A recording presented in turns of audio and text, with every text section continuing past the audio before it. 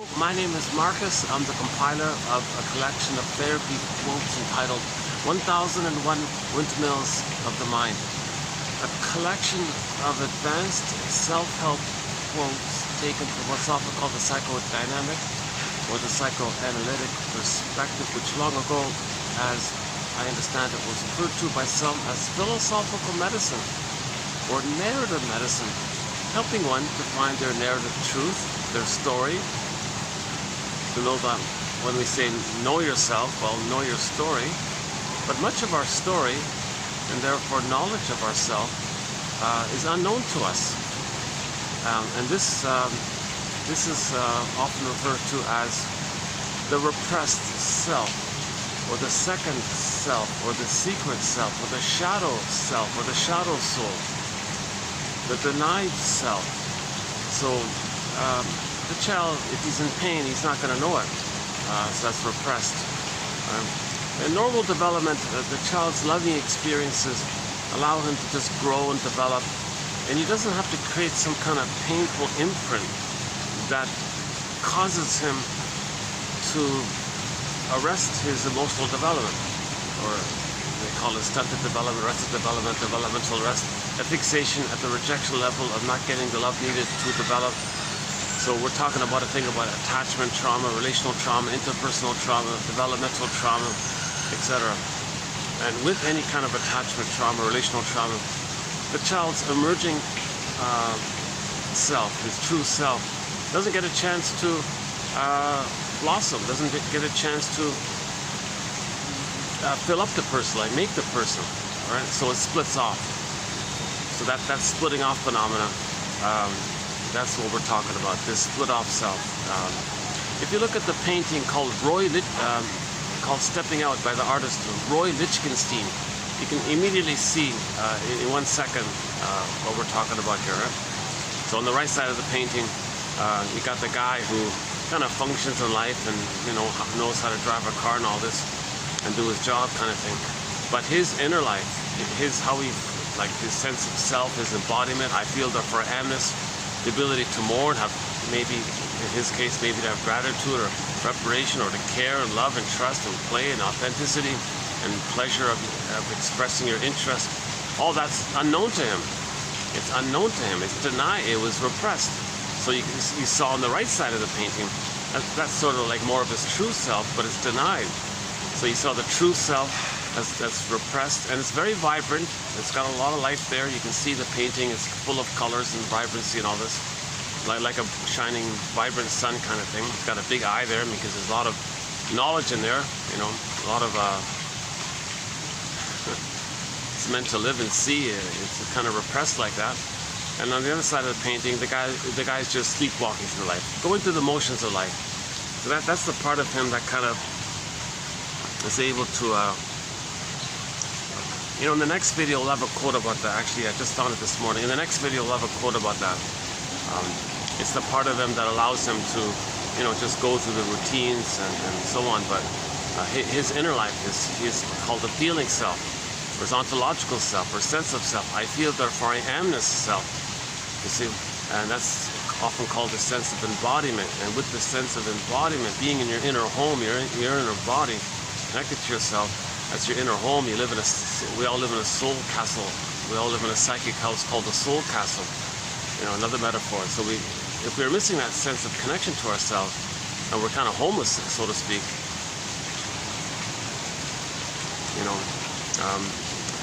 then we're not connected. Then we're not grounded. Like we're not going to make sense anymore, because we're going to spend the rest of our lives searching symbolically for the love that was needed for us to have our true self, real self. So we're an emotional fugitive from the love that we're seeking. And we're not going to make sense because, Kristen Wilson's line is, if you're not in your body, you're not making sense, literally. And it's disembodied discourse that causes all these confusions and problems out there. Because the confusion and the problem is you're crying for love. You're searching for symbols of mother, or searching to reinforce the trauma bond with her because you think you got to save her by imitating her. So we're not making sense. In the process, you're going to repeat the interaction with the mother, with others, with the grand fantasy that you can change the past, undo the past, correct the past. Nonsense. There is time. But the brainstem part, the limbic system part, doesn't know time. So it's always in that kind of imprint of not getting the needs met. So one quote is about in trauma, there's an electrochemical, like a flashing neon sign within, saying that the baby's needs didn't get met. His needs for secure attachment style, his needs to be safe with the mother, his needs for mother's attunement, reverie, soothing, recognition, kind of a positive interaction is supposed to take place. That's all missing. Instead, the mother, whatever, didn't understand the baby's signals, wasn't around, maybe resented the idea. Some mothers actually resent the idea that they're supposed to give love when they themselves never got it themselves when they were a baby. So there's old cunning tale, you know. So inside, the child's needs for what's called a secure attachment style didn't get met. And when needs don't get met, yikes, that's for his child's identity. That's for his inner life. His feelings are there. I feel, therefore I am. His amness and his feelings are linked. I feel, therefore I am. And that authentic core that's emerging and developing needs a secure attachment style, at least to the age of 3. He's got to have like a certain level of safety with the mother until the age of 3. Primarily safety in the uterus, safety coming out, an extended paradise, mother-infant dual unity for the first 4 to 5 months. In the 4 to 5 months to 18 months, mother doesn't rebuff the child for his delusion that it's all about him. But 18 months to 36 months, the child's got to learn that he can know himself, and that by doing so, it doesn't mean that he's going to lose his mother, kind of thing. So the mother accepts the child's psychological autonomy, psychological birth. We're not talking about physical separation. They can all still live under the same roof. We're not talking about that kind of thing. We're talking about like a sense of self, like connection to your uniqueness, that kind of sense of self. Feeling that you have your personhood and your person in your own right, kind of thing. And the gifts of the real self and capacities of the real self, 3-dimensionality there. And the appreciation that the great spirit out there, the great spirit that makes everything, the trees and everything, the great spirit likes everything to be unique.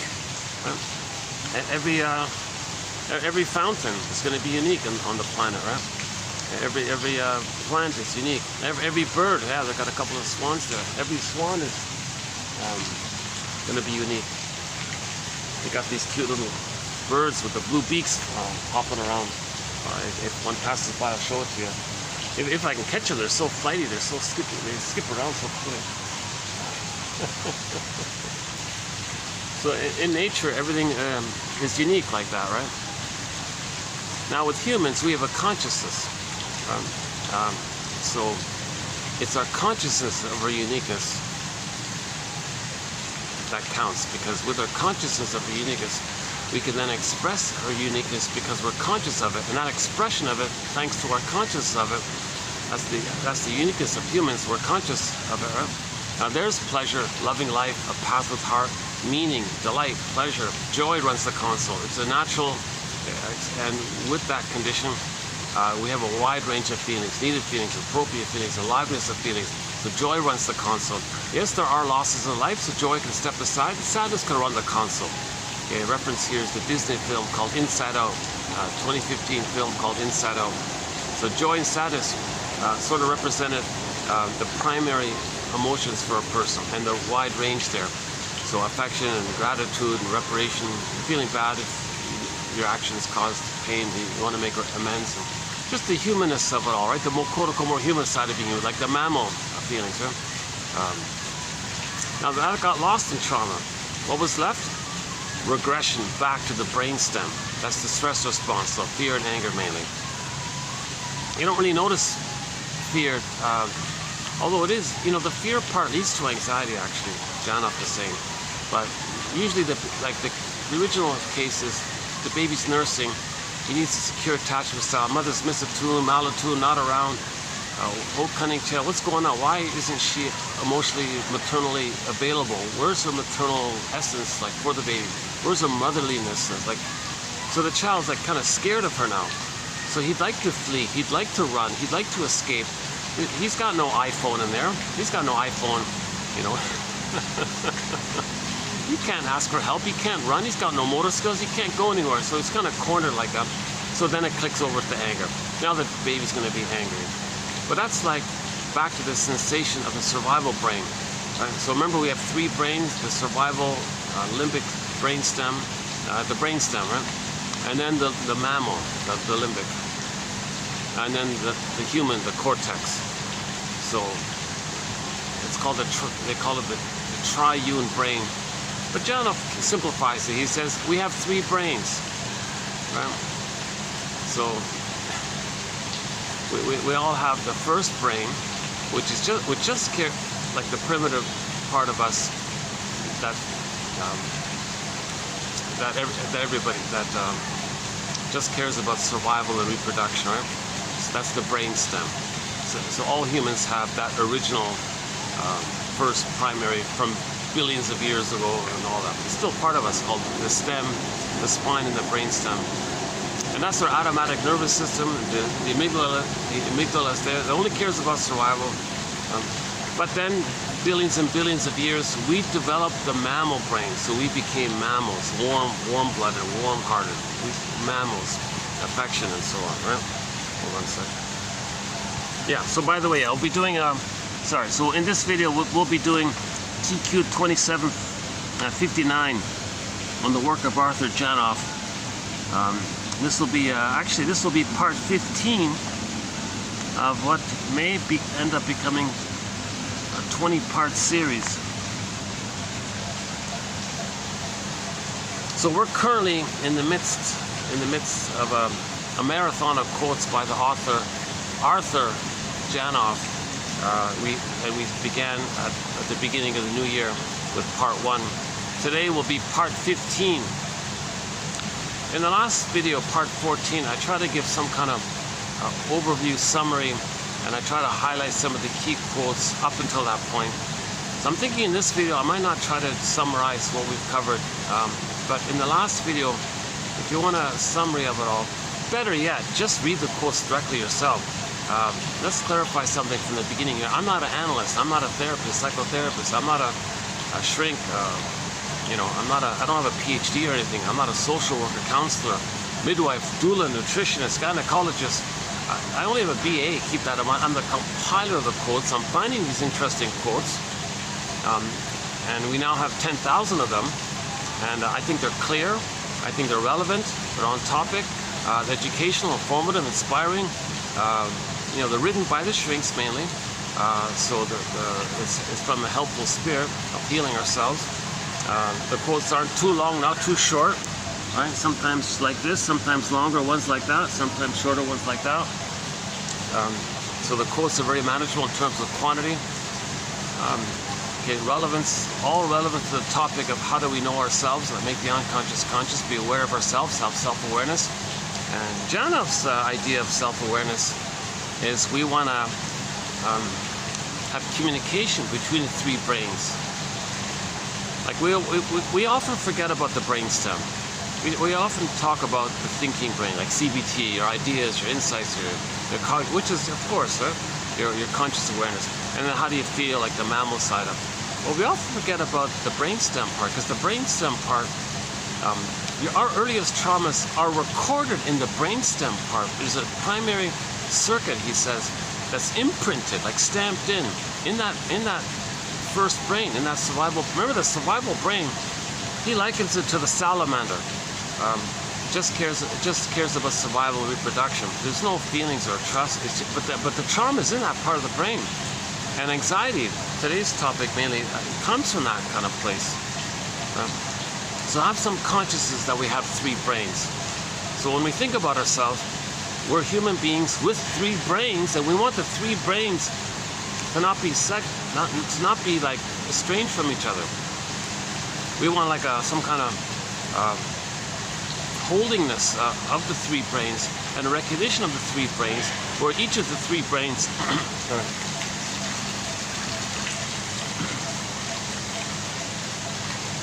Well, that's the first time I coughed on a video, eh? Look at that, eh? I think that's, I sneezed twice so far. This is my first time I coughed. I think I ate something. Funny. Yeah, it's still there. Huh? 1 second. Must have been Oh yeah, I had some, I think I had some cashew nuts this morning.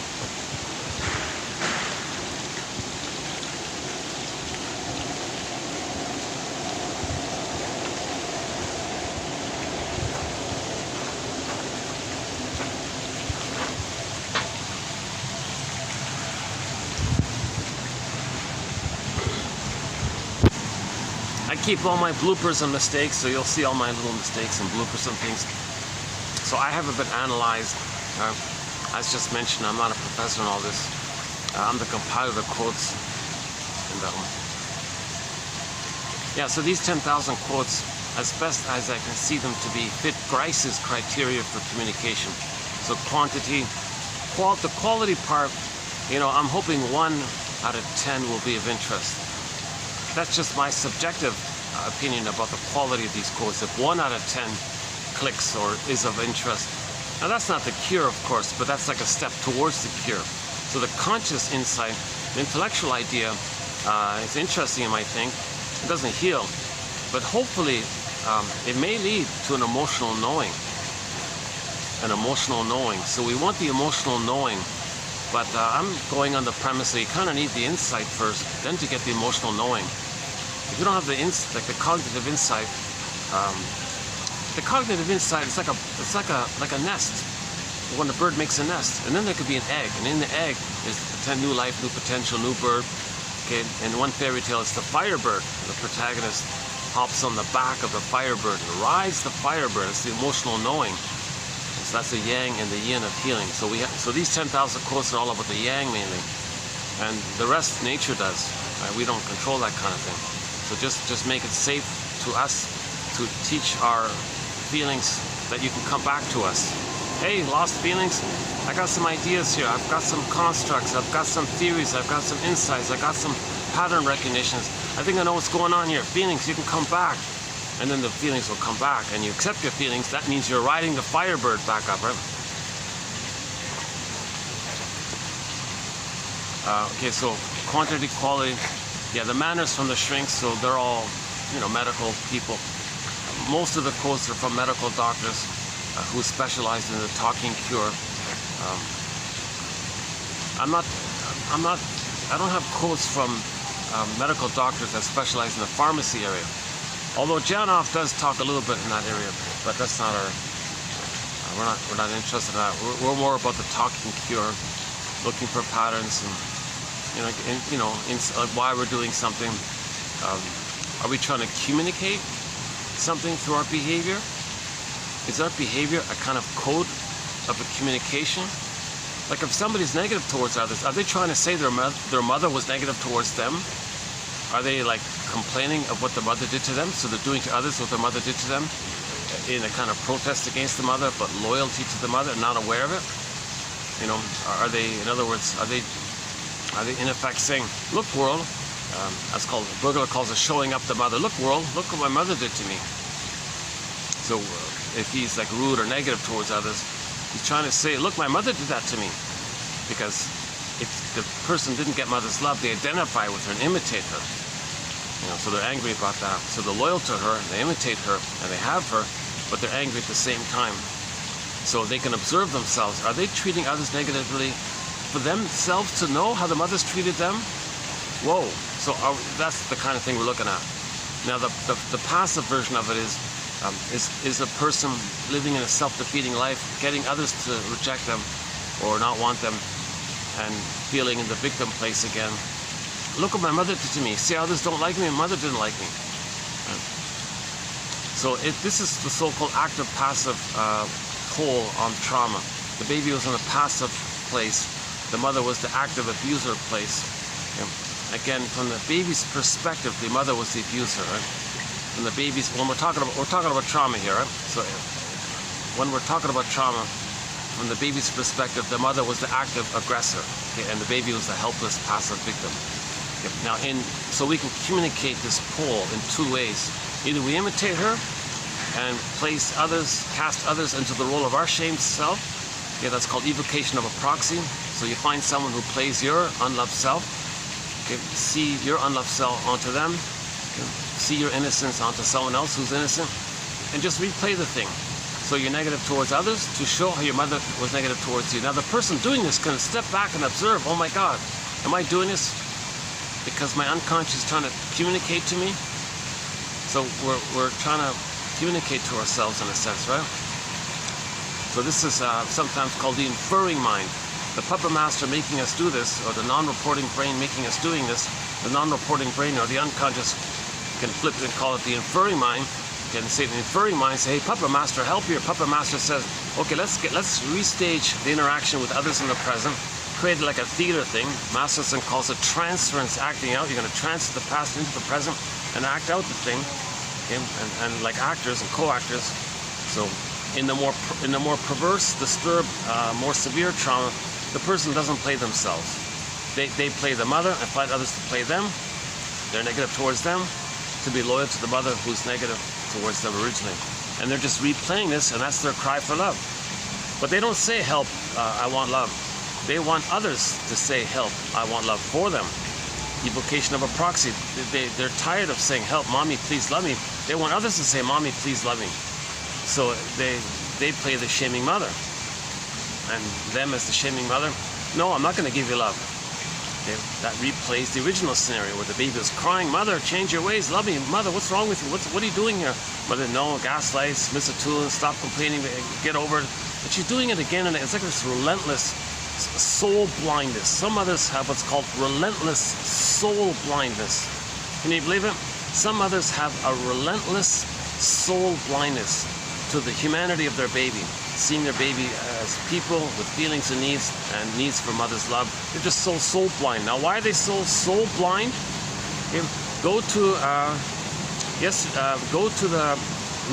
print out all the quotes for the past 14 videos and this one as well. Print out all the quotes for Janoff here. Okay, so do this. I highly recommend anyone to do this. So these are all the quotes for the past 14 videos, and there's the answers in here about the perception, the issue of how the mother only sees her projection, and she can't see the pain she's inflicting on others. Okay, so it's the one about the perceptual apparatus. So I'm not going to redo I'm not going to maybe redo it here. It takes me time to find it as well. It's the one about the perceptual apparatus. Yeah, here. Pain makes just about everything shut down or constrict, including our perceptual apparatus. If the mother uses her son to satisfy her old painful needs, she'll be unlikely to see beyond her need and see the hurt she's inflicting on her son. She's a prisoner of pain, and the child becomes a prisoner of pain, and they're both prisoners of childhood. She only sees the projection of her need.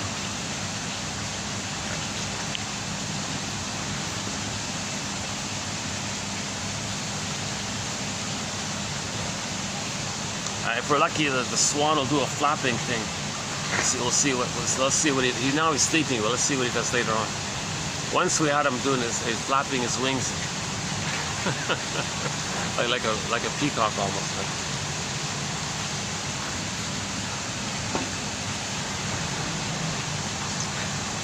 Yeah. So some mothers are considered to be soul blind because they only see their need. They only see their need. They can't see the reality of the child being a person in their own right with feelings and needs. They can't see it because they're just blinded by their need. They project their unmet need. They're in this relentless, what's called symbolic needs. So with trauma, we spend our lives symbolically looking for mother. Cookies, food, beer, beliefs that trick you with fantasies and it's disappointing. So then you get the endorphins. That's the trauma bond. Okay, so let's pause here. Emily Dickinson. There's a pain so utter it swallows substance up, and then one goes in a swoon. That's a part of it, right? So the baby has needs for a secure attachment style. Yeah, often discussed in the previous videos. Let's not detail it here. But if that need, that's for his identity, right? Identities if he loses his authentic identity, that's a pain so utter.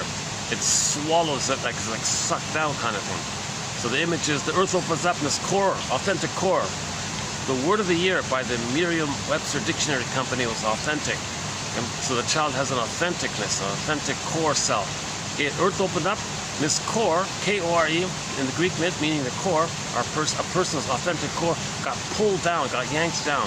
That's a symbol for repression. Myths and fairy tales describes inner psychology. Myths and fairy tales are true on the inside, not on the outside. Okay, so that means this pressing down means the first brain. We evolved the three brains, right?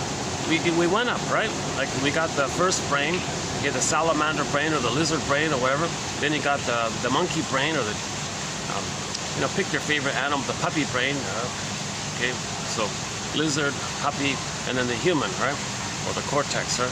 We got the three brains like that. In trauma, zoop, it's pressed down into that first brain. It went down there. That's repression. So repression means there's an imprint, a memory, a burning in memory. They even have a term for the chemicals that kind of seal it in. It creates a primary circuit, like a deep memory in his timeless survival brain. And that's the issue here.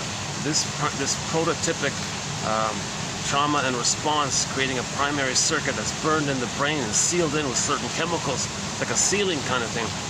And that's repressed. So his emerging authentic self is trying to develop? No, it's frozen there. It didn't develop. That's called arrested development, stunted development. Yes, that's his real self, by the way. His authentic real self is frozen, lost like that. Back to the stepping out painting. It's a lot going on in there. But the person on the right side of the painting, the guy looks bland. That's the swoon. Okay, again, Emily Dickinson, there's a pain so utter. It swallows substance up. And that's a pain, that's a huge pain. And then the person goes in a swoon. This swoon refers to the endorphins, the mercy numbing chemical. Like you stub your toe, you feel pain. Split second later, it kind of numbs over in this blurring kind of, like you're out of it kind of thing, right? Lotus land or something. You're out of it. It's some kind of dissociative numbing, blurring effect to numb you from the pain. It numbs you from the pain. So the brain has it in. It has it within us that if there's a wound, we got to keep going, kind of thing. So it numbs us. The theory about this is the gazelle. This is my own little. Oh, hold on a sec. Oh, hi. Hold on a sec. Hi.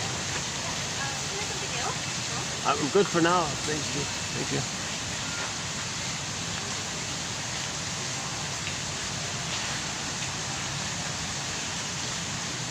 There's that little.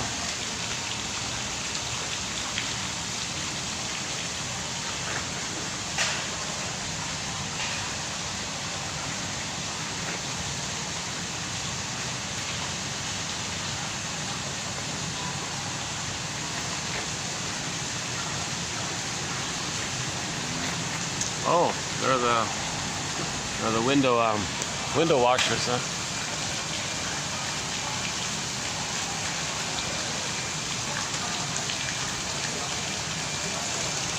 They're gonna wash those windows up, huh?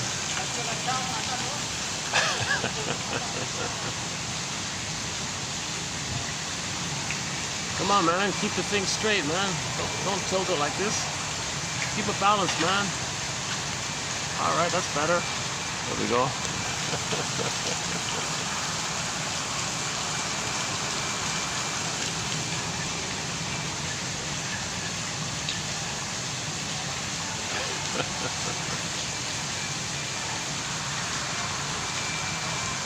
It reminds me of Spider-Man, right? climbing the buildings.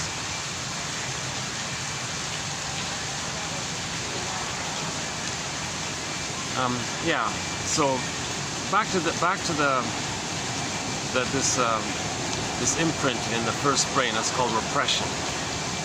See, that's Janov's big contribution to highlight this. Maybe people take it for granted. People go, yeah, okay, whatever, that makes sense. But nobody's like really aware of it. We take it for granted. He says, no, if you want to be like if you want to feel more kind of balanced or something, you got to remember you have these three brains. And a lot of your story's in that first brain. Lots in the second brain. And the third brain is trying to be aware of the first two. We need the third brain to... Actually, the third brain either makes you unaware, keeps it repressed, and is trying to be aware. It's like it has a double thing there. So the third brain, if that doesn't want you to be aware if you're not ready, right? But if you have a recognition of the three, then you can be aware of it. That's the whole thing. You want to strengthen the third brain. That's called repairing the ego. So in trauma, the ego gets damaged. It's submerged and frazzled up like a scarecrow in the Wizard of Oz. It's kind of, so we don't, our thinking mind, when there's so much pain, we're not thinking clearly. So see if we can have some ideas and read books and try to build up the ego kind of thing, huh? So we can know our story.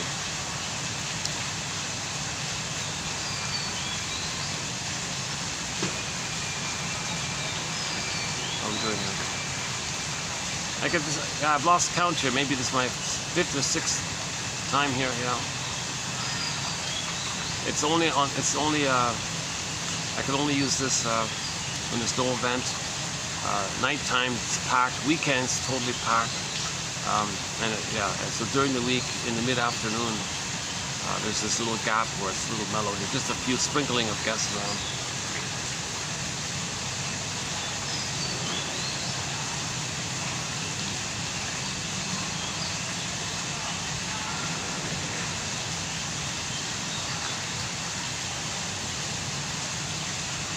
Yeah, okay. Actually made me feel a little guilty. Like, should I buy something? Well, I buy their expensive coffee, or I'm not really interested in buying it. It's worth now. Jesus.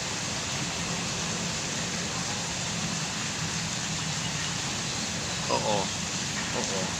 Is that a sign? Okay. That's just the first time, so we'll see what happens.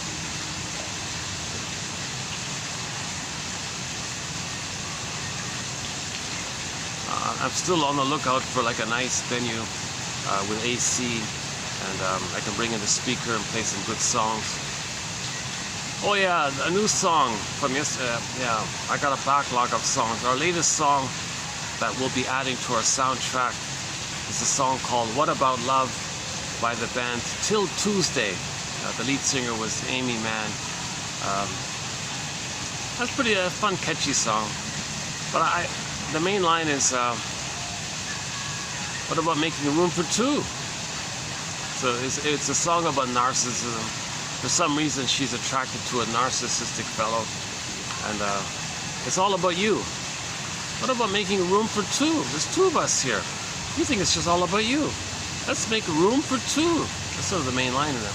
Okay, it's a catchy song. It's got the basic message that people with the narcissistic pattern only think it's only about them. There is no room for two. There's only just them. In trauma early on, the person takes refuge in that old archaic once upon a time belief that when they were in the uterus, it was all just them. Everything was for them, about them. There was no other. The baby doesn't understand other. The baby's in this blissful oneness with everything. The mother's him, or a part of him, or serves him, there for him, or is him. He's like the universe, or the center of the universe, little God. It's called infantile megalomania. In general vocabulary, it's called egocentricity. So if the partner is egocentric like that, and the girlfriend is saying, "Can you make room for two here?"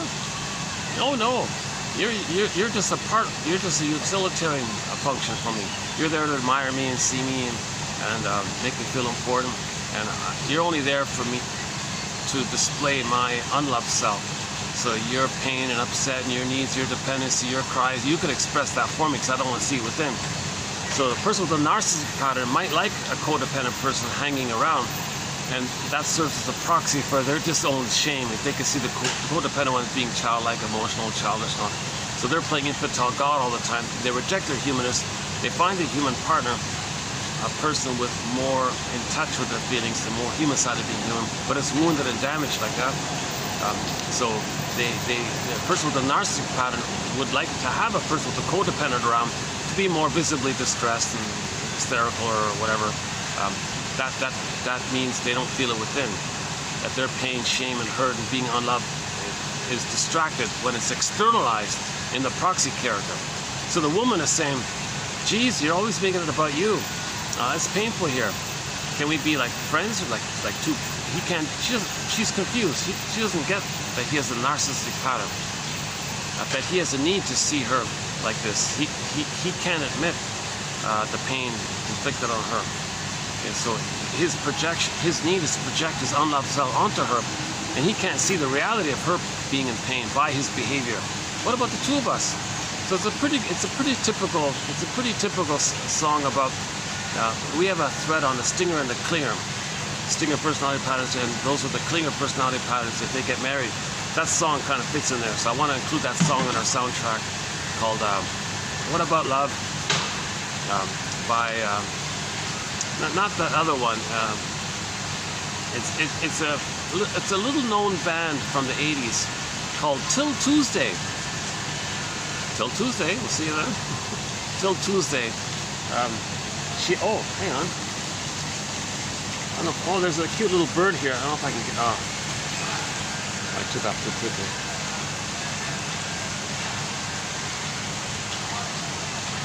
I've developed a newfound interest in, like, knowing the names of plants and trees and birds and things. And I recently discovered next door they have an autograph tree. There's a tree named autograph tree. They've got a big tree.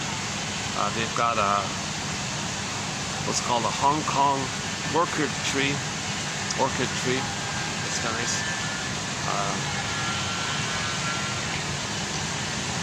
They got a lot of ferns, like sword fern and dog fennel, and what's the other? Oh, they got horsetails. They look like garlic shoots. I doubt that they taste like them, but they look like them. And you know, this newfound interest, it makes me think, I didn't really have that kind of curiosity as a kid. I didn't have that kind of playfulness of wanting to learn things. What's this? What's that? What do you call this? I was just in constant, I was out of it, like, in my childhood. I didn't really have a normal, I just went through the motions of life. I was also experiencing that phenomena of just going through the motions of life, kind of thing. And then when you get a certain age, it comes up. So you're trying. That's called the hero's journey. The meaning of the phrase "hero's journey" is to get back your authentic self that you lost. Remember, it got repressed. You want to go down and bring it up. Or similarly, we say we go into the forest of the unconscious, unknown. Go I know not whither, bring back I know not what. Go I know not whither, bring back I know not what. So you're going down to the unconscious, symbolizes the forest. Missing period of forest, a lot of treasure there, a lot going on in the forest. Okay, you want to find your treasure, your golden ball, the wounded child, the baby, the lost, orphaned, wounded animal, or wounded child, or wounded character. And you want to nurse them back, and you want to adopt yourself.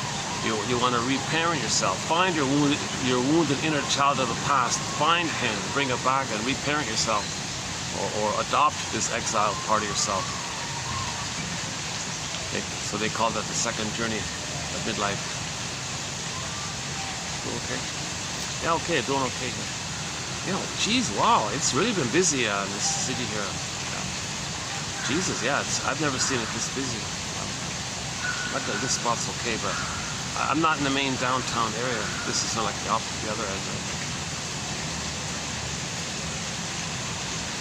But oh my goodness, I couldn't walk. It was like, I could barely walk on the sidewalk. This is the busiest I've personally seen it here.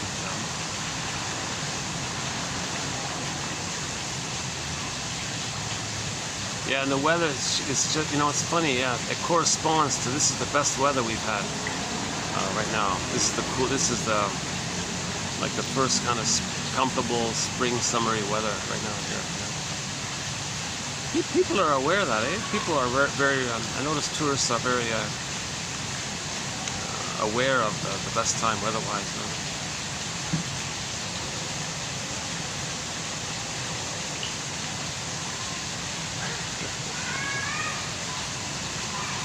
Okay.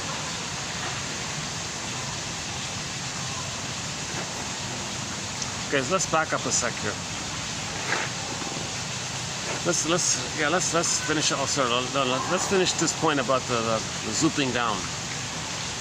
Now, when Miss Core came back up, so when we went down and came back up, remember, what's her name again?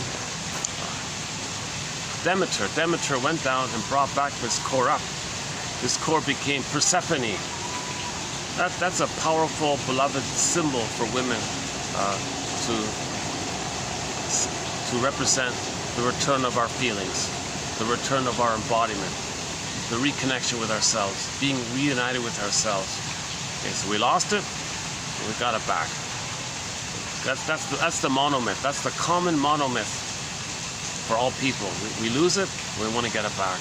Okay, Robert Bly puts it this way: by the age of 5, so much of who we are, our potential, our true self, capacities, our golden ball, our embodiment, our feeling self, we put it into this bag that we drag behind us. Shadow, don't see it, dark, unknown. So the bag behind you, because behind you is considered like your shadow metaphor. So shadow is a term to describe what's about you that's unknown, dark, shadow. So it's unconscious, forest, dark forest, etc. So we put so much of who we're meant to be, had we been loved, our potential, our gifts, our golden ball, the uniqueness that we all have. Remember, the Great Spirit says we're all unique. Our uniqueness, knowledge of that, it's put into the bag. And we drag this bag behind us all of our lives. It's with us all the time. So this bag, okay, by the way, it's the one who walks with, if you were to personify, if you were to like create a character that embodies all those disowned traits of yours, that's called the double self, or the second self, or the secret self, or the unconscious self, the repressed self, the denied self. It's this second self. In literature, it's called the motif of the double, or the double self. And so we create this other character. This is the character who walks with you, who's not like you, who is you. Someone's living my life, I know nothing about him. So the idea is to, in literature, the playwright or the novelist would have a protagonist. It's a metaphysical science fiction idea. He'd bump into some other character. That other character is him, the first person, but he doesn't know it, because that other character represents the first person's denied self, unknown self, lost potential, and so on, right? It's much more than the alter ego. It's much deeper than that. It's more fuller, I think. So the idea is he's meant to befriend his double self, because the double self is him. So as he gets to know and befriend this other self, he feels more connected with himself, and his physical symptoms, his problems go away, and he feels more fuller. Okay, so the Phantom of the Opera story, the singer goes to the unconscious, at the basement, meaning the unconscious. That scary dude is not some outer separate character. It's a fantasized personification of the person's own trauma, pain, shame, rage, and all this. So the singer dialogue to the scary dude, okay, again, it's just an imagining of her disowned elements. So she's getting to know herself, basically. When she accepted more of herself, respected this process, tried to make the unconscious conscious, okay, linking the two brains. Okay, so that's a lot of the memories in there is in the first and second brain. She's got the cortex, right? The human brain dialoguing with the puppy brain and the crocodile brain. Okay, all the memories in those parts of the brain, kind of thing. So she accepts those parts of her, those other two brains, that's a part of her, accepts the memories in there, has more of the self, is more connected with herself. Now she has more sense of self. So when she went on stage up to the consciousness, okay, she had more of the self, so she made more sense, had more sense of self. That's why she was a better singer, they said. She was a better singer. Her voice was more from the sense of self. It wasn't this shallow voice, or it wasn't this, some singers have a powerful voice. It's very, wow, but there's something empty in there, or there's, or some voices want to control you or something, or some voices want to coerce you to admire them or something. It's not like an expression of the self. It's got some neurotic quality to it. So they got the gift and all that, but that's why they said she was a better singer. It was more from her feelings. And some singers have that kind of, you feel that with some singers. I think Ziana Zain's a good example. I love listening to Ziana Zain from Malaysia. She sings for herself, I think. Devram Kaya, oh my God, go to the song called Humu Kusu by Devram Kaya from Turkey. What a great song, that's on our soundtrack. Oh yeah, those are two key singers in our soundtrack. Ziana Zain from Malaysia and Devram Kaya from Turkey. We got a whole long list of wonderful singers.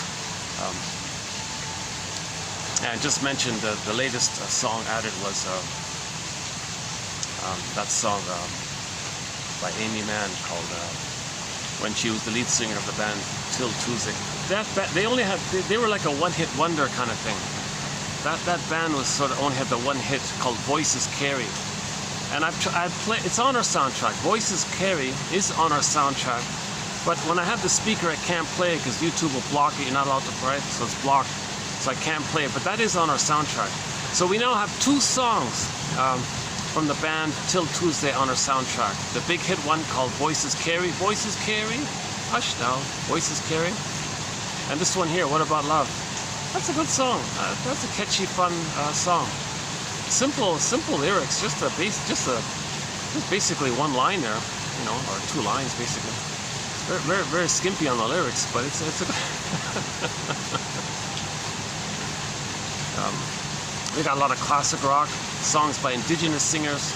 You know, Kayla Lynn Johnson has a song called Gentle Warrior. She's a Mi'kmaq singer. Another Mi'kmaq singer, Willie Dunn, and you know, Son of the Sun and Children of the World and Ballad of Crowford and several others. Uh-oh, here's some music here. Hopefully that's not copyrighted. Uh-oh. Hopefully it's not loud enough for it to be picked up.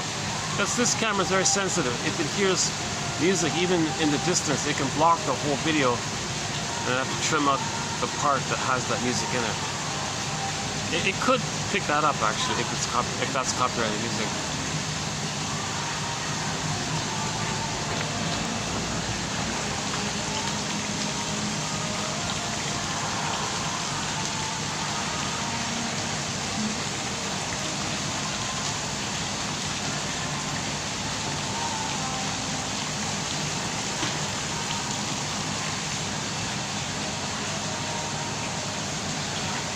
The swans don't mind, they're sleeping. I feel slightly awkward here today. I don't know why, what it is.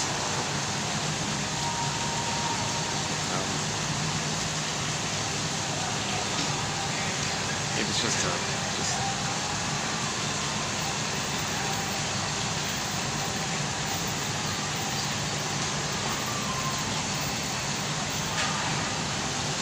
yeah, they got some new stuff. They got like a whole new. They got several new staff members that maybe I'm feeling a little like unfamiliar with the new staff. It takes me time to get used to the new staff here.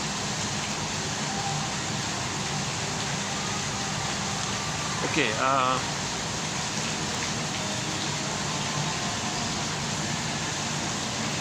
gotta get used to that music as well. Sorry about that. You'll see my delays. Again. Don't judge this by yours truly. I have anxiety. You know. Now, anxiety means the fear of your birth trauma, or the fear of your prenatal trauma, or the fears from early on trauma. That there's still that live fear. So your lifelong anxiety, your constant chronic generalized anxiety, is coming from this constant fear that you're living in. Remember, that fear is timeless. When a memory takes place that causes trauma in that brain, it's timeless now. So, one approximate image is on the front cover of the first book. On one edition of them, I guess, is the Primal screen painting. Now, the screen painting by Edward Munch. Okay, so let's back up a sec. So we're talking about Arthur Janoff. So 1970, a guy wrote a book called Primal Scream. Whoosh, he became an instant celebrity. Million plus copies sold instantly. people from all around the world flying, because he made it a huge promise. He said, you know, when you were a baby and you didn't have enough oxygen, you froze up. Well, let's guide you there and breathe how you couldn't have breathed back then. Like release it and be free of it instead of being stuck there. So he claimed this. I thought, is this guy a charlatan? What? He can't just do that. What's he talking about? The people tried, and there's a huge sensation about him, and he got massive endorsements by major celebrities and big names in the entertainment industry and all this quote-unquote entertainment. Yeah, if you mean entertainment by escapism entertainment, not therapy entertainment, like escapism. In other words, some famous celebrities endorsed him. That was part of it. So he was a big name in the 70s. And because of the huge demand for it, there were a lot of spin-offs of it. And that's what confused me as well. The spin-offs of his so-called primal therapy approach or something. He calls this therapy primal therapy.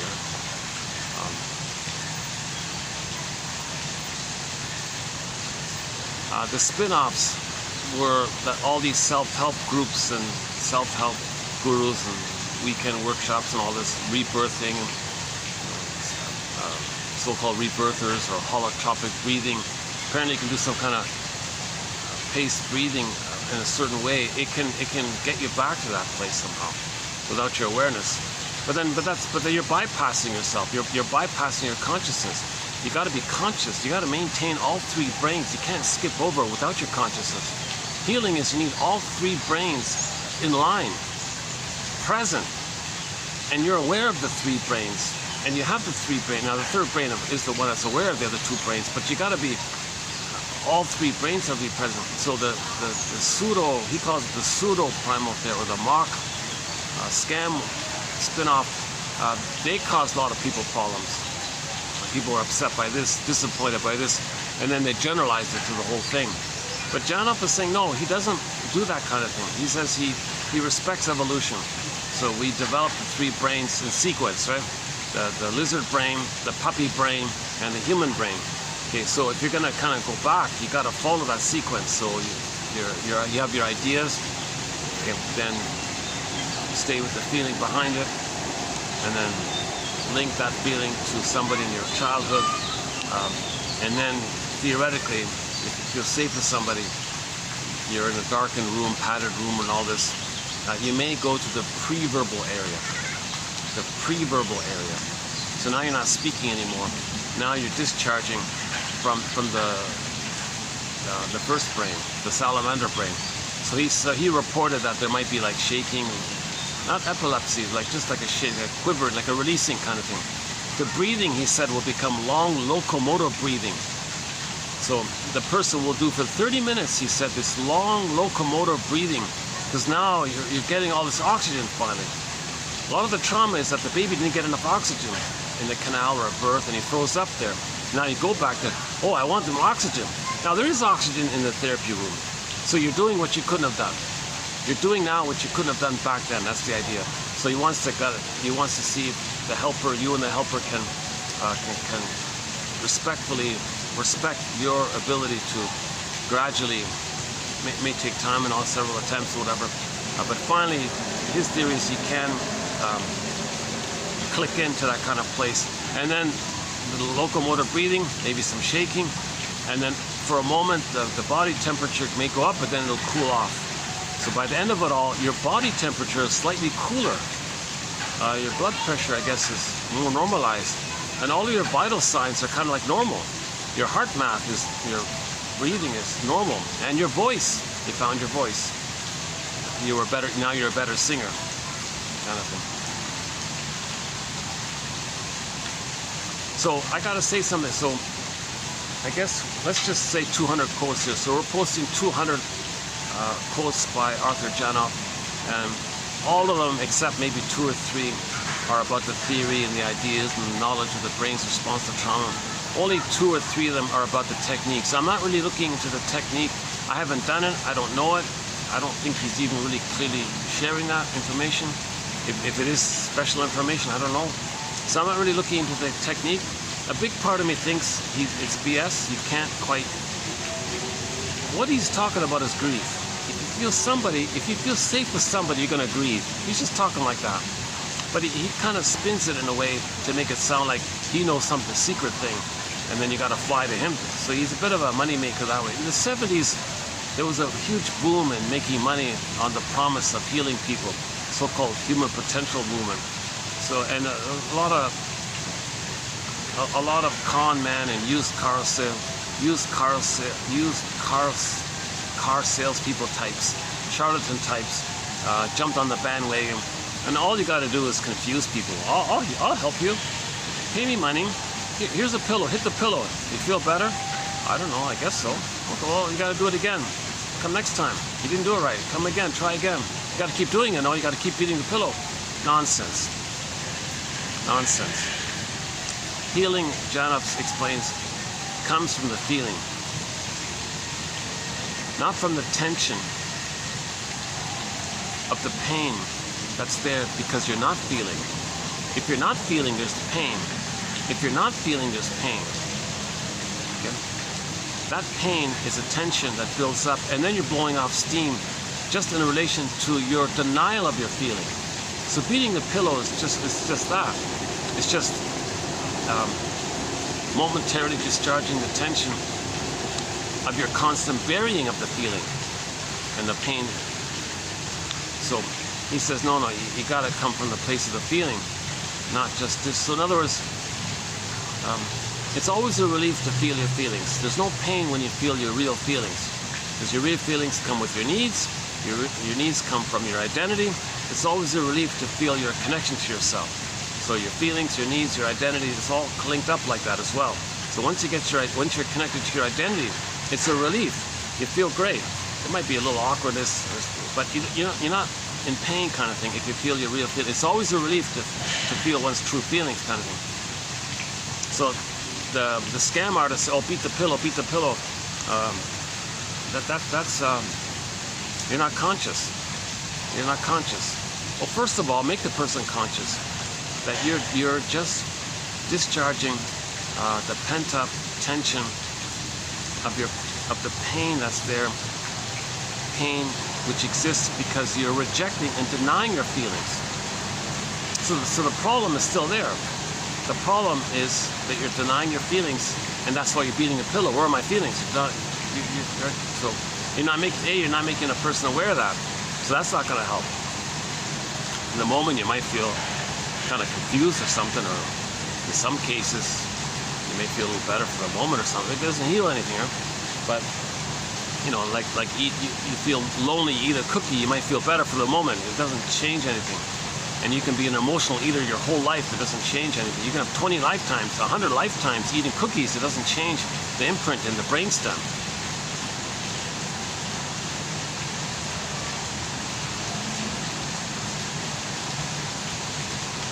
Oh, sorry. Okay. I get a little distracted. How are the birds doing?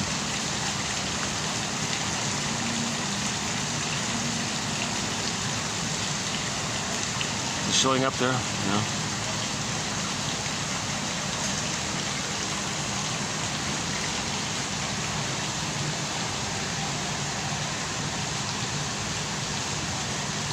And then part two of it is, Althea Horner was saying,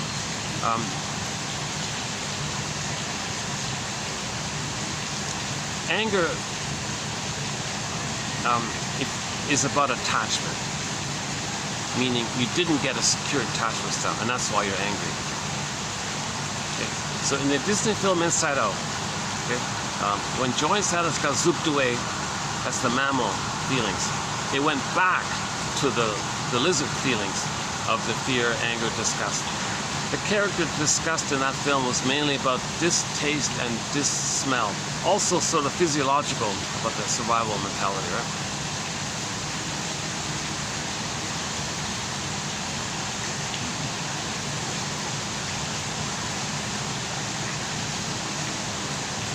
So anger is not like a primary thing. It's the reactivity of the primary feelings being lost. So why did joy and sadness get zooped away? Because the needs were unmet. What were the needs? The needs were for a secure attachment style for the emerging authentic core identity that's trying to develop. If there's love, then it develops. So love means needs getting met. So in simple terms, Janov makes a big, he often does this as well. When we say that the baby was loved, it just means the baby's needs got met. His needs got met.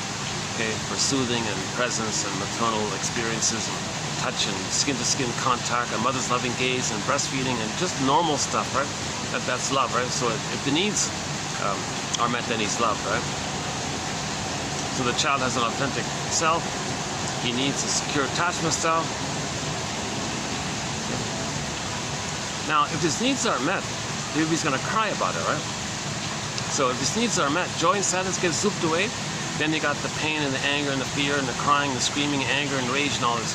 Then the mother says, oh, I don't know what you want, baby. Come on, toughen up, baby.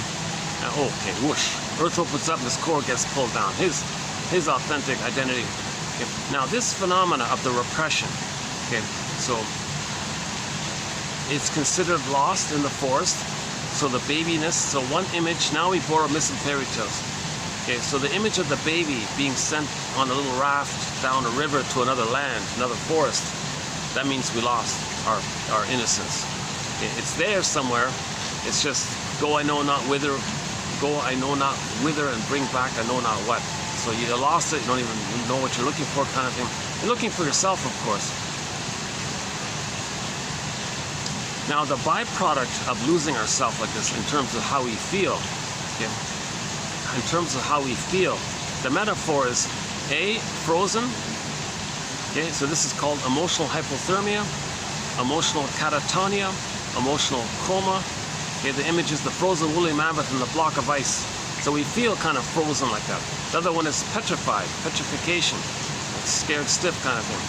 So the image there is the petrified frog from the sitcom The Many Loves of Dobie Gillis show. Like one of the characters in there, Maynard Krebs, had this odd habit of collecting petrified frogs, as if to say, I feel like this, like an artwork, like a painting. I feel like this. Help! Somebody help me! I feel like this. And he did seem to have like a developmental issue. He couldn't concentrate in school. He didn't want to learn. He didn't want to grow up or take on any kind of adult ideas and things. He was like a little kid playing with his bongos all the time. Smart kid, of course, but I feel like this, petrified frog. So petrification. And the third main one is when a character in a myth or fairy tale turns into a statue, turned to stone, statue. So Echo becomes a statue. Faithful John in the Grimm's tale, Faithful John that Robert Bly likes to tell. Okay, so Faithful John was like a personification of the person's embodiment. His authentic core, his authenticness, his inner core. The name for that character of the person was Faithful John. Faithful John became a statue. That's a metaphor that we feel all dried up and hardened like that. Nothing can flow, nothing can move. It's like deadened like that. Another one is we feel unreal. That's the Velveteen Rabbit. Remember the Velveteen Rabbit? What does it mean to be real? I want to be real. What does it mean to be real? I don't feel real. I want to feel real. So we feel unreal. Okay, now this a similar one is the woodcutter who took a block of wood and carved out this little boy made out of wood, and then he was praying for this little boy made out of wood toy to come to life. Oh, please let him come to life. Let him be alive. I want him to be alive. Please let him be alive. Okay, again, a metaphor that we might not feel fully alive. We don't feel fully real. Okay, frozen, petrified. So the jargon is Alexithymia. No words for feelings. Emotional illiteracy. Affect phobia. Phobia. We're immensely afraid of our feelings because to acknowledge a feeling, you got to acknowledge the unmet need. So that means the pain, the psychic pain. Nobody wants to feel the pain, so I don't know my feelings and needs. I'm afraid of my feelings and needs because of the pain. Simple, basic, ordinary, classical conditioning. Child had needs and feelings. Okay, his experience with the mother was immense pain. So later, if he wants to know his needs and feelings, he remembers the pain. Nobody wants that pain. I don't know my needs and feelings. He gives himself up to avoid the pain. simple, basic, classical conditioning. It's a huge conflict. It's a huge inner conflict. To know his uniqueness, his real self, his true self, his feeling self, his identity, his sense of self. He remembers instantly the pain. No, you avert from the pain. I don't know yourself. There's a self-help book entitled, "Do I Have to Give Up Me to Be Loved by You, Mother?" That's actually the title of a self-help book. Do I have to give up me to have an attachment with you? That's the compromise the baby makes. So this is how the poor baby's adapting to his first world. I'm talking like when he's born world. First he's in the water world. When he comes out to the new world, the land world, the first mother's the breast mother. He's got to adapt. How does he adapt?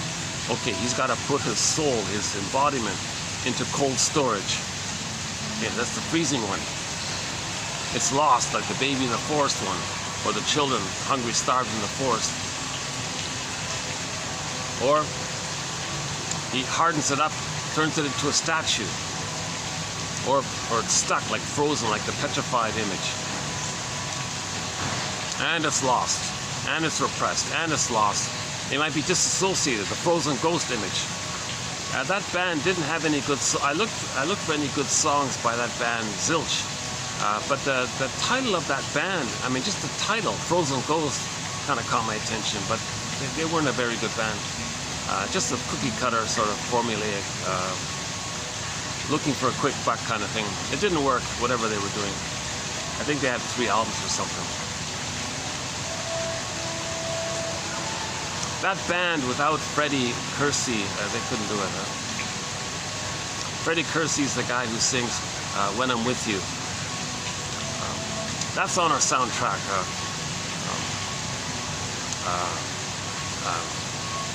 Freddie Kersey used to be the lead singer of a band called Sheriff, and his big hit was "When I'm With You."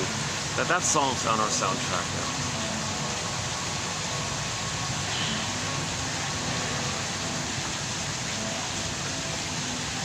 It's going in my mind right.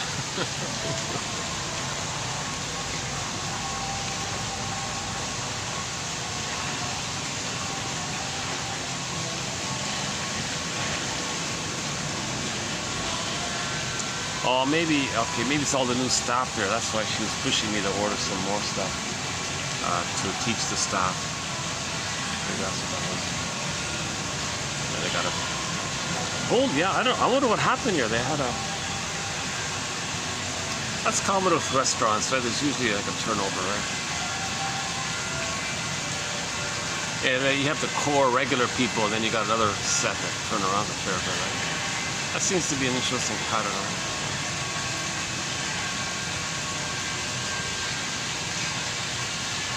Nice venue here. This is sort of a landmark. This is sort of. I'm in a famous place, by the way.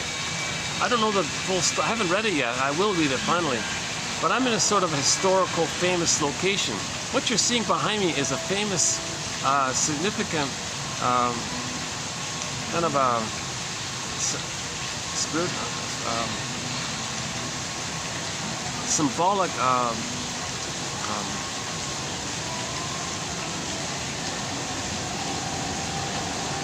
maybe it's a memorial kind of place, like a memory of a good time in the history or something like that. It's some kind of positive associations are from this place. Now it's being used like for events and weddings and parties and all this, but they still sort of try to preserve sort of the ancient old-time style of the gardens that took place long ago in sort of this area here. I'll read more about it later and fill you in on the story. But it's a great little spot. It's a great spot. It's a fun spot. You know, they got rabbits for the kids there. Some peacocks on the opposite end. Two peacocks and some doves and things. The main building has 2 floors. And, it's historic. Like you can feel the nostalgia to the place.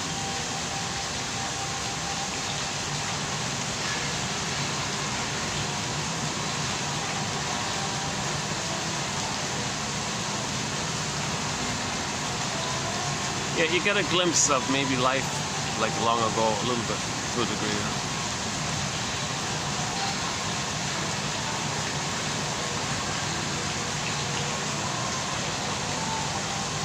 That swan that's sleeping there, the white one, he's a bit of a celebrity. A lot of people come here, take his photo. I don't.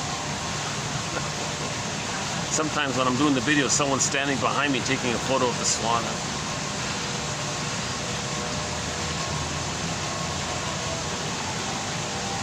Just when I arrived, somebody was doing a video, a TikTok video of the swan. Just when I arrived.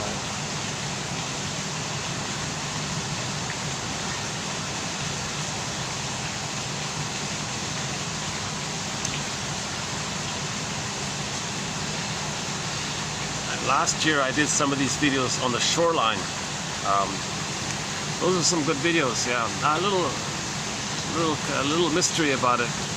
I did 17 videos last summer, 2022, on a shoreline. Herons, loons, seals, blue jays, even. Those little, is the piper? Those little cute little birds on the shore. I don't know what happened. Those videos, the quotes are saved. The quotes are all saved. That's the main thing. But my commentary, my videos were somehow mysteriously gone. They're gone. Poof, they were gone. I don't know what happened. And it all corresponded with my outdoor videos. So I don't know if somebody went in and I don't know. That's awful. They were good videos. I remember spending a lot of time talking about Melanie Klein's theory about the positions. Melanie Klein, one of our mentors, has an interesting theory called the positions. Okay, the first one is called the paranoid schizoid position, or mode of experiencing, mode of operating, where the child is projecting an either or like this one. And then in later development, it moves up to the depressive position. I'm just calling it the ability to see the third side of the coin. The third side of the coin, like in the Route 66, when the guy explains it there. Route 66. Go to 2599, TQ 2599. I think it's the fifth one on that list about the third side of the coin. That's the depressive position. The depressive position means you're not either or thinking. You're seeing people as people. You have empathy for yourself and others. The recognition that we're all wounded, one family. Your feelings are there, you see the feelings of others. But in the paranoid schizoid position, that's the brainstem area. Just either or thinking, my greedy, your greed. You know, a lot of the slogans that some people might have, that comes from that brainstem. Like my greedy, your greed, that slogan, my greedy, your greed, that's like a survival mentality. Remember the brainstem, that's like the reptile brain only thinks in survival and reproduction, right? So they say, my greedy, your greed. They have a psychotic belief that if they're not going to be greedy, mother's going to eat them. That's a reptilian kind of attitude. So they act like that. Well, my greedy, your greed. And the more traumatized ones will be greedier.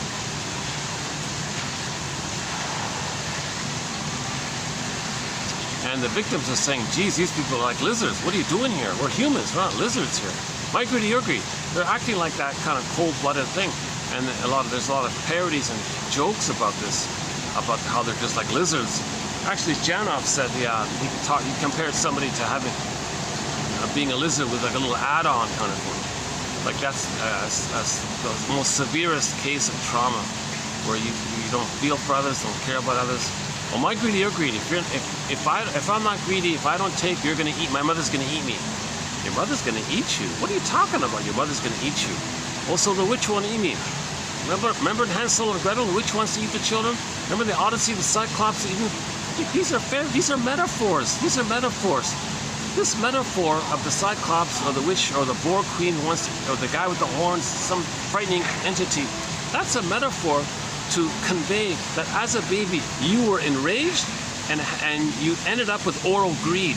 So your oral greed and rage at mother's not being around, you projected those traits onto an image of the mother and created an image of the mother as a trick to not feel the pain of your rage and oral greed. It's too much excitation for your system. So you projected it and created an image in your brain of your mother being like that as a compromise to not feel too much stress. It's still there. So then you identify with that, act like that, think, well, if I'm not going to be like that, mother's going to eat me. So this is the brainstem mentality. So a lot of the slogans by the narcissistic personality pattern, the bully personality pattern, Iago, the envy guy, and all these other envious types of characters, they're coming from the brainstem mentality with a little add-ons, you know, to cloak it all, to fool you, kind of. So that's a sign of trauma, a lot of these slogans. It comes from that brainstem. So this is why we're doing 20 videos on the work of Arthur Janov. He's the guy that's bringing us to the brainstem. We got the psychoanalysis. Okay, we got 10,000 quotes for the human brain. Okay. We got some quotes like in the feelingful area.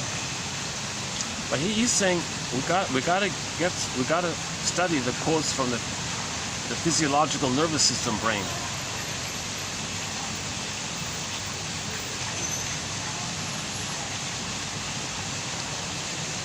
So Janov does sort of a continuation of the theory of repetition compulsion. He simply calls it, you know, chasing symbolic love, chasing symbolic breast, chasing symbolic mother's love. Post the critical period, past that critical period of age 3, past that. If you didn't get it, you're not going to get it. But there's a thing called repetition compulsion. You're going to keep on trying to get it. Because that part of the brain doesn't understand time, so you spend your whole life searching for symbolic. So cookies, beer, whatever, you know, anything to trick your brain to send you endorphins. So the prototype is, let's enter Emily Dickinson once more. Emily Dickinson says regarding trauma, a great hope fell. You heard no noise. The wreckage was within. O cunning tale that let no witness in. So Emily Dickinson has several poems about trauma. That's one of the best ones, I think. The baby had a great hope for mothers, for an extended paradise with the mother. Assuming the baby had paradise in the uterus, assuming the birth was okay, natural birth, then he needs an extended paradise. For the first 4 to 5 months, that oceanic bliss he had with the mother inside, he needs that oceanic bliss to continue in the land world, like another world for the baby, water world, land world. In the land world, he needs like a continuation of that oneness. Baby had the oneness inside. He must come out too early. They need an extended oneness for the first 4 to 5 months. That's a great hope, a great hope. Okay, this extended blissful oneness is called an extended social interpersonal womb. Okay, also known as an extended paradise, an extended Garden of Eden, like an extended Garden of Eden, or Shambhala, Shangri-La, Nirvana, Avalon, whatever paradisical image you can think of. The baby needs an extended paradise. Babies have paradise in the uterus. Okay, they have their identity, they have their feelings. Joy runs the console. They're alive, they're vibrant. Plus, they're in the unico mystica, one with this big mystery. The power of the mother is their power. Needs automatically met. Unconditional hallucinatory omnipotence. He's a little god, little king. He's on the throne. Everything's for him. Times are good, Robert Bly jokes. He's blissful. He's powerful. He's happy. He's in the amniotic sac. His eyes are closed. He's floating around. Needs automatically met. He's pretty special, right? And if you want to use the word chosen, well, let's pause here. Let's save that word chosen. That's the sidetrack here. Oh, here's the bird with the blue beak. Let's see if we can get him this time.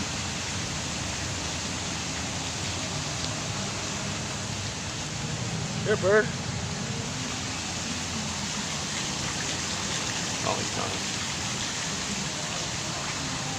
He looks ordinary, like just like a grayish kind of surface feathers. But when he flies underneath, you see the vibrant black and white feathers underneath. Plus, he's got this really like this, like a light blue, like a clear light blue color on his beak. I think he's all gray, but he's got this blue nose, huh? Blue beak.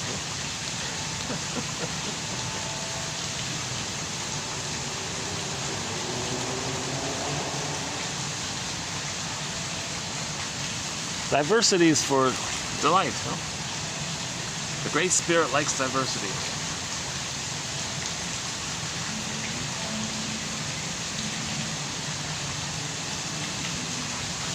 Boy, let's save that word, this chosen one. Jesus Christ. Some mathematician or statistician, I'm not sure. I don't have the full story, but I just saw a few references to it. That the chances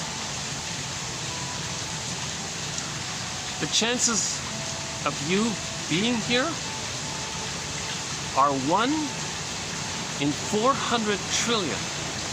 The chances of any person being here alive on the earth, whatever, is 1 in 400 trillion. So the great spirit's behind all this. And if you're here, and the odds are 1 in 400 trillion, then we're all chosen. Come on, we're all chosen. That's maybe a positive way of saying the value of everybody being here. And we're all unique. And the odds of being here are 1 in 400 trillion. So let's say we're all kind of chosen like that. Okay, now back to the uterus. When the baby's in it, when he's on the throne, he feels special with this powerful universe, and it's just him in there. So he feels chosen in that sense. Now, if there's trauma and you revert to that and you say you're chosen from that trauma place, that means trauma. So there's two ways to say the word chosen. In a natural, normal way that we're all unique,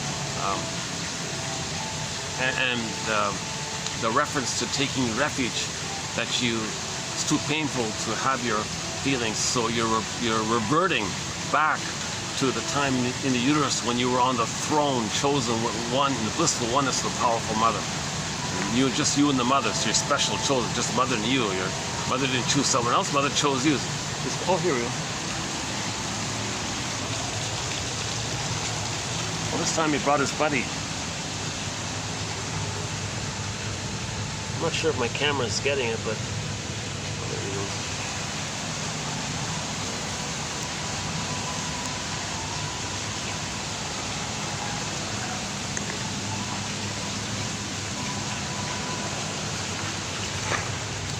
Oh, okay. Sorry, I missed it. I want you to see the blue beak.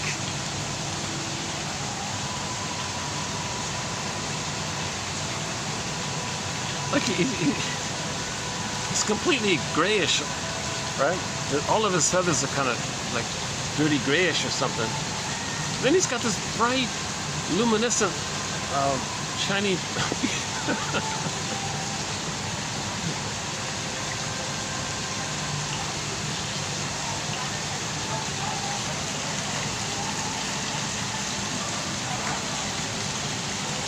It's kind of like that swan's beak.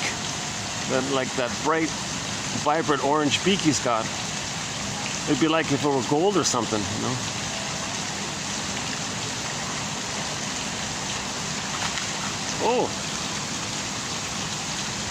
Oh, did you hear the splash? They got carp in there. Once in a while, the carp jumps up and does a flip.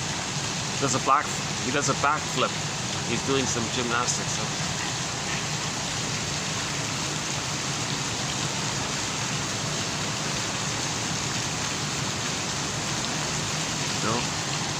That's very rare. That's only the second time I've heard the bird flop.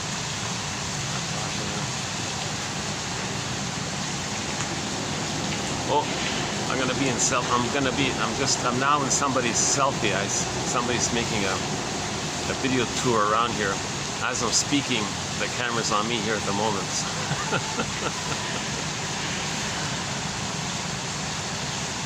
Oh, it's finished already. That's good. Okay.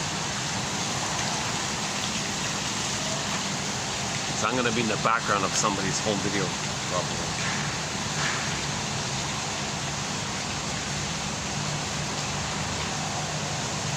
Where were we?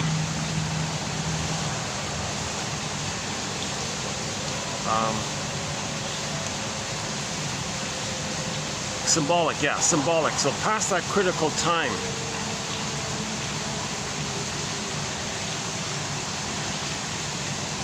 The relentless hope that something in the present can be the needed good mother love in the past.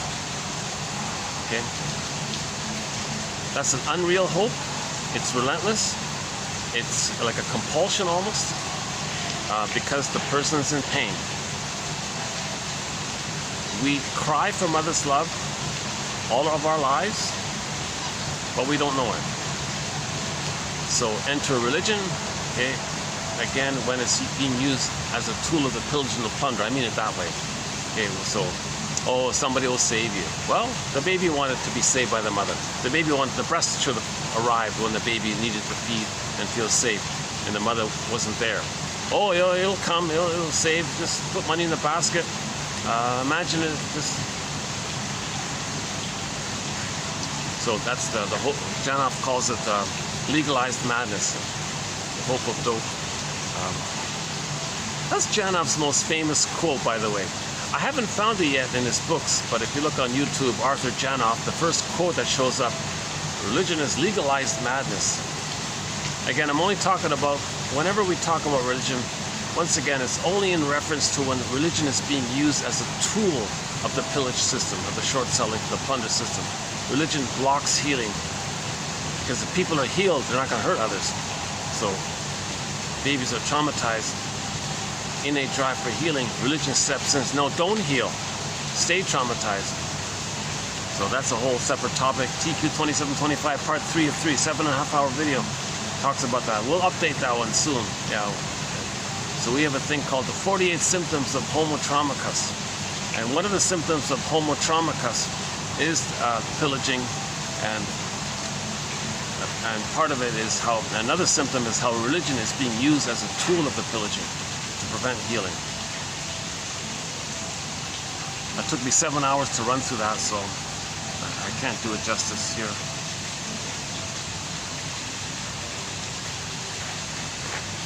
Okay, so this Janov's focus on searching for symbolic mother, it's synonymous with repetition compulsion. So let's just stick with repetition compulsion. Remember, the baby's brain doesn't know time, right? The lizards and the animals don't know time, and even babies before age 2 or whatever don't understand time really. It's all timeless, it's infinite, no time, it's forever, time, no time, timeless. All time is that time. There's never any time. All time, it's just, there's no time. I don't know this guy, there's just no time, right? It's the unconscious is timeless. But the trauma took place in that time of timelessness. Now, what's the trauma? The trauma is a conflict. Baby needs mother's love for him to develop. He didn't get it. Conflict. Need. Pain. Don't want pain. Need still there. Don't express your needs. But you have those needs, but you're afraid to, it's a conflict, it's a huge inner conflict. This inner conflict is pressed down into the brainstem, it's repression. It's like a set thing, it's like a neural circuit. We can call it like the tune called the cry for love. It's just one tune. Mother, love me. No, don't use me, or don't abandon me, or don't blame me, or don't carry this chip on your shoulder. You know, don't do this. Mother, be a mother. Okay, so whatever. Oh, cunning tale, right? A great hope fell. You heard no noise. The wreckage was within. Oh, cunning tale that let no witness it. So the cunning tale. Why was the mother emotionally unavailable to be an emotional, loving mother for the baby? Oh, cunning tale. What's going on with her? Was she shaming her own baby because she wanted to say that when she was a baby herself, her mother had shamed her? Oh, cunning tale. Is that what she's doing? Is she saying, aha, I can use this baby and condition this baby and brainwash the baby to take care of me? So she's parentifying the baby. Oh, cunning tale. A child can't know this. No witness. He doesn't know it. That's the scarecrow, all damaged like that. Remember, the scarecrow wants the brain, doesn't know anything. We don't know it. No witness. We don't know it. So that's why we have these 10,000 quotes to give the scarecrow a brain. So these 10,000 quotes are an attempt to give the scarecrow a brain, to give us night vision, to give us a lantern in the unconscious, to weave a basket. Oh, he's off.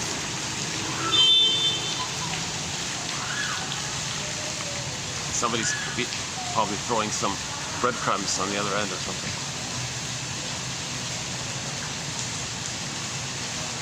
My first time to approach the swan, he leaped up to try to grab the...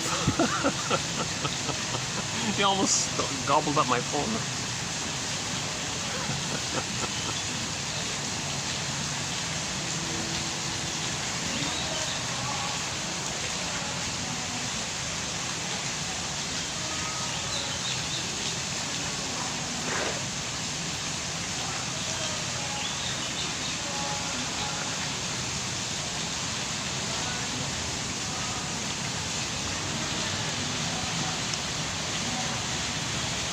So let's borrow the famous line, everything's love or a cry for love. Everything's love or a cry for love. The love part means the child felt safe, was able to go through the developmental process from birth to 3, and at age 3, if he got his differentiation, his sense of self and his ego, his reality ego, then he knows himself, he expresses his uniqueness, which is pleasure, loving life, a path with heart, meaningful delight, and feels warm, and it's a variety of tunes, lots of songs, lots of music there, right? That's everything's love, or the cry for love to get to that place where they can love and express themselves. Everything's love or a cry for love. So let's call that that primary circuit in the brainstem a cry for love. Meaning, baby has needs. If the needs are met, that's love. The needs are unmet, he was unloved. Unloved, unloved. The memory's unloved, unloved. So yeah, imagine a baby in a frozen, flash frozen image of a baby trying to scream, but he can't scream. It's a voiceless, frozen scream that he can't scream. It's painful, it's frozen. And you have the image like that, like hence the screen painting, basically. Imagine like the screen painting by a baby, basically. That screen painting of the adult, it's actually a baby within, right? That kind of terror is from the brainstem, the baby. A lot of babies have a near-death experience inside or coming out. That's the kind of scream we're talking about.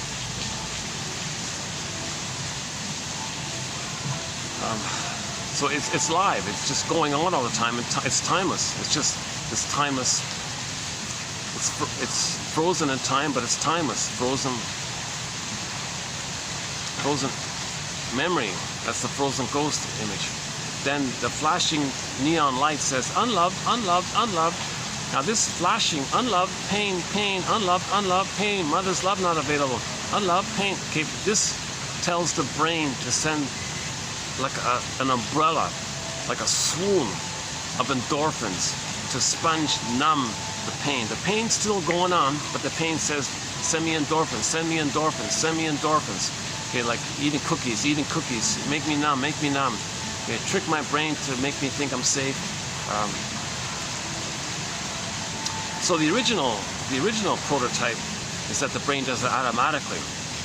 The brain automatically has an internal pharmacy to send and release the natural painkillers for the person. That's like a natural phenomenon. But the order, Janoff's joke is that the order is going in. More order, supply, order, supply, order, supply. Okay, pain, numb, pain, numb. So great hope fell, pain, numb. Hope, okay, fell, numb. Okay, pain, numb, pain, numb. So this goes on like this, and the brain you can spend half of your life with your brain giving it to you naturally, kind of thing. But then maybe the pain accumulates and the supply runs out, so to speak. Then they go to cookies. Or maybe as a child they eat cookies.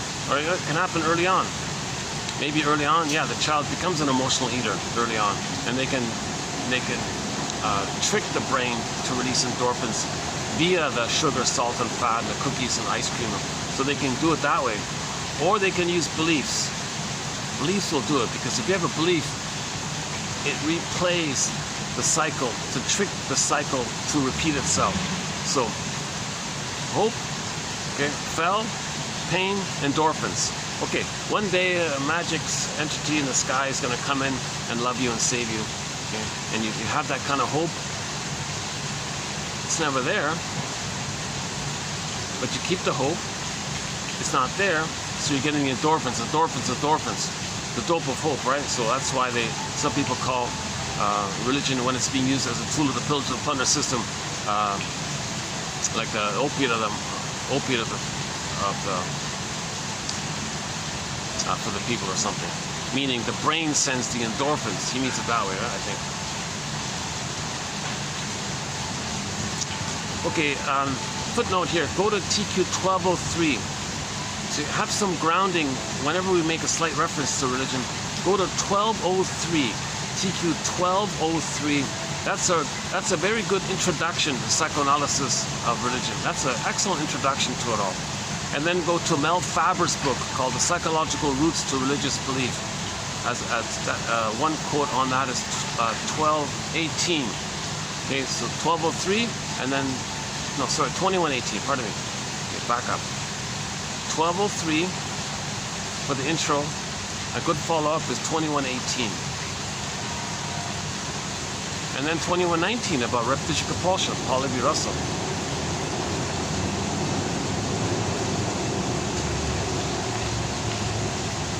So the past 14 videos, we talked about this issue of searching for a symbolic mother. It's a hope. The hope means you're connected, so you're safe, so you get serotonin. That wears off. You go next Sunday, do it again, or whatever. Hope, serotonin, during the week. Uh-oh, I didn't get it. You go again, and you're cycling around like that. Put money in the basket, come again for the cycle. So they're dopes of hope. He calls them merchants of hope, or dopes for the dope of hope, to trick your brain to send you the pain-numbing thing. Now, in the meantime, you may eat cookies and beer and all that at the same time.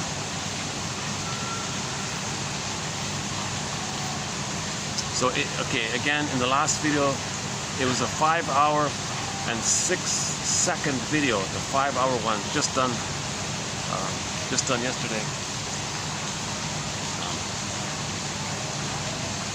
I kind of went through a summary of it all. So what I did was, in the last video, what I did was I sort of tried to do a summary of all this. I tried to summarize all this in the last video. So I don't want to. It took me 5 hours basically, so I don't want to redo it all here now.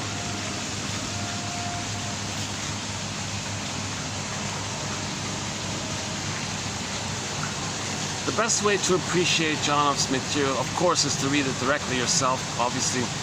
Or if you want like an introduction of Janoff's work, I would click the more link for each video, and there's on average there's 10 quotes, maybe a little more, for the 20 videos. So there's going to be over 200 quotes that I think capture and summarize the essence of Janoff's presentation. So I think you can get a crash course. I'm not a professor or whatever, but I think it's a sharing of 200 plus quotes from Janoff. That can give, I believe, in my opinion, a good kind of feel for what we're talking about here. Okay, the imprints, okay, the searching for symbolic, but the symbolic can take the form of cookies or beliefs. That's sort of the essence, that's in a nutshell what we're talking about here. So, maybe it is old wine in new bottles, but it's well worth highlighting. So back to the record, Everything's Love or a Cry for Love. So imagine a 45 record. What are those 45? Those vinyl music disc records. Oh yeah, that new song that we're adding to our soundtrack called What About Love by the band Till Tuesday. They did a pretty good extended version of it, like a techno-thumping extended version of it on a 45. It's on YouTube, yeah, the 45. Anyways, imagine there's just one song. Remember the 45s, they only have one song on there. One song. Let's imagine side B as having the same song as side A, or there are no grooves on the back side of the vinyl disc. So just one song. It's The Cry for Love. Now, remember, memories are relational. This imprint is a relational memory imprint. Baby was passive, victim, shamed. Mother was active, aggressive, the cruel one, huh? From the baby's perspective, mother was pretty cruel, aggressive. From the baby's perspective, the mother is dangerous because the baby projects his rage and oral greed onto the mother and says the mother wants to eat him. Hence the idea that the mother's a guy with the horns, the devil, or monster, or boar queen, and Hansel and Gretel, the witch, wants to eat the babies. This kind of dangerous, frightening kind of thing. It can be the boar queen, it could be...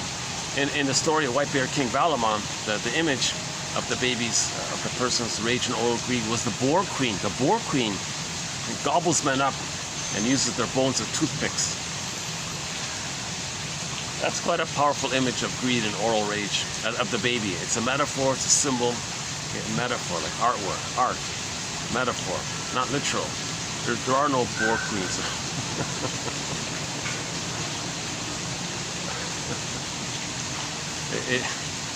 It's something. The baby has imaginal thinking. It's pictorial thinking. It's in the pre-verbal mind. It's pictorial. In the pictorial world, it doesn't follow any kind of logic. Things are exaggerated. Okay, that's what Alice means. Up is down, left is right. Things are exaggerated. The catch in Alice in Wonderland, oh, it's all mad in there. No time in there, no sense of place, no proper place. This can be there, this can flip to there. It's like the dream world. Condensation, displacement, symbolization, flip-flopping, because the fusion is still there. So it's like a whole topsy-turvy kind of thing. So the image of the boar queen just means that the baby was unloved and enraged. So you create a boar queen of the mother. But the mother wasn't like that.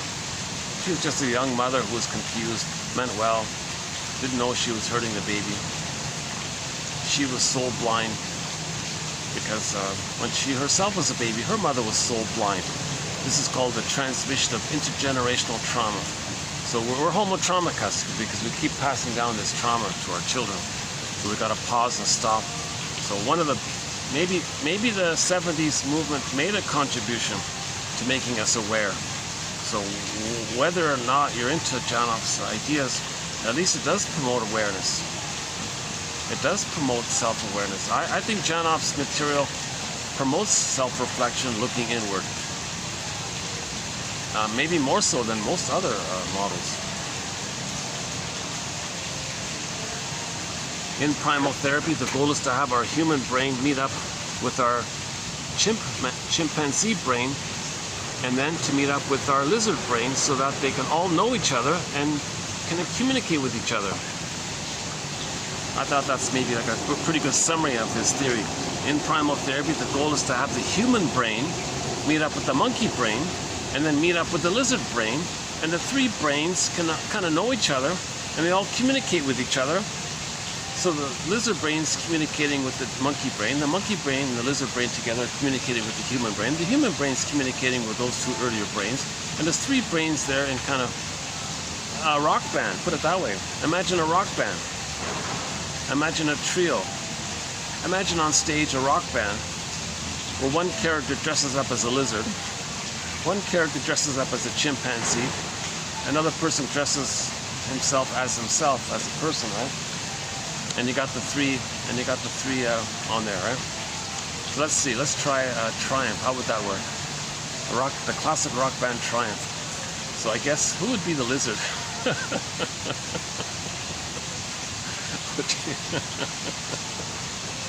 Jesus Christ. I'm not sure.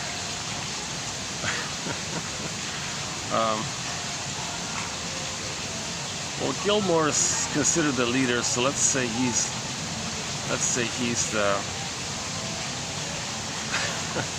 No, Gilmore could play the lizard. I guess Mike Levine, he's the hairy guy, right? So he might be the mammal one. Let's say Mike Levine is the mammal one. So where's Rick Emmett? Is Rick Emmett gonna play? Rick Emmett runs around frantically. Yeah, Rick Emmett runs around frantically. So he could play the role. I'm not insulting him. I'm just saying. How do we present this idea that we have three brains? We have three. Okay, so let's scratch. Turn the page. Array. What's that called? What are they called again? Those kids, the children have those toys where they draw something and they shake it and it's all erased. Let's just erase it or something. Let's turn the page. Let's try again. Retake. Bundle the paper up. Throw it in the wastebasket. Let's try again. Can we create a rock band? I'm not a fan of Kiss, right? But they dress up as characters, right? So can we create a rock band where one character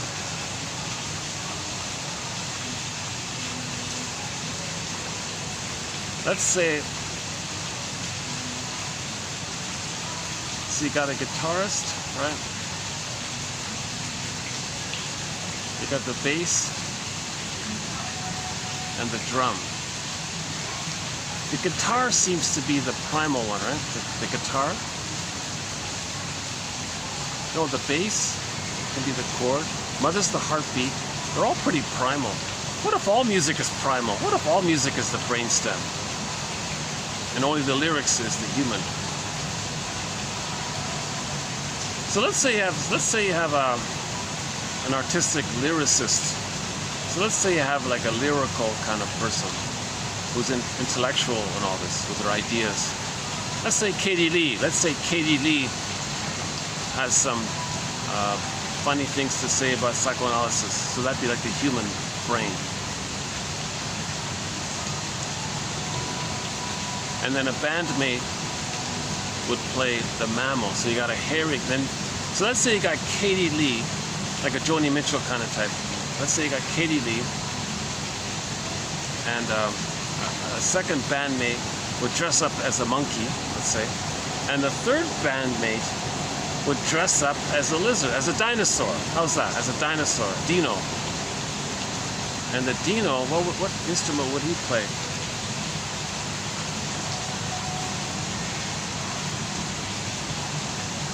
No, the Dino would play the guitar, right? The chimpanzee would play the bass or the drums, and the singer would play the human brain. Okay, I'm not getting him. I'll have to think about it. So what I'm trying to say is, how do we create an image of the three brains, the lizard brain, the chimpanzee brain, and the human brain? Can we apply that to like a rock stage, like a rock opera or something?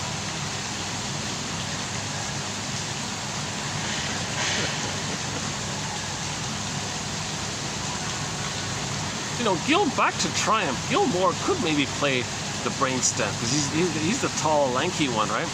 That could resemble the brainstem, right? And then Mike Levine with the hairy, he can play the chimp brain.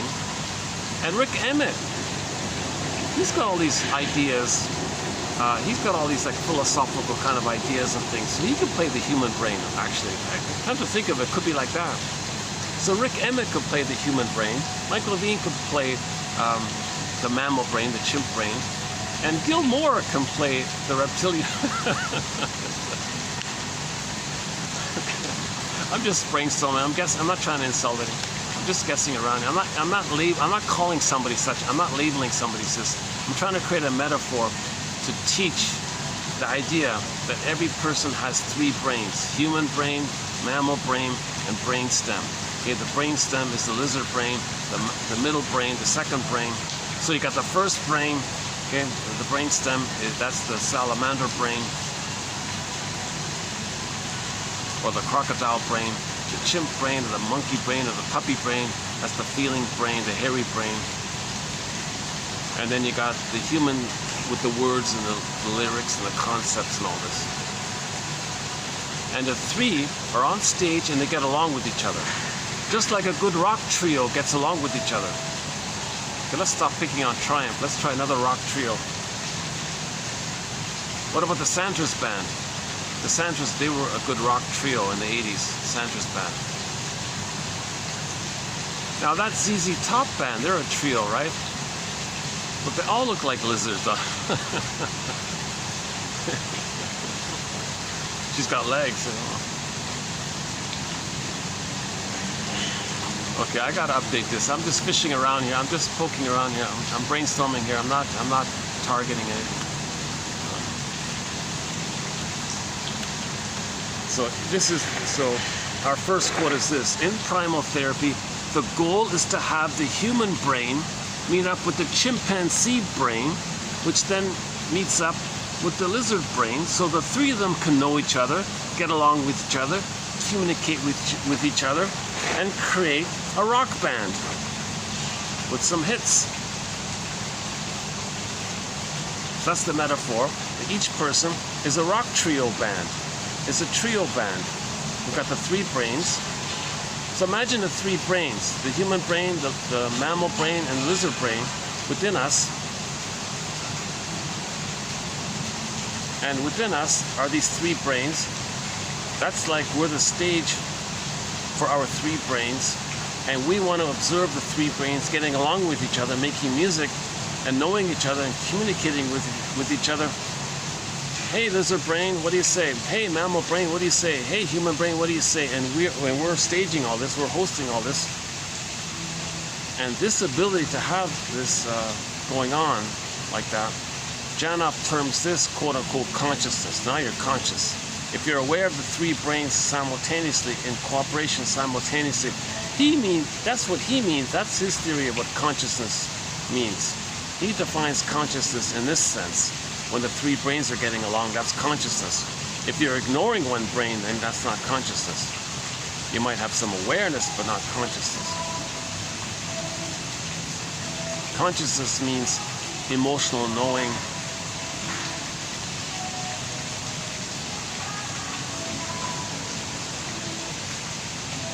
Let's check the battery. Hold on. Okay, the battery's holding up. 4 o'clock here. Okay, I got about an hour and a bit here.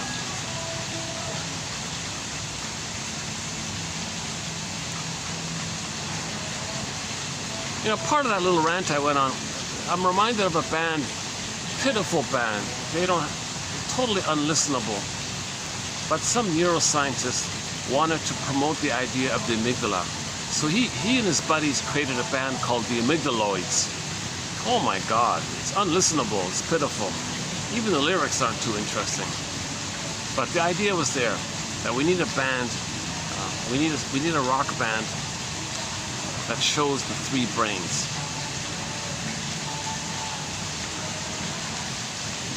So one band member can dress up as a dinosaur, another band member can dress up as a moose, another band member can dress up as a professor, I guess. And the three of them have got to get along, but to make clear that they're all parts of one mind. So the producer in the back is saying, these are all parts of me, and all four belong to one psyche.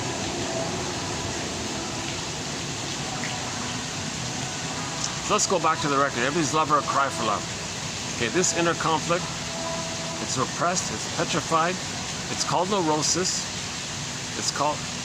Neurosis means you're going to play that interaction in the present. But wait a minute, you're not enjoying the present. You're still living in the past, replaying the past. Replaying the past in the present, hoping to change the past, undo the past, correct the past, get the love that was needed back in the past. That's neurotic. That's dysfunctional. You're not loving life in the present. You're not seeing things realistically in the present. You're distorting the present to fit the past. That's neurotic. Okay? Every neurotic is a music enthusiast. He would love to love life, have a lot of songs. Every neurotic every person would love to love life. So he would love to love life. The problem with the neurotic is he only has one record. This 45 that we're talking about. He carries this one record with him everywhere he goes. Every time he sees a turntable with never-ending fiery ardor, that's the compulsion. He spins off that tune. He plays that tune. He plays that record. He recreates in the present that scene on the record. That cry for love on the record, he replays it in the present. That's neurotic. So in new situations, he looks at the record, and there's two versions. The more painful version, the more traumatized version, is he can't play himself. He'll play the shaming mother. Others in the present can play his shamed self. The memory is, originally the baby is crying for mother's love. Mother, I need your love. Ouch. Didn't get it. He'll play the oucher. Others can play the ouched, the hurt one. So he'll play the shaming one. Find a cast. So that's now you're getting the scapegoating. He'll find some innocent, non-threatening, substitute other to play his original innocence, and he'll shame them, make them say, "Where's love? Where's love? No, I'm not giving you love. Where's love? Where's love? I'm not giving you love." So he's the rejecting. He's the refusing one, right? And others can play the victim because he can't feel that. He still is the victim. The trick is he doesn't want to feel it. He doesn't want to know it. He wants to keep it repressed. To keep it repressed, he sees it externalized onto others. Okay? Now, he hurt others the way his mother hurt him. On some level, he feels mother hurting him. Hocus pocus, auto-hypnosis, disassociative, double focus. The one he just hurt in the present, he'll say is the mother who hurt him back in the past. Now he thinks the victim in the present is some frightening one. Can you believe it? So the child was shamed, and he's one with the shaming mother. Others can play both. 1 minute, others can play his shamed self. Next minute, the one he just hurt is the aggressive mother. Now he's justified in the victim place of seeing his aggressive mother. Now he's angry, now he's fighting with the mother, trying to change the mother, control the mother, make the mother be a good loving mother. So either others play himself, hurts others, to replay the record of the cry for love. Now the victim is crying for love. He says no. The person doing this feels the pain of other hurting him, then flips it. No, the one who's crying for love, no, they're the bad one that's hurting him. They're the bad one who hurt him back in the nursery. Aha, now the person in the present is a dangerous one. Okay, so men hate whom they hurt. So he hurts others. Okay? Now he's got to hate him because he thinks the one he just hurt is the frightening mother who just hurt him. Now he hates his mother. So first he hates himself, then he hates his mother. Put it that way. So this is neurotic. This is neurotic. Immensely neurotic. Now, some people argue it's psychotic, perverse thinking, psychotic thinking, psychosis-like thinking, Alice in Wonderland. They're not of the right mind kind of thing. They can't see the pain of the other. They only see the projection. They only see the past. They only have that one record. They keep replaying that record, spinning that record over and over again, like a broken record. They keep spinning it. It's like in a loop. It's like in a timeless vacuum void loop. It's just spinning around in this skipping kind of thing. And every new situation, they just play it. Now, those who were traumatized before 18 months, they play the stinger version, where they play the shaming mother, find others as proxies for their innocence, shame their own innocence, seen into the others, to be loyal to the record. So, the memory is mother shamed them. They want to cry for love, but they don't play themselves. They can't play. It's too painful to play themselves. So they find others to play them, and they'll play the shaming mother. Others can cry for love for them. So others in pain, that's proxy for them in pain. That distracts them to feel, that makes them not think that they're in pain. It represses the pain. If they see their pain externalized, it tricks you. It's called projection. Something within you, you see it outwardly, or you make it happen outwardly. Okay, that's called evocation of a proxy. The jargon is projective identification. That distracts you from feeling the pain within. So Adler would always say the superiority complex is a defense against the inferiority complex, or emotional sadism is a defense against the emotional masochism. It's the same kind of dynamic. Okay, it's the passive-active pole. The baby was in the passive place, the mother was in the active, but it's fused, and you can flip it around constantly. And you use your cortex mind, you use your human brain. The lizard brain co-ops it. Come on, lizard brain. Lizard brain says to the human brain, come on, human brain, make some excuses. Hide it. Don't know it. Don't know it. Hide it.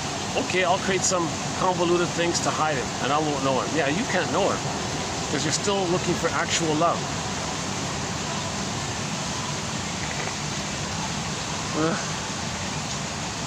In primal therapy, the goal is to have the human brain get to know the other two brains and get them and make them a rock band trio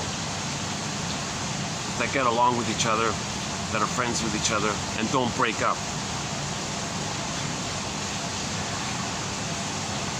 Yeah, because Triumph broke up, right? But they got back together. Problem is they're too old, they can't sing anymore, so they...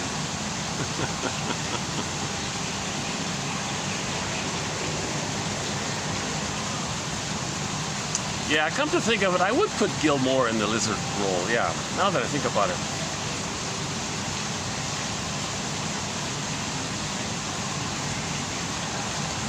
With all the technology, with his hyper focus on technology. So I think Gilmore regressed. I think maybe he regressed. He had humanistic kind of, or reflective kind of songs, you know, Spellbound and Mind Games and Follow Your Heart. He had all these humanistic kind of songs, but he regressed.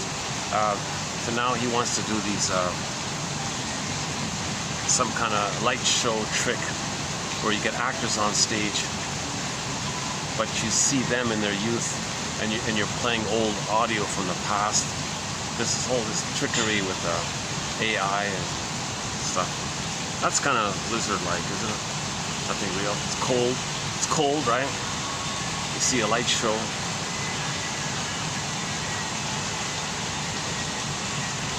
But you're surviving, making money, reproducing. It's lizard-like, right? So I'm gonna put, sorry, Gilmore. Just hopefully he can take it out.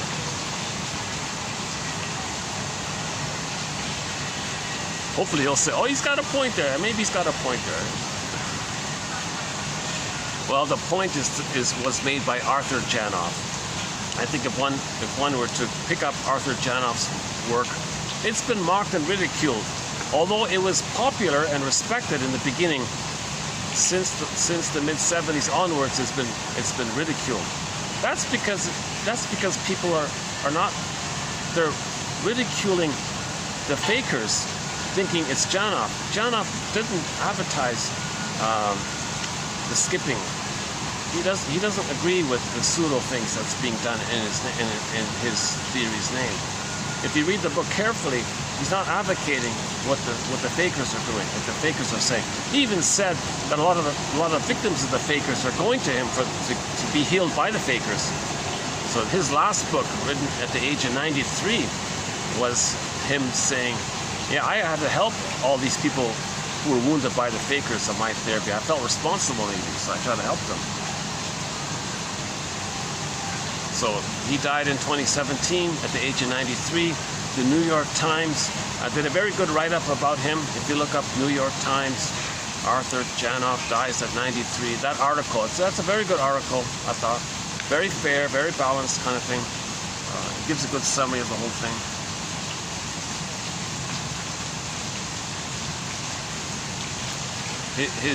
Some of his books are hard to find. That Beyond Belief book, Jesus, that was very hard to find. So some of the quotes in our collection are from his final book called Beyond the Belief, mostly about cults and religious scams and things like that. Why people are into it. Well, those beliefs trigger the endorphins in the same way if you eat a cookie that would trigger endorphins. Beliefs can do it. Well, like the placebo effect, the doctor tells you, the dentist tells you, you'll be safe. You're safe. Trust me, you're safe. You believe it. The belief triggers the endorphins because of the belief. So beliefs can trigger the endorphins the way the actual pill would trigger the endorphins. So he discusses this whole area.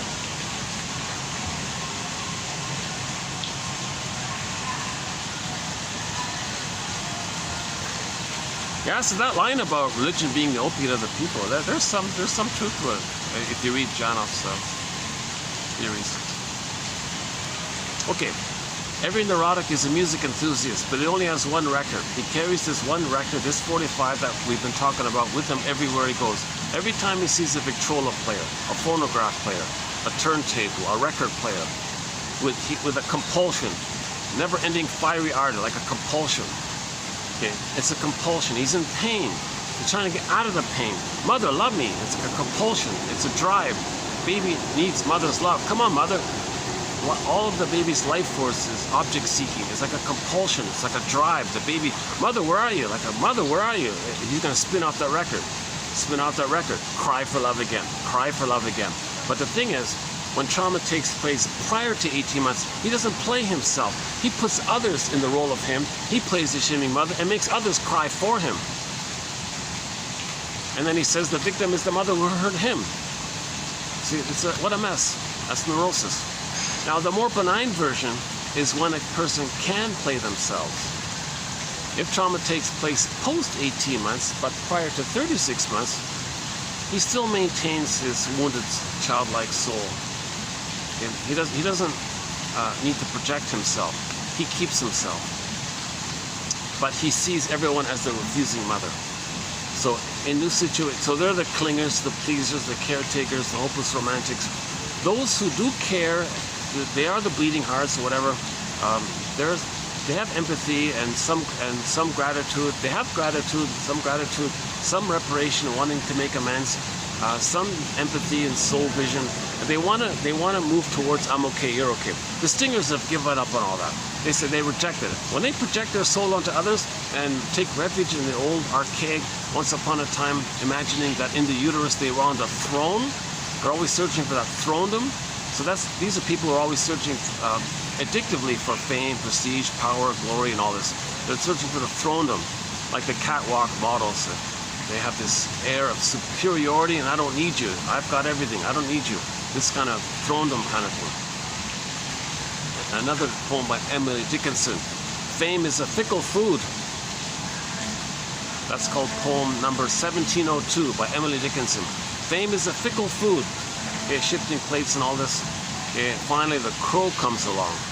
The crow inspects it. And with ironic caw, he flies off to the farmer's field. But the man takes it. In the Pied Piper of Hamelin story. Oh, give me prestige, give me status, give me prestige. In the Peer Gynt story, searching for this kind of glory of being a king. He always wanted to be a king. And in the process, never cared about others' feelings, never cared about his own feelings. Kind of psychopathic character like that, right?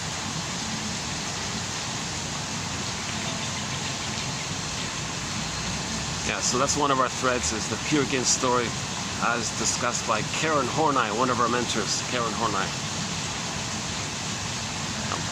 A good book of hers to start is Our Inner Conflicts by Karen Horney. Our Inner Conflicts. She's the one that summarized attachment theory as, well, either we like move towards people healthily, that's natural, but there's a painful version where you're clinging. So we move towards people either in a healthy or unhealthy way. Now, and two other unhealthy ways is against people or avoid it. So we move towards people, away from people, or against people. That's discussed in her book, Our Inner Conflicts. Chapter 5 of that book, called Externalization. That's an excellent chapter. That book, by the way, has won a Golden Windmills of the Mind Award. Our Inner Conflicts by Karen Horney. James F. Masterson's book, called The Search of the Real Self, has also won a Golden Windmills of the Mind Award. We have 22 awards issued already.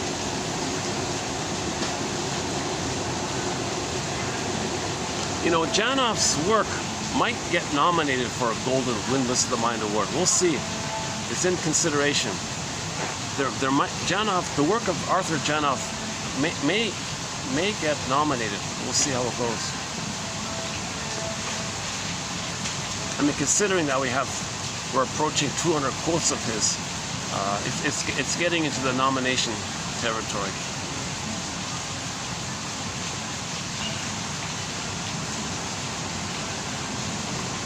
So trauma before 18 months leads to one of the stinger personality patterns. Okay, the survival lizard way of thinking. My greed or your greed. Useful, fine for my survival, not who cares. Idealize, devalue. The soul searching symbolic for the good breast, so the yardstick's impossible. The measurement, the infantile yardstick, nothing in the present can be the perfect blissful oneness with the mother, the breast mother back then. No cookie you eat, no bottle of beer you drink, or no item you buy by the salesman can translate to that blissful, heavenly feeling when the baby's nursing and he's in this extended, blissful oneness with the mother.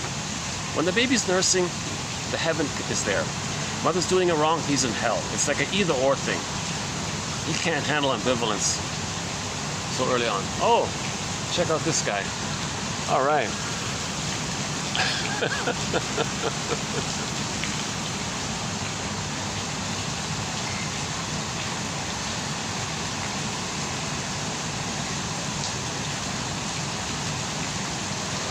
Yeah, he's skillful. He knows what he's doing.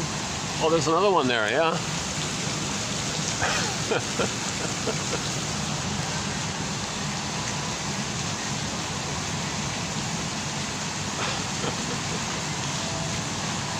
Oh my God! They don't. Those guys, my guess is, they don't have prenatal trauma. they don't have, if somebody had prenatal trauma, it's unlikely they'd be able to do that kind of work. Or even birth trauma. So my guess is they don't have prenatal trauma or birth trauma if they can do that. And my guess as well is that they did achieve a secure attachment style with the mother. They established some kind of security with the mother to be able to do a job like that. Because if there's birth trauma with the mother, there's this unconscious feeling of falling. They couldn't do that job. It would trigger that. They'd freak out. They'd get dizzy and hyperventilate. They probably couldn't do it. So these guys probably have received at least no prenatal trauma, no birth trauma, and a level of security with the mother, at least for the first 4 to 5 months, at least, at the very least. Yeah, if there's trauma before 4 to 5 months, that's still the extended paradise. So to do that job, chances are you need to be to do that job comfortably, let's say, at least like comfortably, you would need to be in oneness with the mother for the first 4 to 5 months, and then you hatch out. Once you hatch out, either A, you do that job thinking, yeah, I know I can do everything. It's all, this building's mine, I own this building, I can do everything. So you have that infantile megalomania. Or B, the codependent place, oh, it's just little old me. I got to take care of this building. I got to please this building and the residents. I got to take care of everybody. Still trying to save mother. So that'd be like two maybe attitudes of the workers. One worker might say, oh yeah, this is all mine. I own this building. I can do everything. The second worker might say, well, it's just little old me here. I got to make sure I got to please everybody, the owners in the building, the property people, and get no complaints, make everyone happy. So it's just still in that kind of childlike pleasing mode. But the prior one, the first one, would say, well, I'm infantile God, it's all mine. The world is my oyster place. So up until 18 months, the child thinks the world is his oyster, he owns the world, and all this kind of thing. Between 18 months and 36 months, he's still in the childlike place of wanting to please the mother, save the mother. The stingers give up on that. They don't want to please the mother anymore. It's just forget that. They've lost that hope. They're just going to play the rejecting mother now. They'll play infantile God and reject others. They're in that kind of mode. Stingers and the clingers.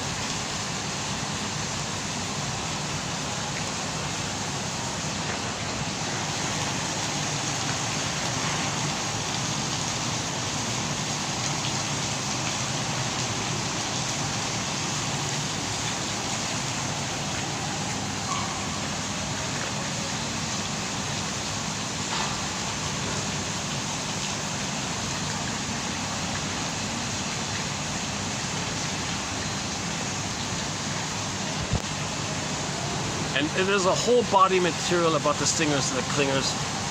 The stingers do scapegoating, doublethink. Okay, you got the various narcissistic personality patterns. Okay, you got the clinging vine narcissistic pattern, the turtle narcissistic pattern, the cookie cutter exhibitionistic one that most people are familiar with. You got the voyeuristic one.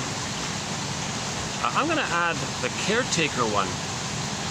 My reference point here is that Tanu's character in the Danny Thomas show, always kind of taking care of everybody, but he's doing it for his narcissism. That's like narcissistic giving kind of thing. And if he can't take care of somebody, he's in an immense panic. Who is he kind of thing? He gets enraged if he can't control all the little things. And he's very sensitive, and everyone's got to take care of him as a result of that. Oh. Well, this guy's got a double duty. He's got to carry the ladder and himself.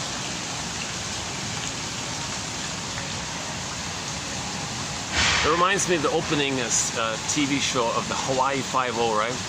The SWAT team and all this.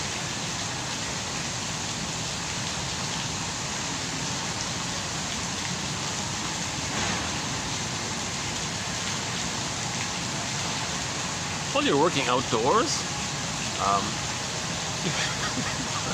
sure they have a lot of stories of accidentally peeking in and seeing things when they're cleaning the windows and trying to not pretend not to see it or something.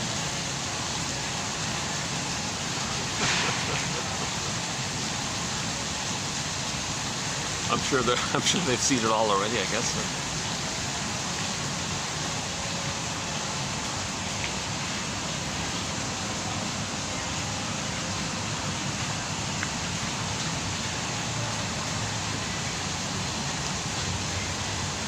So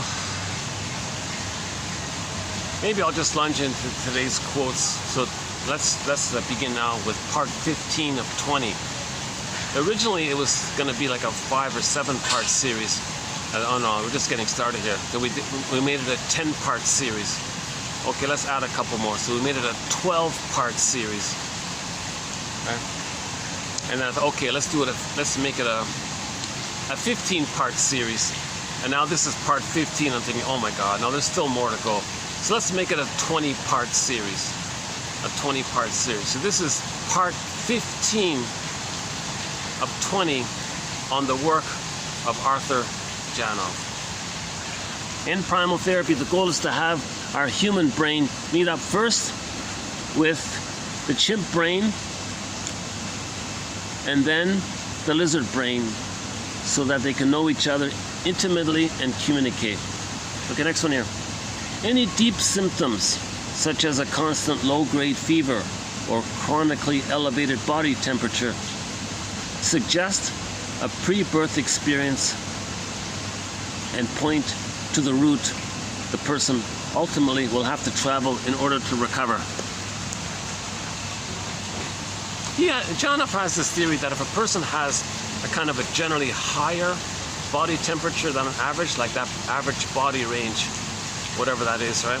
If a person tends to be on the upper end all the time, and they live constantly with the upper, higher body temperature, that's prenatal trauma, he says. That's birth trauma, prenatal trauma, trauma in the brainstem, trauma in the first part, because you're in fear mode. You're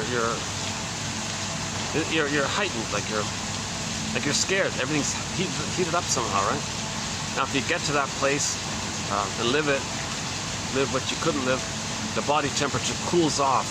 So he claims that people who successfully do the primal therapy, they end up with a cooler body temperature.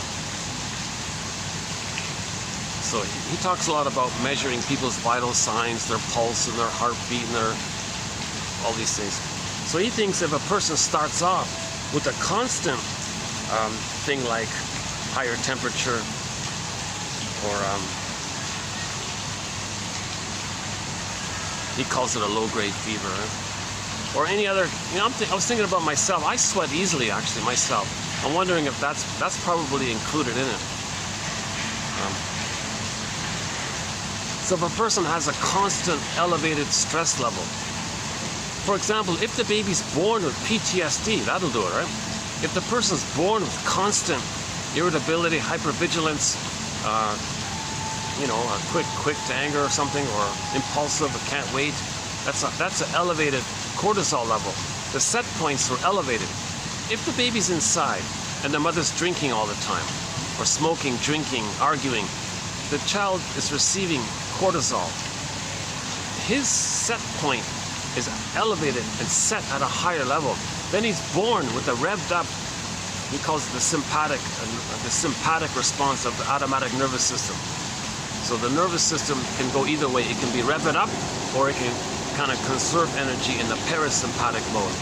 So normally there's a balance between the yin and the yang, between the sympathetic and the parasympathetic, daytime active, nighttime rest. You can rest, you can be active. It's kind of like a natural kind of thing. But with trauma, it sets in with one or the other, and it's kind of rigidly in one or the other. So some babies are born with PTSD. That's an elevated level of serotonin. So that could be part of that. So for more on that, check out the last 2 videos. Okay, next one here, the emotional eater and the chain smoker.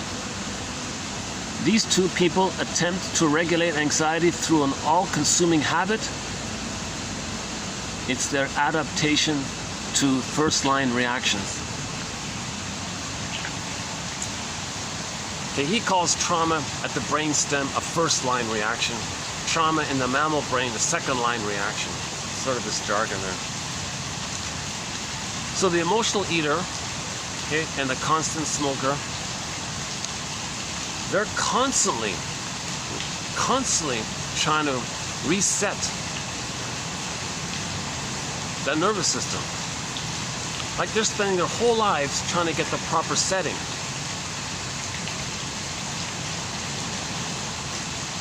Right? So you don't want it, in trauma, the setting by the hypothalamus. The hypothalamus tells the automatic nervous system, if there's trauma, to set it someplace, either in the revved up one or the energy conserving one. If it's the revved up one, then a person might be an emotional eater to see if they can set it to a normal place. So they spend their whole life trying to reset it. It doesn't work. You can have 20 lifetimes eating cookies. You can't change that trauma. That trauma took place. It's imprinted in the brainstem. But it's as if you're trying to reset. Like that's a positive intention. I'm trying to lower the set. You want a normal automatic nervous system. You want a normal nervous system. I guess the smoker's doing the same thing. Okay, next one here. Anxiety is a function of the distance between rational awareness and one's feelings being disconnected, unrooted. Consciousness is the end of anxiety, a reverence for life in general.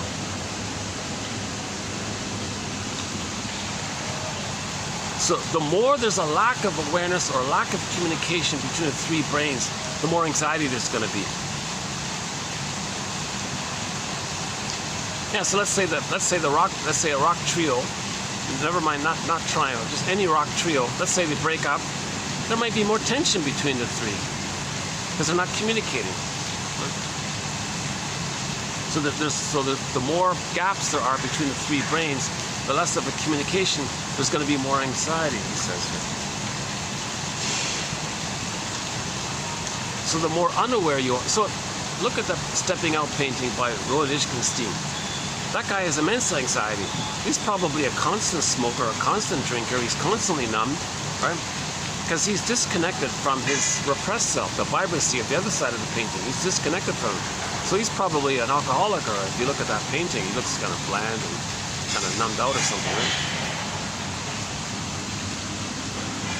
And anxiety drives him to be constantly on the go. He can't read a book without that agitated feeling. He can't listen to a lecture at the university. He can't even listen to his children's stories. It's not that such parents are callous or unloving. Rather, they suffer and can't help themselves.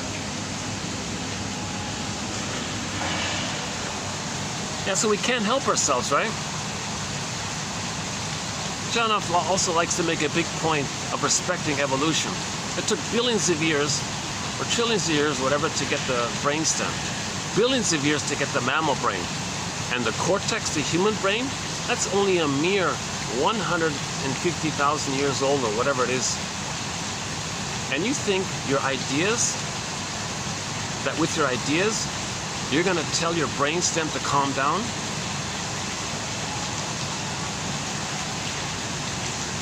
Maybe it works for a moment, I guess, but it's still revving. Maybe you want to please them. Okay, fine, I'll calm down. It's pretend. You'll pretend to calm down to placate somebody saying calm down or something, but it's still revving. You can't change the imprint.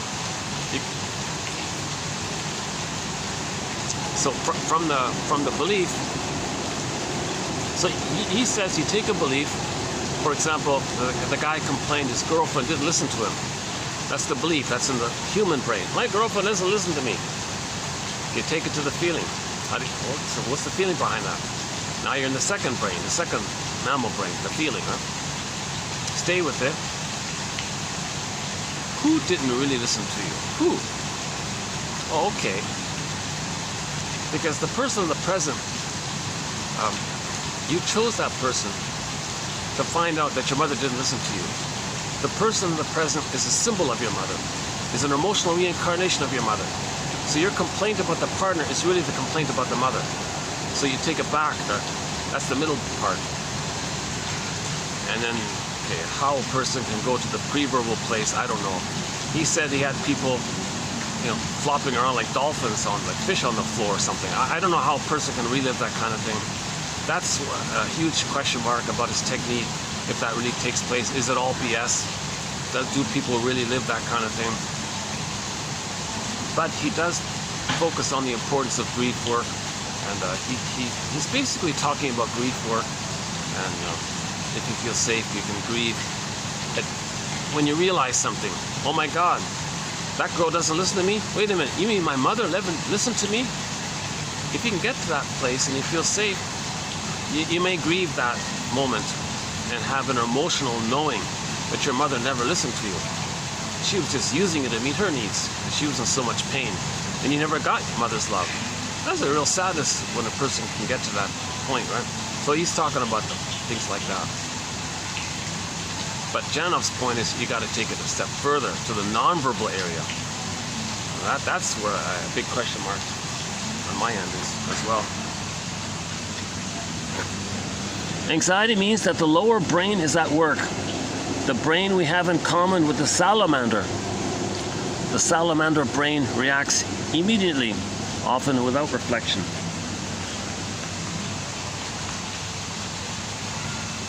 Yeah, so the lizard doesn't think, right? The lizard sees a fly, whoosh, you just see, the frog sees the fly, he's gonna snap the fly, right? It's like it's reactive, it's cold-blooded. It only thinks about survival and reproduction.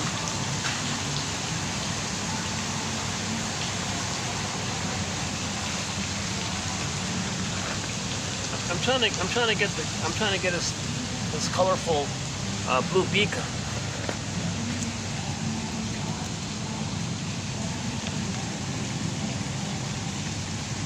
Oh, it's gone already? Hold on, it was quick. It's hard to get that little guy on camera.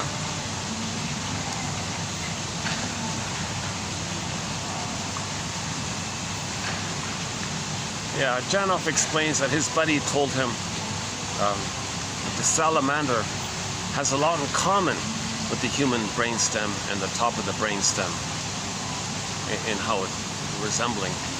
He's not saying we evolved from specifically from that. And I don't know anything about this whole evolutionary kind of process, but before there were mammals on the planet, it was all like, right, you know, the fishes and things, and then the land came, and the mammal came, then the affection and the tenderness and the feelings. Attachment theory. And then our consciousness of it.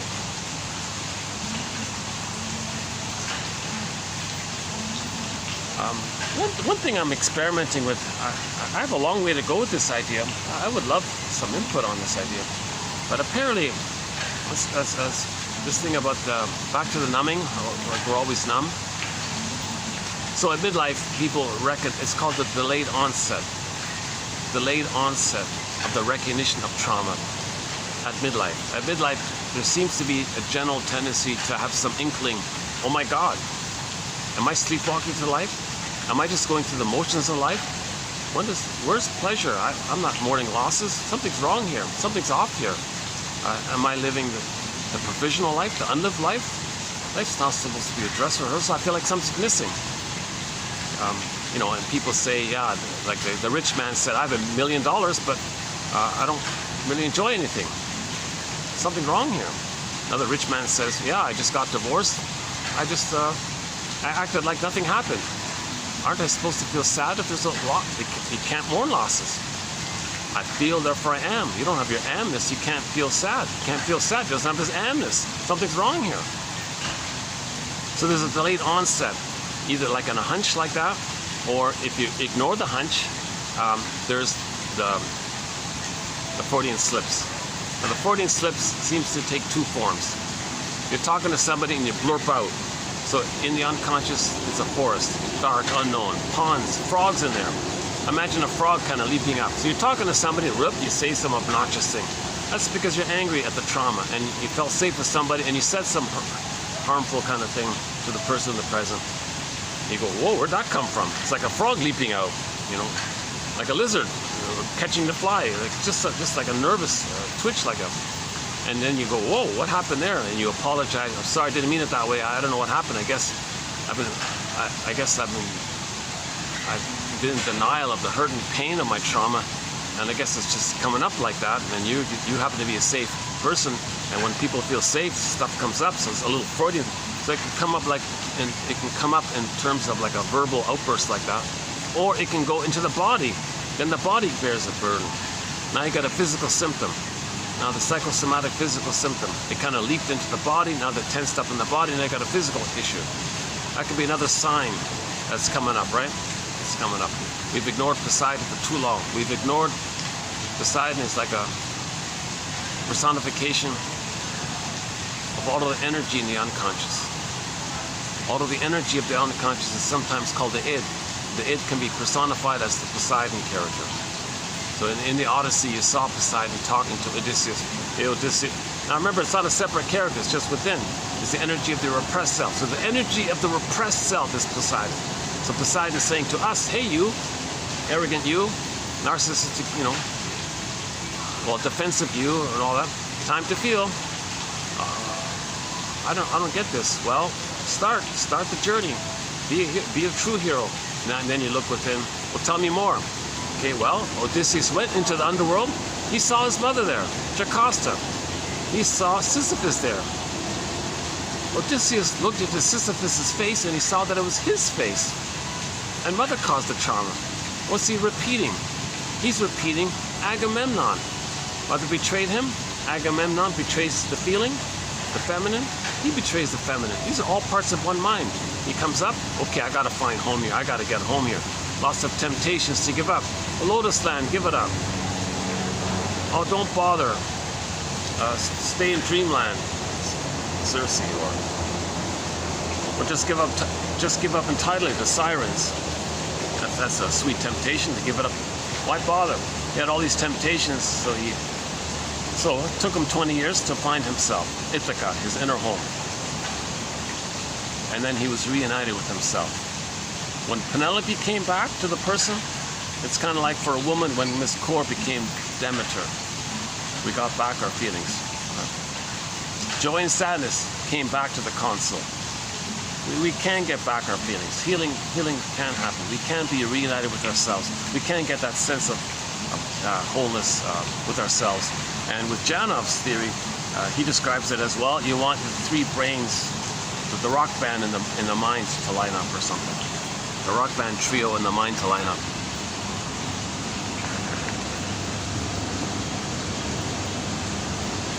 I miss childhood. Many of us were so unconscious during childhood that we never truly experienced our childhood or our youth. Helpless victims. We didn't have a happy, buoyant childhood to look back on. Well, that's the essence of reminiscing. We can't let go of our past because we never had it. So there's benign reminiscing or benign nostalgia, but there's also called pathological nostalgia, melancholia, where you're dwelling in the past, lingering in the past because you never really lived it. You never had it, never lived it, and you're always stuck in the past, dwelling in the past, lingering in the past because you never really lived it. That's what the shrink said in the film Greenberg. Quote, you have trouble living in the present, so you're dwelling in the past because you never really lived it. You're not enjoying the present. You're not loving life in the present. You're lingering in the past, trying to process it. Didn't get your needs met, trying to grieve. You can't enjoy the present if you weren't loved in the past, so you're dwelling in the past. There's a good line, right? You can't enjoy the present if you weren't loved in the past. Oh my God, that's a pretty good line, isn't it? You can't enjoy the present unless you were loved in the past. That's why we're lingering in the past, looking for that love.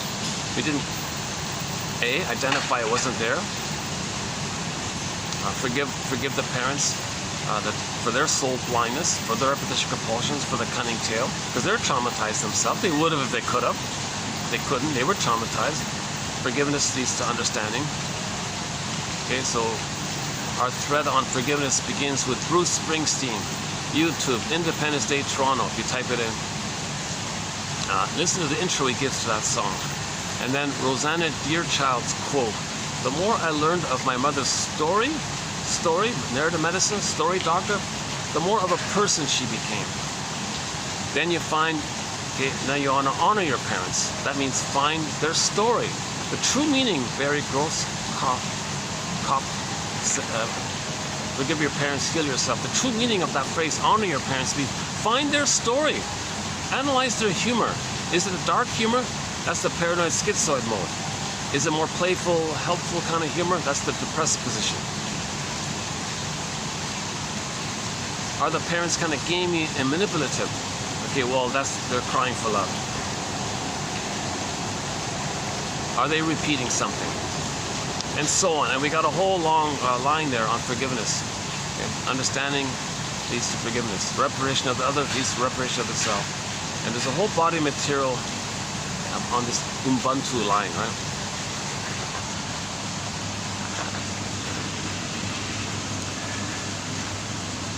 Yeah, so most of us didn't really truly have the happy childhood we thought maybe we had. We missed it. A lot of us missed having a happy childhood. I certainly did, yeah. What I cried about was the father I never had. And I was crying for me, for not having a father that I was supposed to have. Finally, I could cry for him for the first time, for the tragedy that was his life. He was a scared little boy, bewildered by what life had come to for him. So can you see your parents as frightened children as well? Can you see your parents as victims of homo traumicus?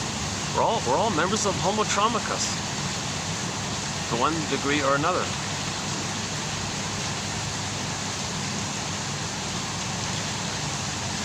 So notice that the parents also have this kind of gap between the repressed potential real self and the adaptive sort of self that makes you go through life kind of thing. But there's a gap there, right? They had hopes and dreams, says Bruce Springsteen. Didn't pan out.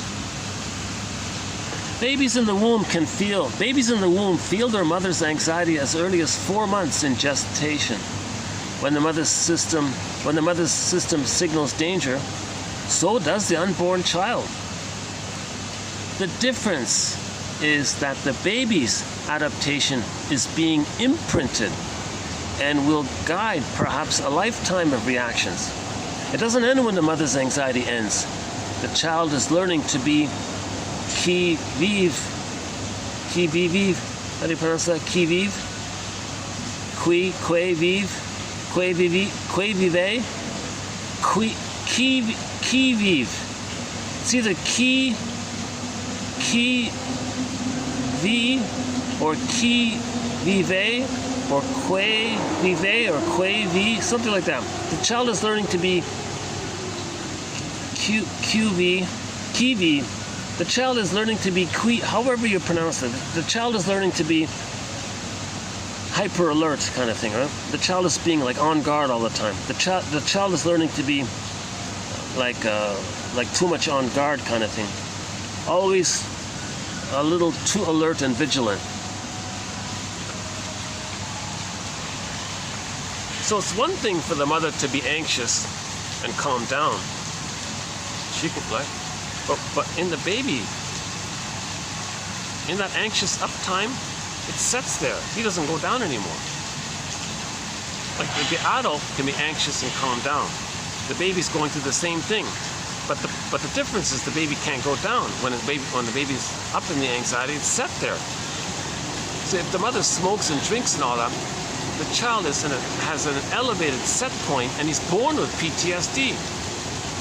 So the mother's stress can give the baby PTSD. What they're saying here. Oh geez, here's a dramatic one. When a needle was inserted into the mother's abdomen, the unborn child attempted to escape it, while secretions of inborn anti-pain chemicals skyrocketed for baby. The experience may manifest as an anxiety disorder originally imprinted in the salamander brain.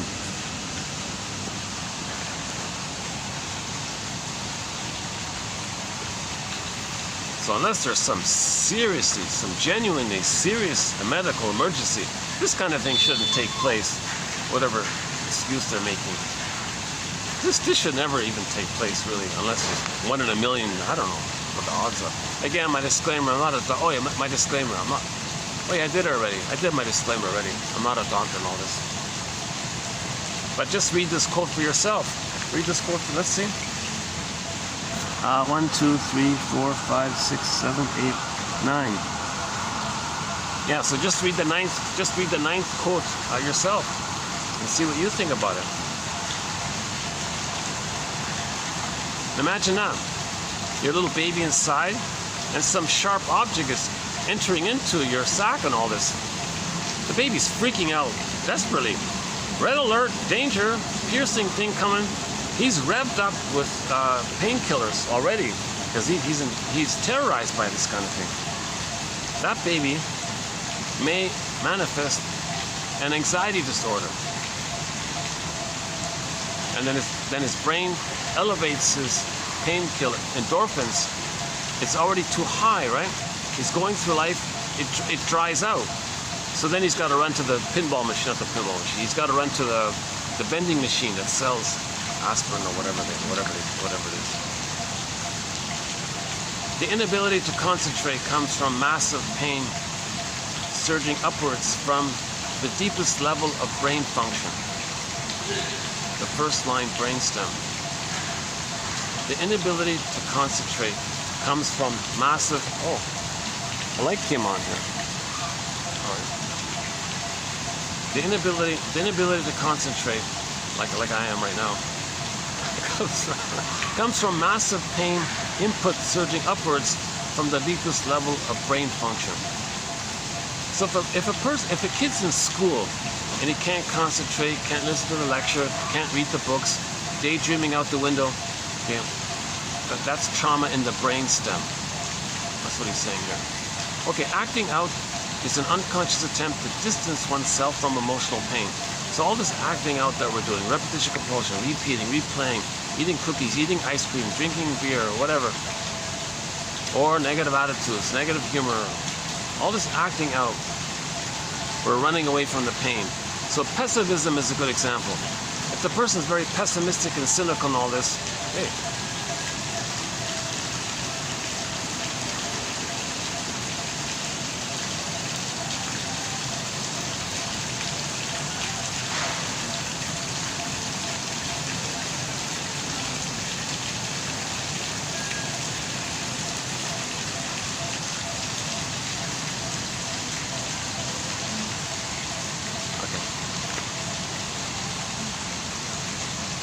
we have a quote called school shock. The child didn't feel safe at home. So he didn't feel safe to go to the school. So that was an extra terrorizing feeling for him. So he was in the classroom, staring out the window the whole time, couldn't concentrate. His teacher labeled him as having a learning disability. He didn't have a learning disability. He was experiencing school shock, meaning the compounded effect that he didn't feel safe enough at home, and he lost that. He wasn't even safe at home. Plus you go to school, and I got all this new stuff going on. Plus you probably got an angry teacher up there who's negative, or maybe, or hostile. So it's all too much. So he's just blanking out, disassociating, staring out the window. So this is all from the brainstem. Oh, acting out.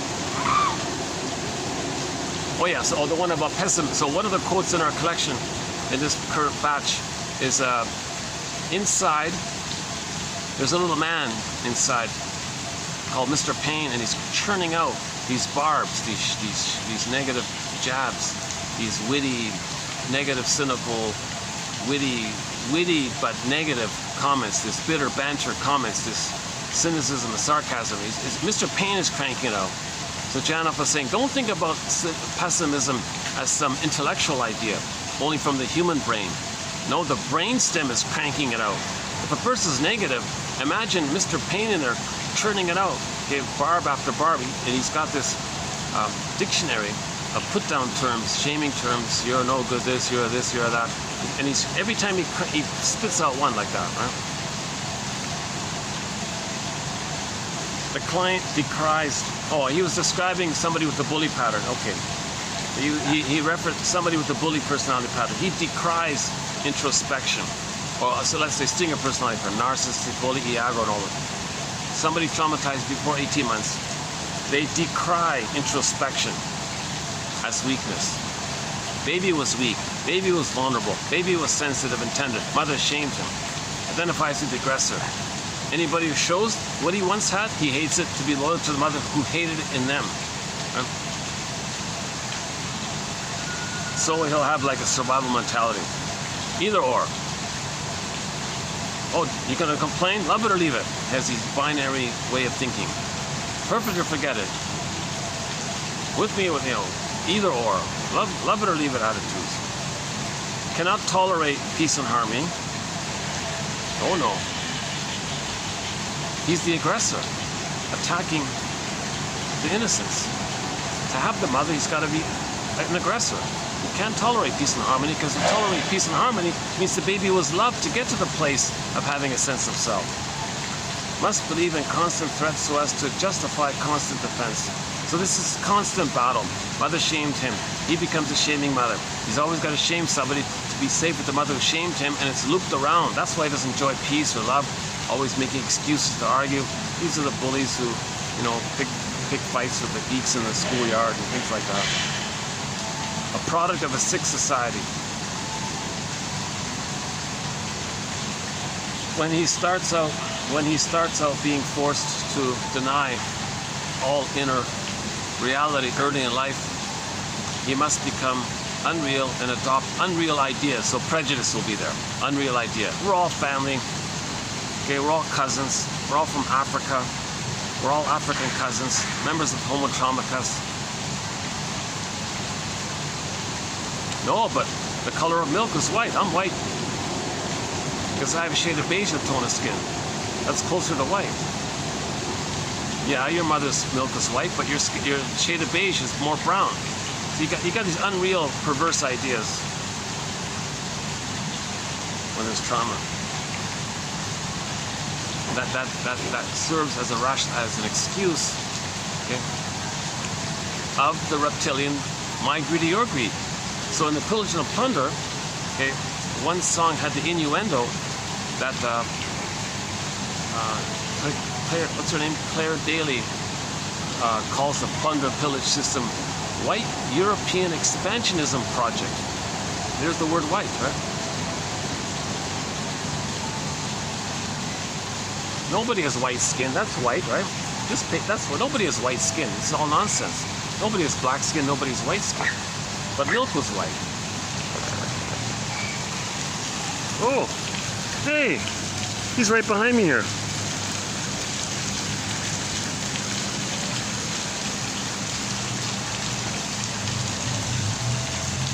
Maybe he's trying to see if I have any kind of snacks for him or something.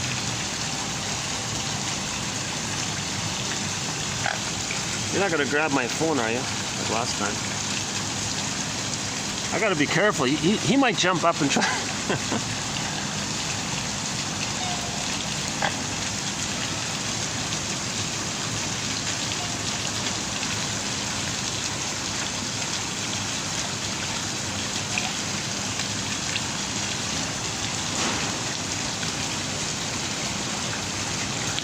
Sorry if you're not seeing them. It's hard to point this and know if I'm getting them in.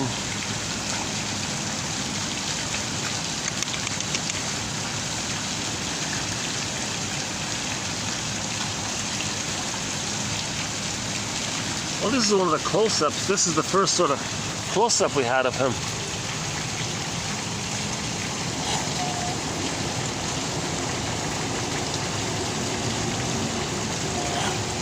Well, I don't have any food on me, sorry.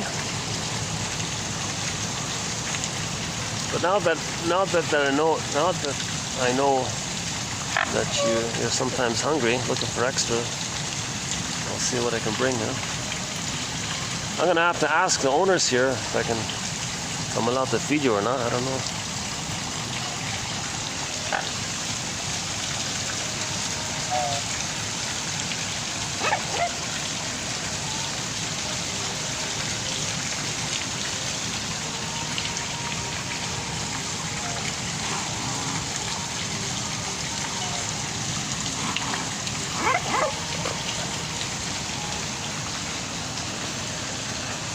I'm not sure what he's smelling. I only have the coffee, and I have some tangerine juice this time. Yeah, maybe that's what he smells. One of the companion beverages to 1001 Windmills of the Mind is a guava juice, but they were sold out. But they had some. But this time I found some tangerine juice. Yeah. Yeah, so this is one of our companion beverages. Tangerine juice. Tangerine juice. Awesome stuff, yeah. Guava juice and tangerine juice are two of the companion beverages to 1001 Windmills of the Mind. Yeah, if you can find, it's hard to find this, but so I don't think, I have no idea if he's noticing this or not. That's the first time he's kind of like approached me, like asking for food. He's still there even, yeah. You really seem to think I have some kind of food on me or something. But really I don't.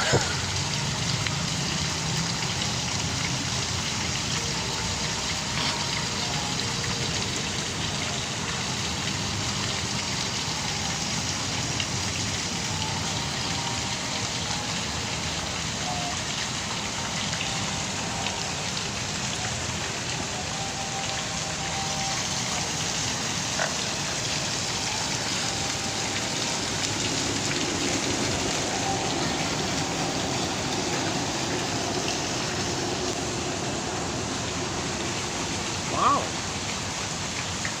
Is there something? Let me check am I missing something here? Check my bag. I'm kind of curious what he's responding to. No, I got nothing else. I've got nothing in here. He stubbornly seems to think there's some kind of food around here. I don't see it. All right.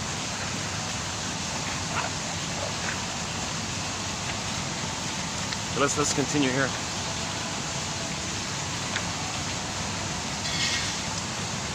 Unreal ideas. Oh yeah, we had a quote about this quote unquote agent of hate guy. He spent his whole life on painkillers. It wasn't enough. He always took painkillers again and again and again, but he needed more. He wanted more. You know what the more was? Hate. The belief in hate. So he spouted out some kind of convoluted, hateful rhetoric that triggered the trauma bond with the mother. He got addicted to the trauma bond to the mother. His mother hated him. From his original perspective, the baby thinks mother hates him. He hates in general. That means he's loyal to the hating mother. He reactivates the original blissful oneness with the mother. Although it's painful, it's that the pain part is numbed over with the endorphins, but he's seduced by the underlying oceanic blissful oneness with the mother. So he's always addicted to this safety feeling of being one with the mother. So he gets the safety feeling of one with the mother, that's the serotonin. Okay? The pain leads to the serotonin and the endorphins.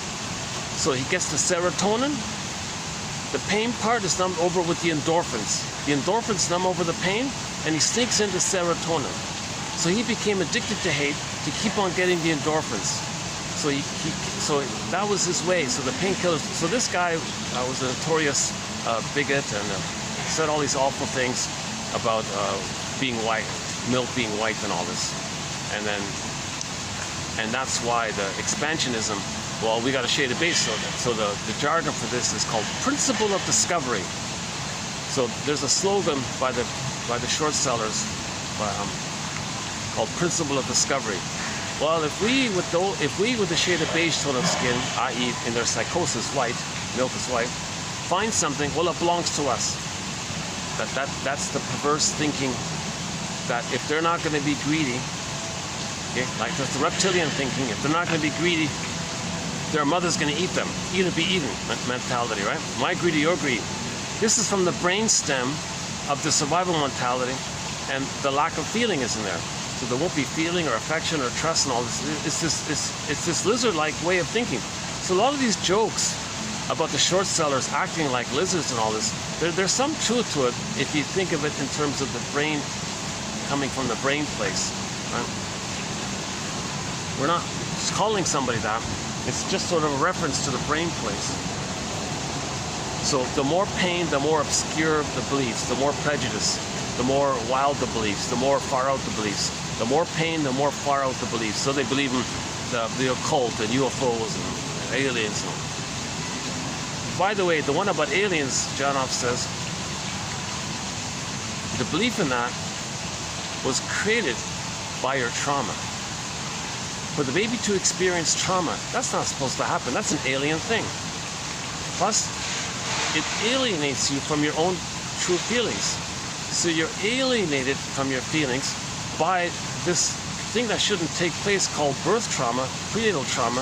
That's unnatural. That's like out of this world. Like, that's not supposed to happen. That's an alien kind of thing.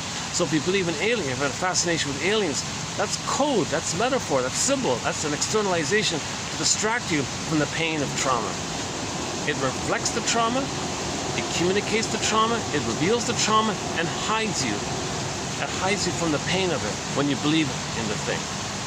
So that's in our collection. So yeah, so read the one. We have 2 quotes about this in the past 15 videos, 14 videos. That's a good point. I think that's a very valuable point about that one.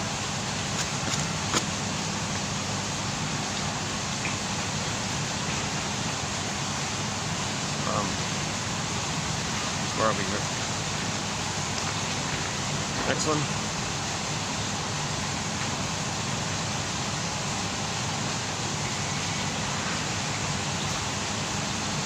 Yeah, and you don't. And a lot of, you see, if you question people with the beliefs are there to repress the pain. So you don't question the beliefs because to do so would bring up the pain. And the beliefs are there to quell the pain. That's why they get enraged if you question the beliefs. So you can't reason with them because they're being driven by the pain. So the hate and the prejudice and all this kind of hatred of vulnerability, hatred of feelings, hatred of sensitivity or somebody being vulnerable, or hatred if someone's complaining about something. What are you complaining about? Oh, there's an immense hatred if somebody complains about something. By the way, all you got to do with complaining is what are you really feeling underneath it, right? Because complaining is like a racket. A racket. It's symbolic for your real feeling. We'll look for the underlying real feeling.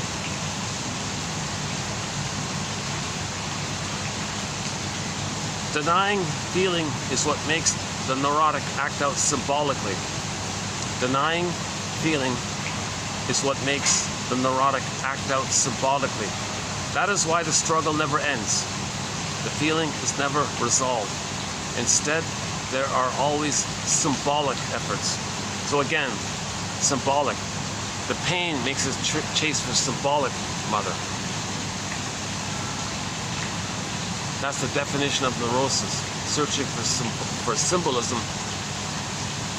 Symbolism means the pain. You're not loving life in the present, you're searching for a symbol of the need of love in the past. That's neurotic. Neurotics are in a constant state of self-deception. Otherwise, they would be well. It's a self-deception.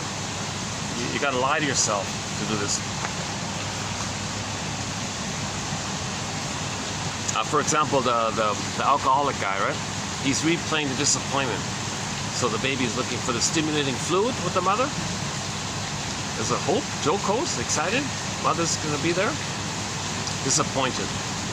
Oh, ouch, sad. Maybe you're angry, bellicose. And then the comatose, I give up, passive. So repetition compulsion, replay that cycle. Okay, you're gonna do it yourself now. You're gonna do it yourself. So now you're preserving your infantile megalomania. I'm gonna do it myself. I'm gonna be your own independent autocrat. I'm doing it myself. I don't need mother's love. I'll control and get symbolic mother's love. Now you want spirits as a metaphor for the missing maternal spirit. So the real thing was the maternal spirit, mother's loving spirit, that was missing. Okay, hope, fell, pain.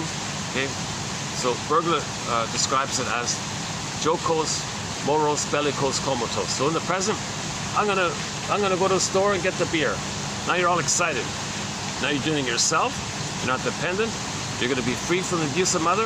You're going to take charge of yourself and give yourself the mother's spirits. So you're in pursuit.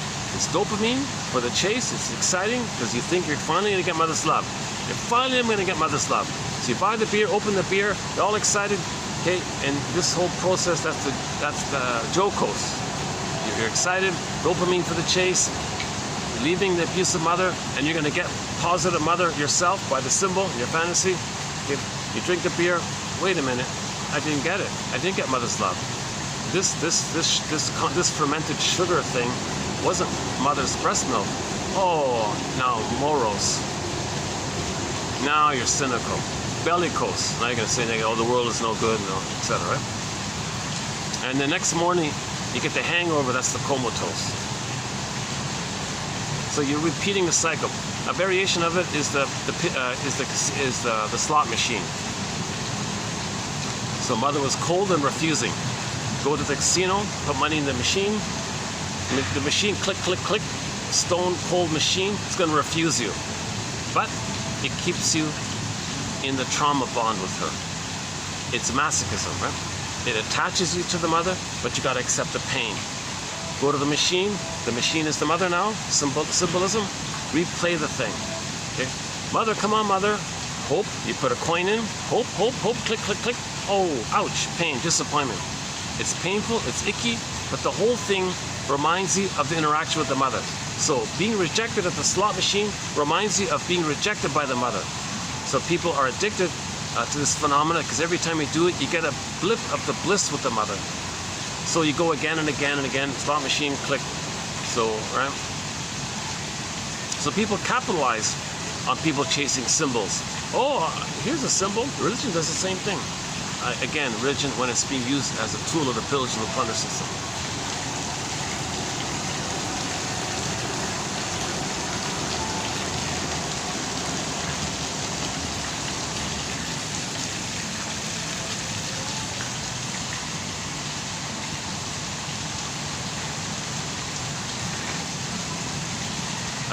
Bergler said once in his books about it, hey, look, world, see this cold refusing machine? That's my mother. She was a cold and refusing one. So you're trying to tell the world that you were a victim of your mother. The slot machine refused you, took your money. Well, mother took baby's soul and rejected him. Yeah, ironic, the person had to pay for this even. People are willing to pay to replay the pain with the trauma. We're neurotic. It's neurosis. We're homotraumicus. Homo neuroticus. Okay, this next one is similar to what we said about the Disney film Inside Out. So joy and sadness represents the feeling side of being human. Right? I mean the quote-unquote more human side of being human. The primary feelings of joy, sadness, and the spectrum, affection, gratitude, trust, tenderness, the warm playfulness. You see puppies playing, or just a happy, delightful curiosity or feeling of awe or something. Oh, there you go.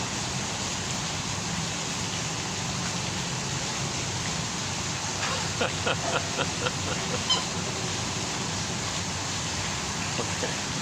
Yeah, we got him. I think that's the second time we got him flapping his wings.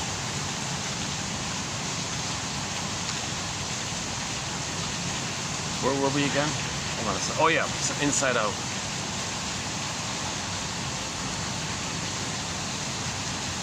So anger is like the reactivity, the regression, when joy and sadness can't be there. Now, why wasn't joy and sadness able to be there? Because the needs weren't met. So they zooped away, anger came up. So it fell back to the first brain. So the first brain, okay, the salamander brain, is mainly the anger character. It's not primary. It's a regression back to the trauma of the mammal side, the feeling side. We're mainly mammals, right? This brainstem, it's like long ago, like billions and billions, trillions of years ago, whatever. The mammal is mainly us, right? We were like the mammal, but we have a body and feelings and all that, right? Yes, the automatic nervous system, that's the brainstem area. But most of our life is we feel.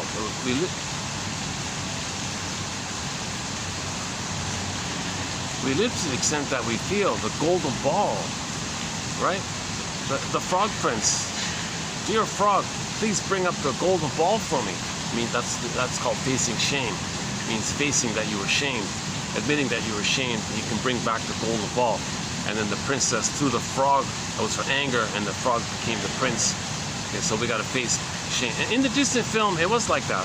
At the end of that film, to get joy and sadness back at the console, it was with the help of disgust and anger.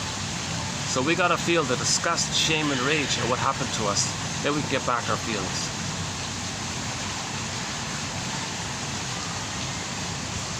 Anger and fear are he calls them secondary feelings. Secondary feelings overlie basic feelings and serve to block them.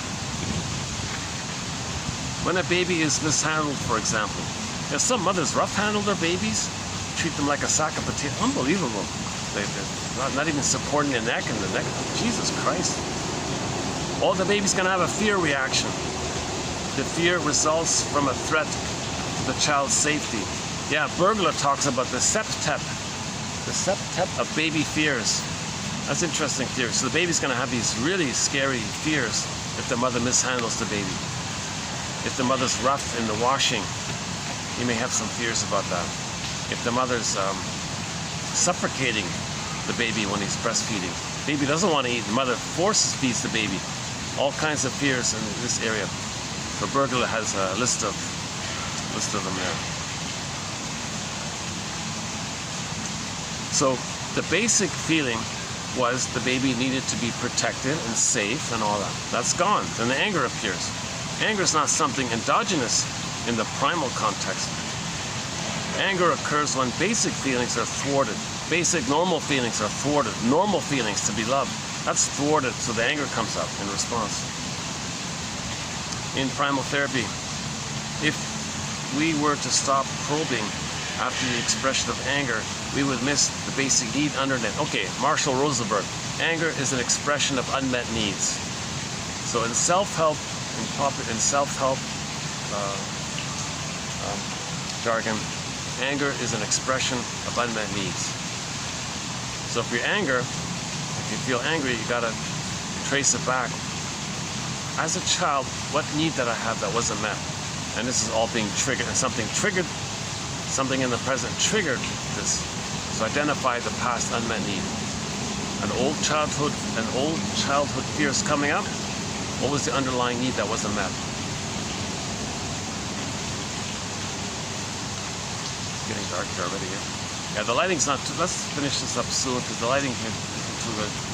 I can't think of a serious problem in marriage that isn't really a problem of individual neurosis. To deal with human problems is to deal with deep feelings. Okay, we may pretend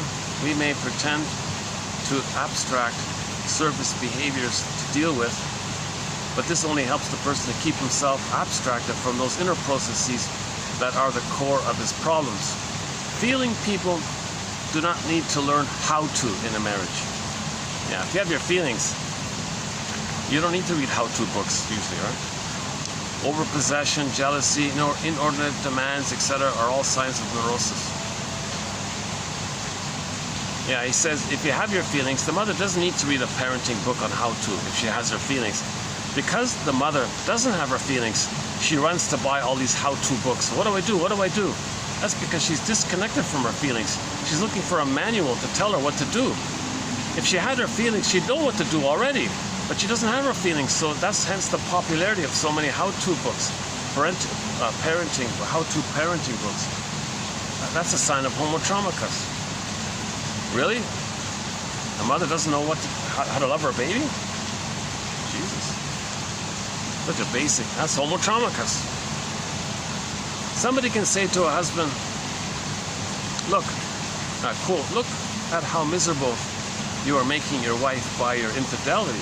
Can't you act more responsibly, unquote. But what is often the case is that infidelity has nothing to do with the wife. The neurotic may have married his mother, quote unquote, and now is the little boy, quote, playing around. He doesn't intentionally want to hurt his wife. He just wants to have fun or feel loved. So about development, yeah, it's an interesting side comment here.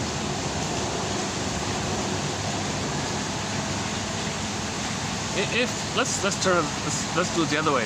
If the lady marries the guy who takes care of her all the time, he may treat him emotionally as the mother. Now he feels safe with the guy taking care of her. Now she wants to play around. Now she's like the little kid. So it's like a developmental thing, right? So if you marry somebody and you're treating them emotionally like a parent, at some point that person's gonna fool around, play around like the little kid, because you're stuck. You didn't get that experience, so you're recreating it to see if you can get it. But it's symbolic of the past. It's not going to work. The partner isn't the parent, and it's going to lead to a divorce, and you're in a worse-off situation. So we're neurotic. It's neurotic to transfer the parent to somebody in the present and see the person in the present as the parent and say to them, please change. Please be the good mother that I didn't have back in the nursery. No person can do that. You're out of the nursery. It's past that critical phase. So one of the key quotes by Janoff is this one here. Well, I think this one here is one of the best ones about, let's see if we can dig it up quickly here. Hold on a sec.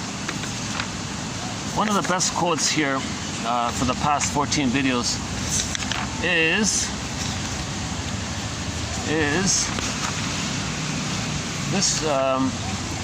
hang on,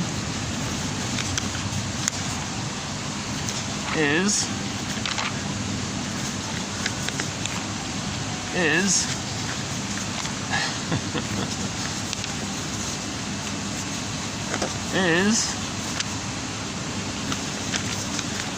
this one. The unconscious hope of fulfillment of old unfulfilled needs. The unconscious hope of fulfillment of old unfulfilled needs. Pain automatically makes one honest with oneself while it does away with unreal belief systems. We never got and will never get what we needed as a child. The death of unreal hope is the birth of life.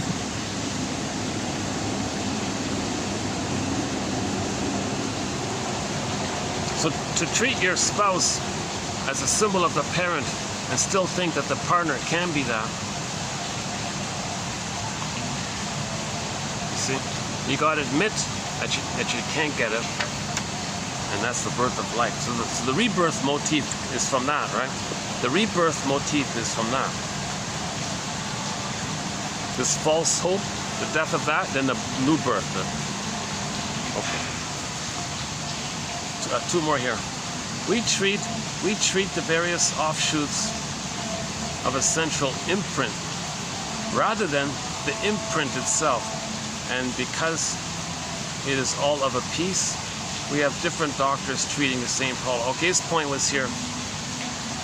So his big selling point, or his big kind of appeal, I guess, which made a lot of people flock to him, was that the imprint can express, the symptoms of the imprint can be various. So why play whack-a-mole with different symptoms when the source point is that first primary imprint? So why go to one specialist for this, another specialist for that? These are all different pieces or aspects of the primary imprint.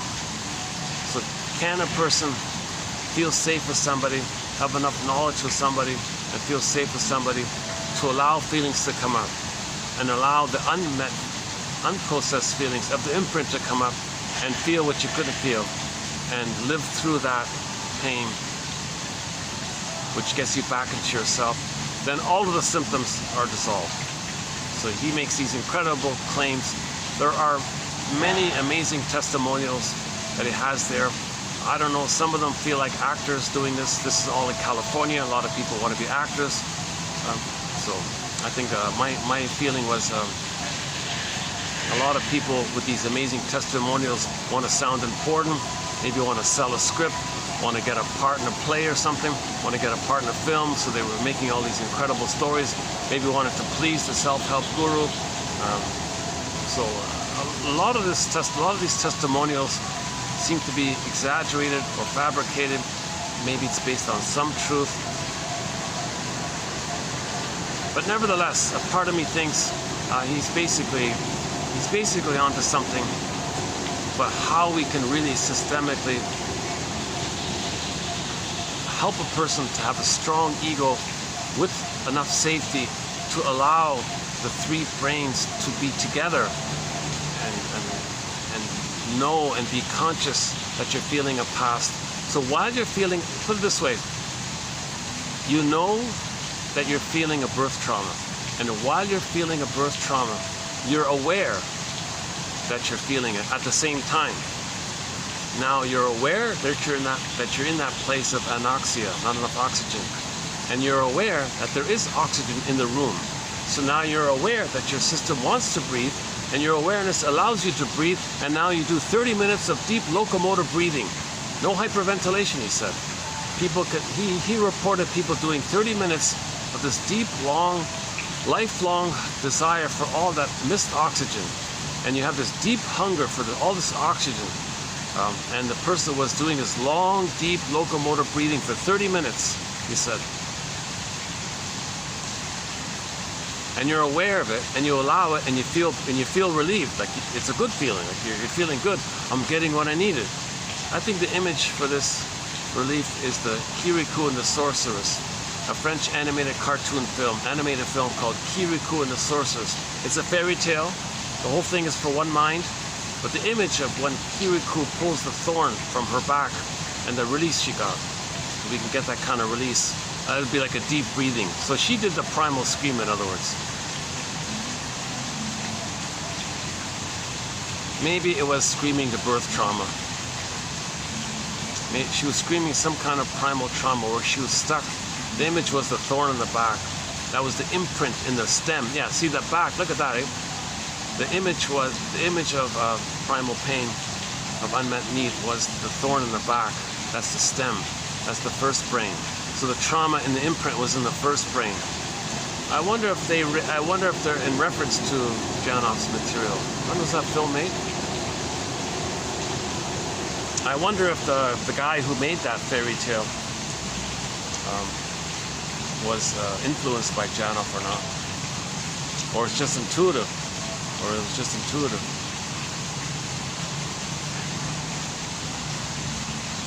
Okay, last one here. Wholeness. So, there's a book called Healing and Wholeness by John A. Sanford. If we're fragmented, we're in pain. If we're more whole, that's healing. That's what he means. Wholeness means getting back ourselves, no longer being driven by imprints in the lower brain, which controls our lives. If 1/3 of our brain is impaired, we are stunted, incomplete. If 1/3 of our brain is damaged, well, we're incomplete. We have 3 brains. You don't want to operate only from 1 or 2 of the brains. You got to operate from all 3 brains.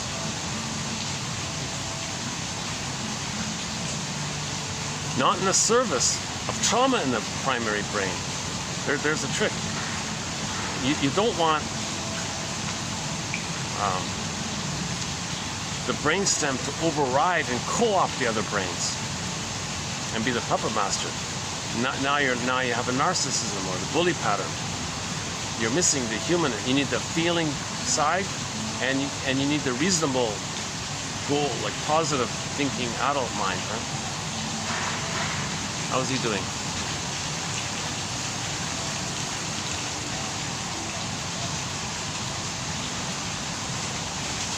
Jeez, I have an issue with lighting this past year and a half doing videos. It's always been hard to get lighting. 5:30.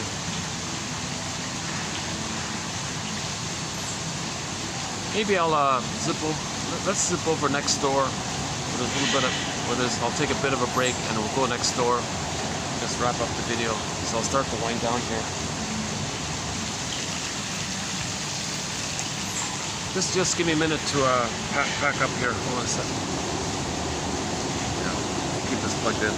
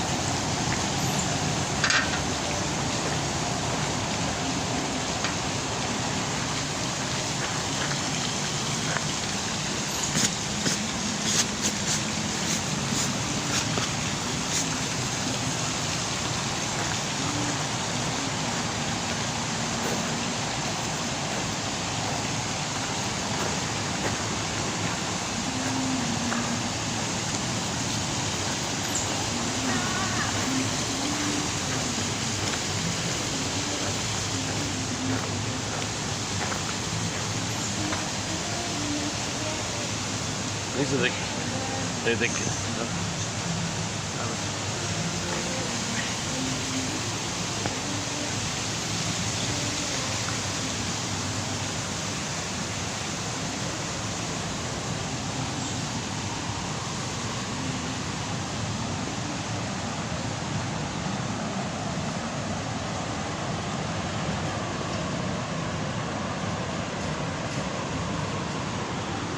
oh, the blossom.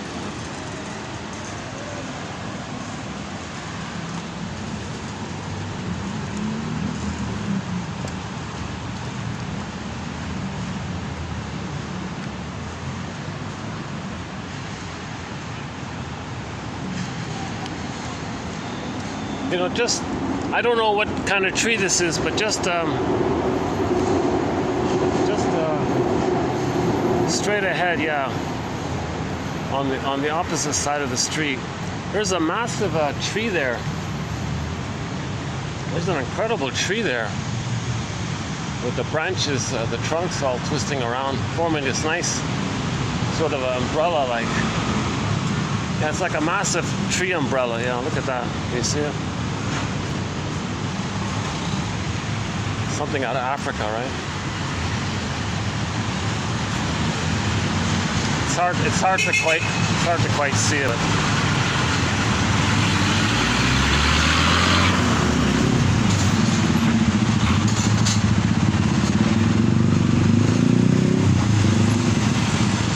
Look at that, eh?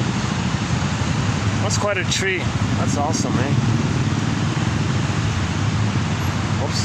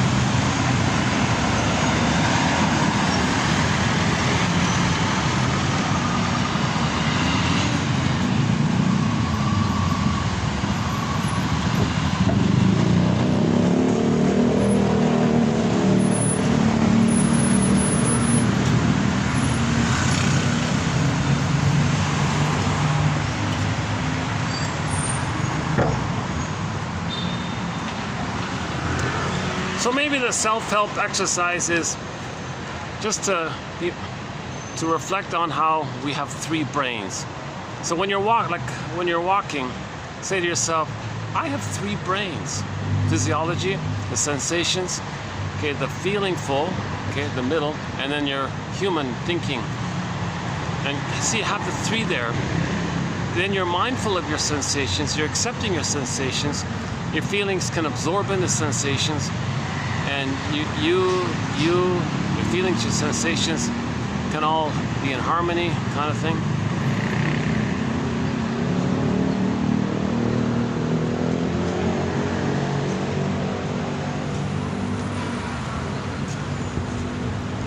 Oh yeah, these are the horsetails. Yeah, they call these horsetails. They look a lot like garlic shoots. Horsetails, yeah. Cape jasmine.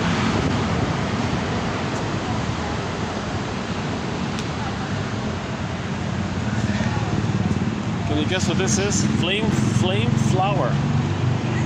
Flame flower. There's the sword fern. Sword fern. Thai orchid tree. All right. Now here's the oh, there's the dog fennel. One of those. Yeah, I don't know if you can see it, but this is a fig tree. Yeah, it doesn't really show up too clearly, but that's a fig tree. Can you believe it? That's a fig tree. There's the trunk of it.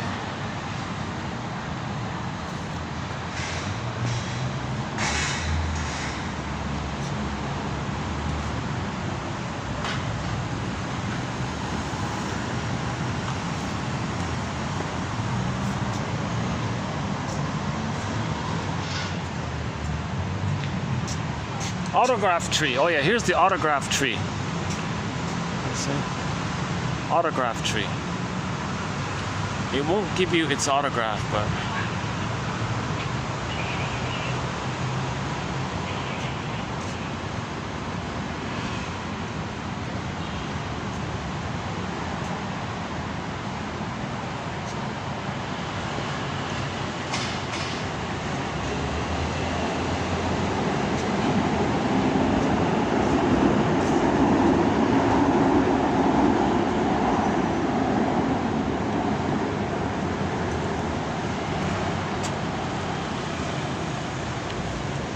any final thoughts here?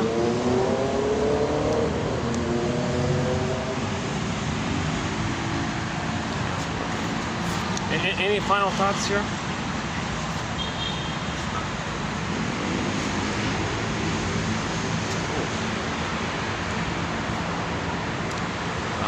So what do you think about today's batch? Let's see. Let's see. I like to always identify my favorite ones. So my hope is that one would be of interest. Let's see for me, which one is it? Yeah, I think it's this one here, that we have three brains. Just to be mindful that we have three brains. That's it, right? Just keep that in mind. Like, I have three brains. The limbic, which is the nervous system. So if you're sweating, that's coming from there. If you have anxiety, that's coming from there. Okay, and then the feelingful sides, right? The middle one.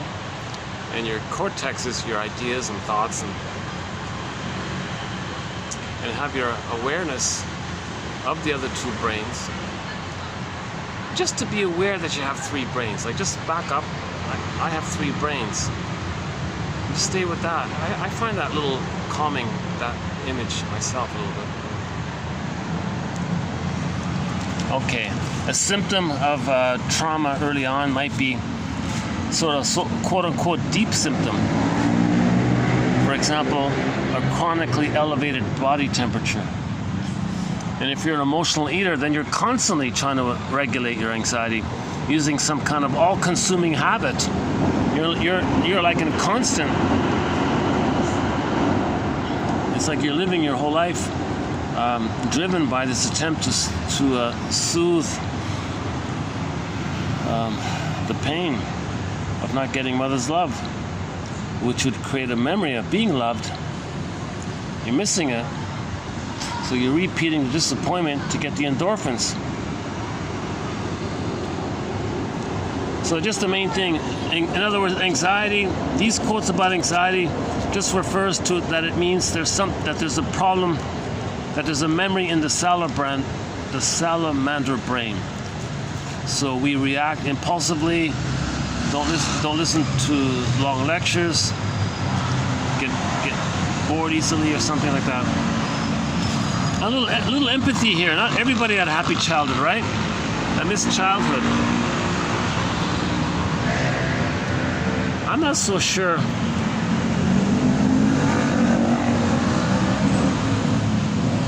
Yeah, some fortunate children are having a happy, buoyant childhood to look back on.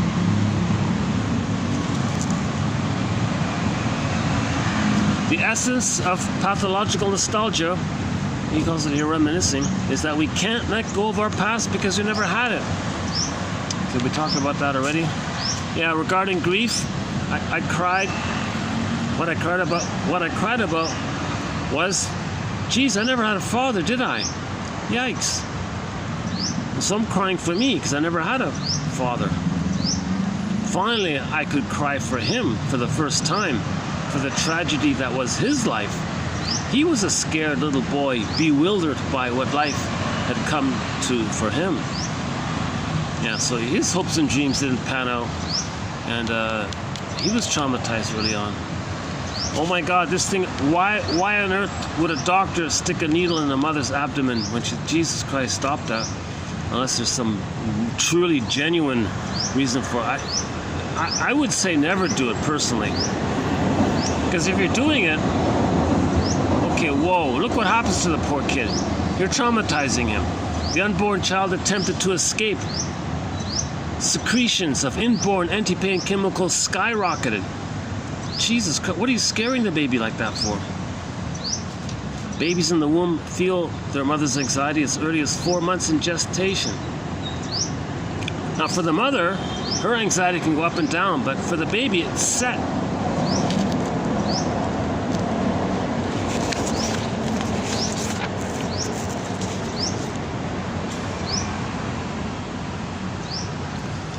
Denying feeling is what makes the neurotic act out symbolically.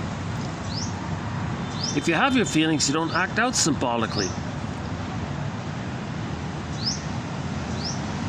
Symbolically is like a veiled dream that you're still in the past trying to get mother's love. That is why the struggle never ends. Yeah, so one woman would always create arguments with her husband because she was in a constant argument with her mother. So one daughter had a constant argument with her mother. She continued that by creating an argument with the husband to transfer the ongoing struggle to change the mother. Wasn't resolved. Always searching for symbolic solutions. I love you, you're perfect, now change. But the husband isn't the mother back then. Self-deception. Secondary feelings. I can't think of a serious problem in marriage that isn't really a problem of individual neurosis. Yeah, so Burglar has a book called Divorce Won't Help. Yeah, one of Edmund Burger's self-help books from the 50s was called Divorce Won't Help. He says, if you think leaving your partner is going to solve the problem, oh no, your inner conflicts will faithfully follow you into the next relationship. So deal with your inner conflicts and you can save your marriage. Divorce won't help.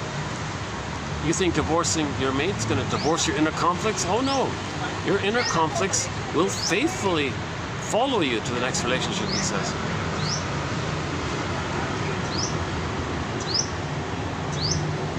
Another liner of his in that book is, if there's a problem in the marriage, don't run to the nearest divorce lawyer, run to the nearest family therapist. Learn how to communicate with each other. Learn how to make I statements. Learn how to make I statements. One of our threads on how to make an I statement, 2360, TQ 2360 might be a good place to start, the one by Susan Campbell. she calls her version of how to make an I statement called the unilateral repair statement. That's her version of it. That's one of the better ones. Plus the Marshall Rosenberg emphasis, OFNR, observation, feelings, needs, requests, that one.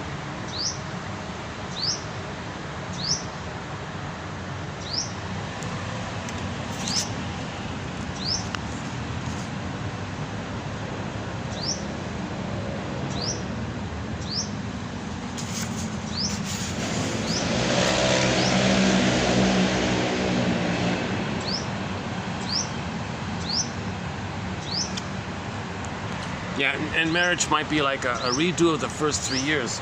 So if there's a problem in the first 3 years, couples getting married, when they get the symbiosis together, that blissful, you're the one, we can do anything together, we fell in love. Well, they recreated the first part, the blissful oneness with the mother, the oceanic feeling of blissful with the mother, right? Now, if they're conscious, they make I statements, they can grow together. They can develop together, grow together, right? Because they're constant together and all this. But if they're not conscious, one of the two is going to hatch out of the symbiosis first. And they want to move towards the next phase. While the other one's still in it. Hey, you left me, you betrayed me, you're such a heartbreaker. Where are you now? I thought you loved me, now you're ignoring me. No, it's not on purpose. He's trying to develop. Now, if they're aware of it, they can do it together and understand each other. But if they're not aware of it, they're going to complain. So when the honeymoon phase is broken, somebody hatches out of the egg, he wants to be more of selfish and more in the place of, he doesn't need the mother for fusion. He needs the mother to not rebuff him for thinking he's a little god now. But the one who's still in fusion says, I still need fusion. So you can see the immense conflict there, right? So the role of the mother for the first 4 to 5 months is to function as a symbiotic object for the baby. The oneness, the blissful oneness. When the baby hatches out from 4 to 5 months to 18 months, the role of the mother is to not rebuff the child during that time when he still thinks he's a little god, it's all about him. So don't rebuff him for it. Still see his uniqueness. Okay, and then at 18 months, when the child's ego develops, he sees reality. He's not a little god. Okay, he's a person. Now, Voyager, seek thou forth and find yourself. Now he's like more of a human explorer. That's the rapprochement phase from 18 months to 36 months ballpark. So the role of the mother then, at that point, is to allow the child to learn and discover. At the same time, to not give him the message that by doing so he loses her. So what happens is sometimes the child explores, finds something, runs to his mother for emotional refueling, but I'm busy now, don't bother me. Poof. That'll do it. The imprint is there. The child creates a deep belief. Gee, to know myself means I lose my mother. I'm not ready to lose my mother. I don't want to lose my mother. Okay, so don't know myself. So he's stuck there in the clinger pleaser place. But at least he got to that place anyways. It's easier to heal from that later place than from the prior place. The prior place was he wanted to play God all the time. If he's rebuffed there in the prior place, he's going to spend the rest of his life searching for that throne-dom.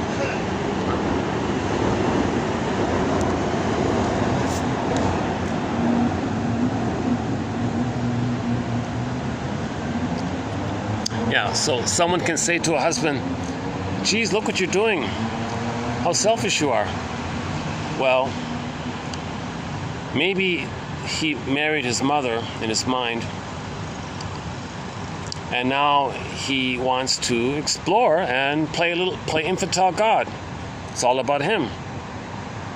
So it's more about understanding the developmental issue, right? So when he had the affair and all that, he thought all women belong to him or something. Maybe he thought in that kind of way. Or he can play in the world is my oyster. And he expects his wife not to rebuff him for it. He expected his wife to be okay with it. Can you believe it? That's neurosis. What wife is going to accept that? But he's just doing a developmental thing. He's coming from the unconscious place that he's a little baby, finally separating from the mother, and in that world is my oyster phase, 4 to 5 months to 18 months, where he thinks he can do anything, it's all for him, he's so important, so special. And he might even think, what's wrong, mother? That's your role, you're supposed to do that. But wait a minute, that's not his mother. He's supposed to be an equal partner there. Share and make equal statements. He's not in that place. So why did she marry him if that's the case? Well, because maybe that guy is leaving her. Maybe her mother left her. They're just recreating the thing. We recreate the problem to get back at that unfinished business problem place with the mother, and to continue the struggle. Yeah, Janoff likes to use this word struggle. He calls repetition compulsion the need for struggle, meaning struggle with the mother to change the mother. We're constantly trying to change the mother. It's hard to do the video here. Every spot where I sit here, there's always some chance of passerbys. I try not to get people on the camera. On occasion, on rare occasion, there's an accident. I sometimes let somebody in, but I try my best not to get anybody. Okay. So let's see, my favorite one is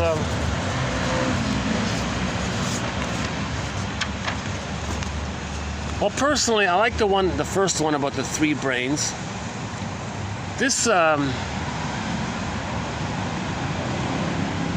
idea that anxiety comes from the brainstem, I think that's helpful.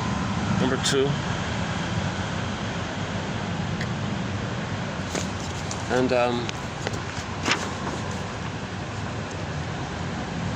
yeah, there's the inside out one. That anger and fear are secondary feelings from the brainstem area, when the primary basic feelings from the mammal side are lost. That one we know already. Okay, this one I think we know already. If there's a problem in the marriage, well, really, one or both of them have neurosis. This developmental one is a little familiar. Wholeness means getting back ourselves, no longer being driven by these old imprints in the lower brain that control our lives. If that brain has this imprint, well, we have stunted development, we're incomplete, we don't know ourselves.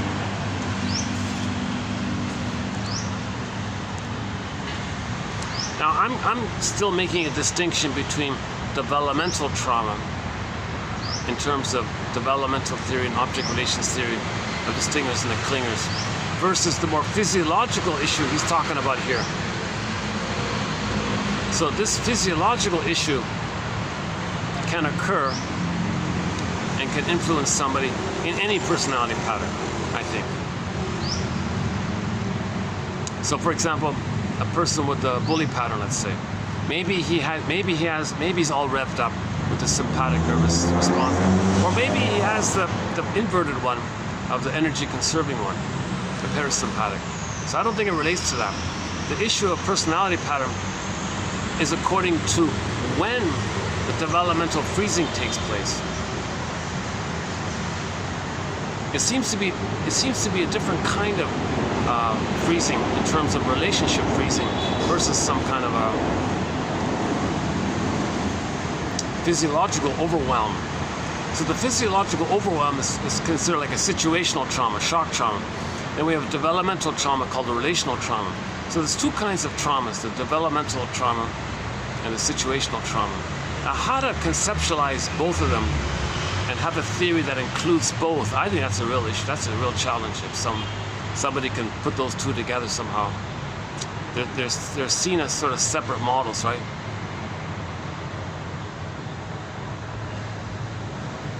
Janoff doesn't bother with that complexity. He kind of narrows it and says, well, let's just deal with imprints in the brainstem, I gotta fix that. All the problems come from these imprints in the brainstem. And his whole life and 16 books and 50 plus years, whatever, is about this area. He researched all the journals, the medical journals. Oh yeah, if the mother smokes, the child is suffocating. Mother drinks, oh yeah, the child's cortisol level set point, they'll be born with PTSD. He comes out about it. And in the last video, if you go to the last one, part 14, I ran through some examples of the replay of the imprint. Right? Baby's coming out of the womb. Woof, mother takes an epidural. Okay, that's the pattern. Person tries something, I give up. It triggers the whoosh. The kid was kicking the cord inside, and it got to a place where the baby thought, wait a minute, I can't make a move here because I've twisted. He twisted the cord too much. So he had a pattern like, don't make moves. So when he felt stress in his life, don't make a move. He refers to the imprint. One baby had to constrict his bronchioles inside. Later, when there's a stress, he had an asthma attack. Present stresses triggers the original response. Just generally, one child felt stuck in the canal for a long time. They generalize that as a constant feeling. They feel stuck in life. One baby felt overwhelmed all the time. So they always feel overwhelmed all the time. And there's a few other sort of examples in that area. The main one Janoff emphasizes is the epidural and the painkillers and all this. It goes to the child. So Janoff says, don't believe this theory. Don't believe this theory in the placenta barrier too much. Most of what's going on with the mother is going to go on with the child. Right?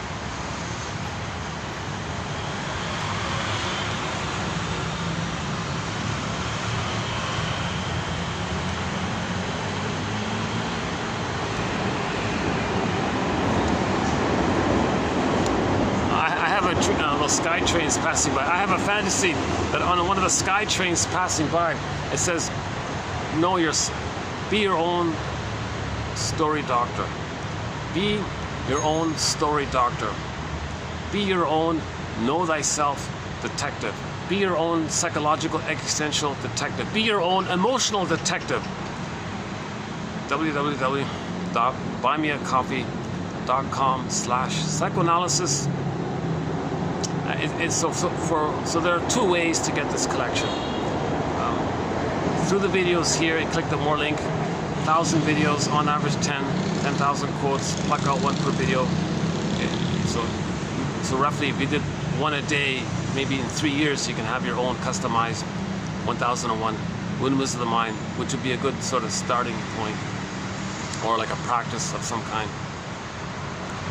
Or for convenience, one can get the digital encyclopedia of these quotes. 10,000 quotes, 2,000 pages like this, 2,000 pages. It's quite a file, yeah. Actually, I was just thinking, so we've just done 15. Let's see, wait a second.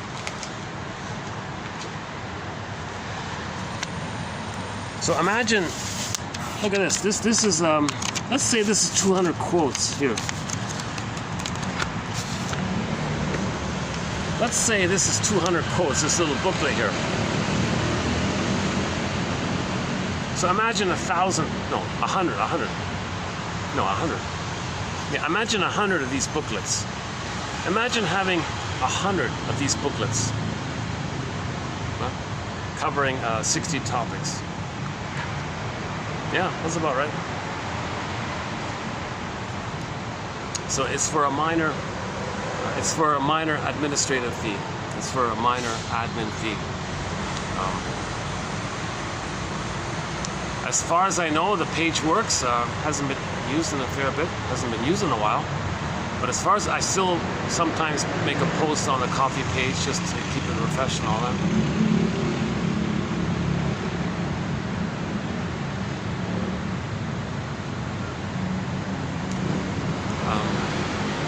Nothing like it out there anywhere.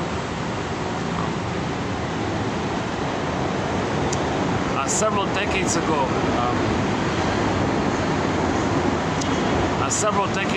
there was a book put out called Wit and Wisdom in Dynamic Psychotherapy by a guy named Gregory Bauer. But most of the quotes, if you take out the convoluted English translation of the Freud quotes, what you have left is just a sample, like a tiny sample of 1001. Windmills of the Mind, maybe a couple of hundred. We've got 10,000 here. Plus, I already sort of plucked out the best quotes that he had in there. That's it. That's it, nothing else. There's no other collection of psychoanalysis quotes. In terms of dictionaries, I've already plucked out what I thought were the best definition entries of terms into our collection. So if there's a dictionary of psychology, you know, one of the better ones is called The Language of Psychoanalysis by Laponche and Pontelis. So I went through that book, The Language of Psychoanalysis. I think I plucked out the best sort of parts of that into our collection. And Charles Rycroft has a small pocket dictionary of psychoanalysis. Likewise, I plucked out the best quotes. And the rest are just mainly dictionaries of psychology. So there are only a few entries of psychoanalysis in there, like projection and transfer, so I took those out as well. So in one source, in one place, I believe you can find the best material from this psychoanalytic know thyself. Forgive psychology for its jargon. It just means know thyself. Psychoanalytic sounds fancy. No, it just means look for patterns, look for repetition compulsion, etc. Just find your story. It just means find your story. Know thyself means know your conscious self. Oh yeah, let's update this. Know yourself. Know, embedded in that, let's say, know that you have 3 brains. To fully know yourself, know also at the same time that you have 3 brains. And a lot of your physiology issues, you know, sweating or not breathing deeply, or you know, like your voice isn't from your body or something. Whatever you identify, that's coming from the brainstem, the first brain. So be aware of that. Make that link. Like for me, I can make the link that maybe I sweat easily. That's from the brainstem. I find that a little helpful just to know, to make that link. Yeah, I do kind of sweat more easily than the average person. Maybe that's from the brainstem. Maybe that's trauma from the brainstem. Yesterday's quote was the guy had a cold, he easily got cold hands and feet. He had poor blood circulation. Well, that's a sign of trauma in the brainstem. If somebody has poor circulation like that, right? What was it? Oh, yeah, it was very pale. It was overly pale, like the blood, like all the blood went to the primary areas. So the extremities. So he had pale hands, feet, and even in his face a little bit. That one, that was. I think that was 2 videos ago. That one. Or today's quote, what do you call it here? Deep something. Any deep symptoms. So if you can identify kind of a deep symptom,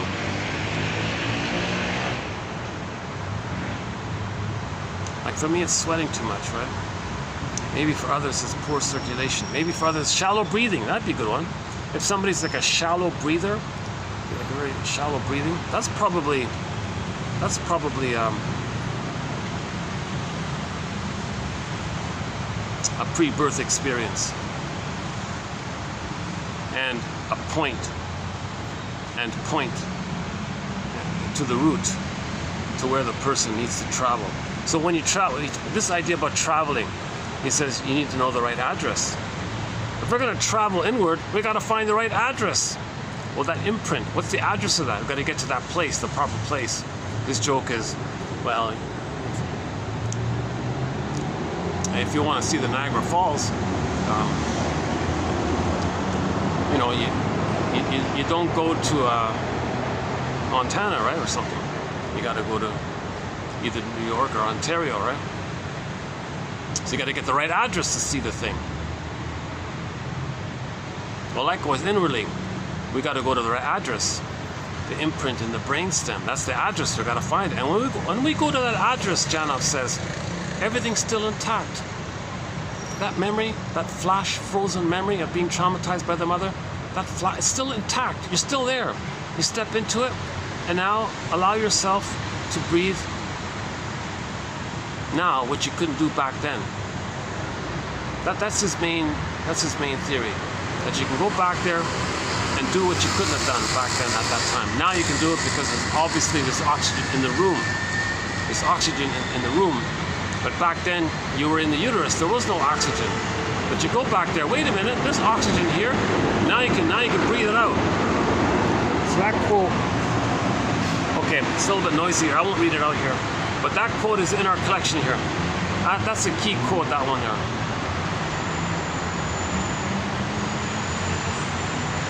Let's dig it up.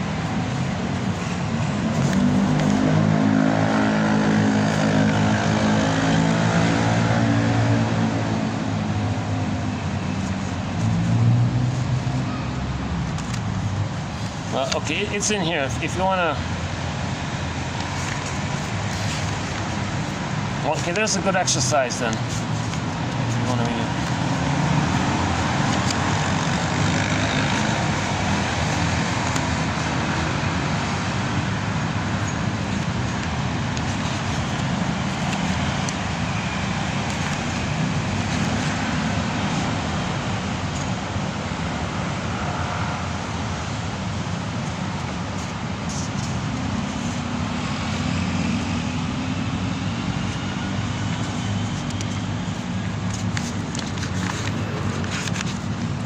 We've got 15, yeah, we've got 30 pages here, so it's in here, it's in here. Yeah, here we go, this one here. This one here.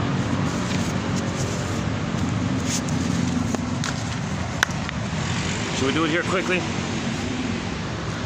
So this is sort of Janoff's theory.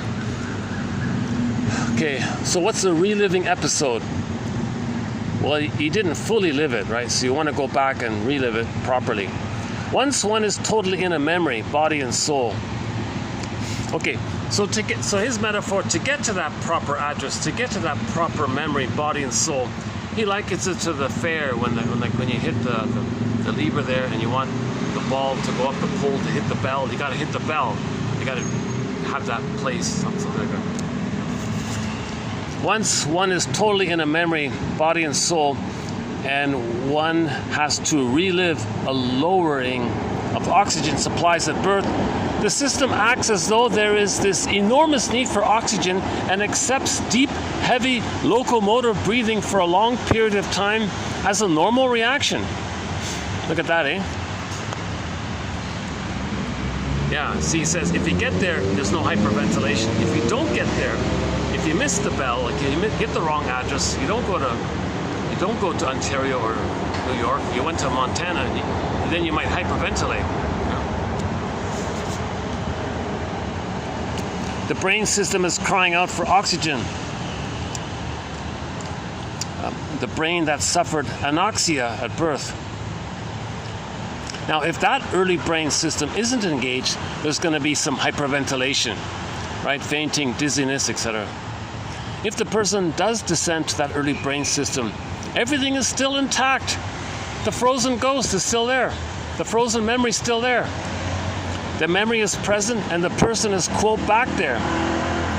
She is reliving the event with the brain system involved at that time, and therein lies resolution. Blood pressure can go from over 200 over 110 to 120 over 80 at the end of the session. The memory has left its storehouse. The memory has left its storehouse and has finally connected to the third brain. Right? The memory has left its storehouse and has finally connected to the third brain. We got to connect the first brain to the third brain. We react now as we should have back then. There obviously is plenty of oxygen in the therapy room.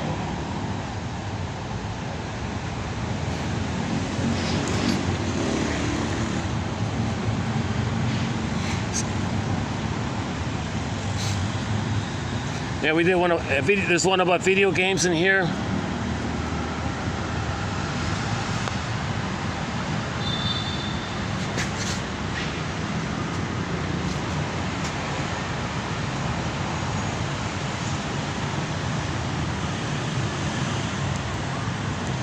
It's getting dark here already. to wind up this video down here. How are we doing? How's the battery? The battery's holding up. I finally figured it out. If I reset the phone before I start, I think that's the trick to make sure. I've lost a few videos because of a battery.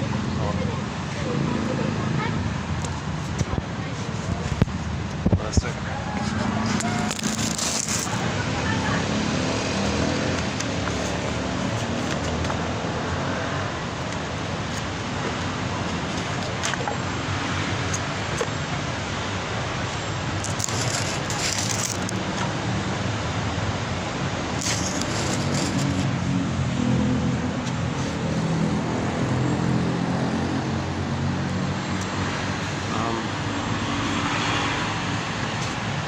I'm just thinking if there's any.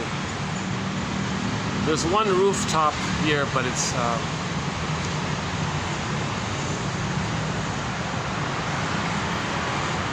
I tried it already. It's kind of dark. You don't really see too much anyways at night.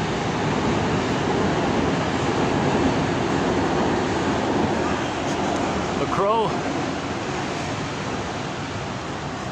one of our companion animals. Oh, yeah, Emily Dickinson, The Crow. That's a good one, right? Check out poem number 1702 by Emily Dickinson called Fame is a Fickle Food, about the crow. So the crow is a metaphor, like Hermes. It's a messenger, like it knows something, it's coming to you. Birds are like that, he says. Birds are like Hermes. Actually, it would be if I were on the beach right now, I could just walk along the beach, right? If there were like a quiet shoreline, I could just talk to you like this. And if there were like a live feed, people can post comments. Maybe I can do some comedy, not comedy, but maybe I can do some kind of educational comedy, like some help. I want to do some like therapy. I'm not a therapist, but I want to see if I can use these 10,000 quotes and feed it back, not in a cynical way, but hopefully in a playful way. But in the beginning, if I were to do that, I'm sure my unconscious anger might come out. So I might be cynical sometimes myself, maybe, depending on how many troll comments I get.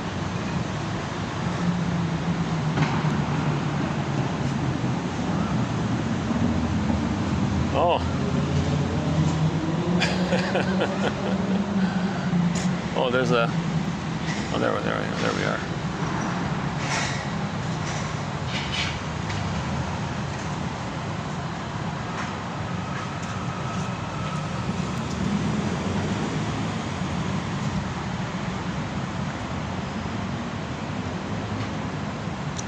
There's the fig tree. Sacred fig tree.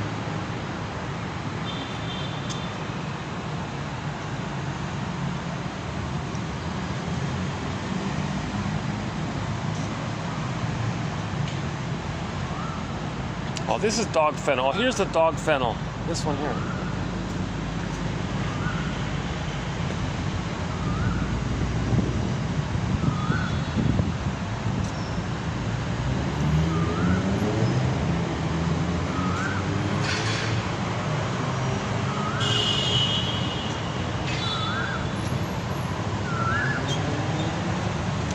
Oh, here's I don't know if this is accurate, but there's a sign here that says, guess what these are? Can you guess what these are? Does it show up here? Can you guess what these little things are? According to the sign, these are baby fig trees. Can you believe it? These are fig trees.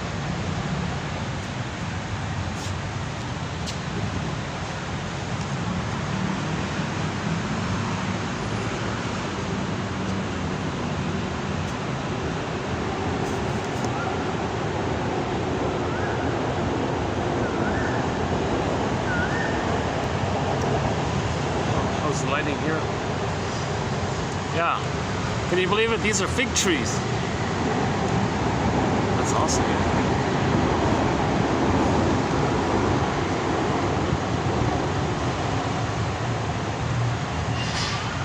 Oh my God. I had a dream before of having my own garden, like a nice, and I wanted to grow everything, like all the herbs and flowers and fruit trees. And, Jesus, I once had an acre, and I tried to. The soil was so damaged. Oh my God! It needed a lot of work to try to till it and give it nutrients. And somebody said it might take 7 years to fix the soil. 7 years? Oh my God!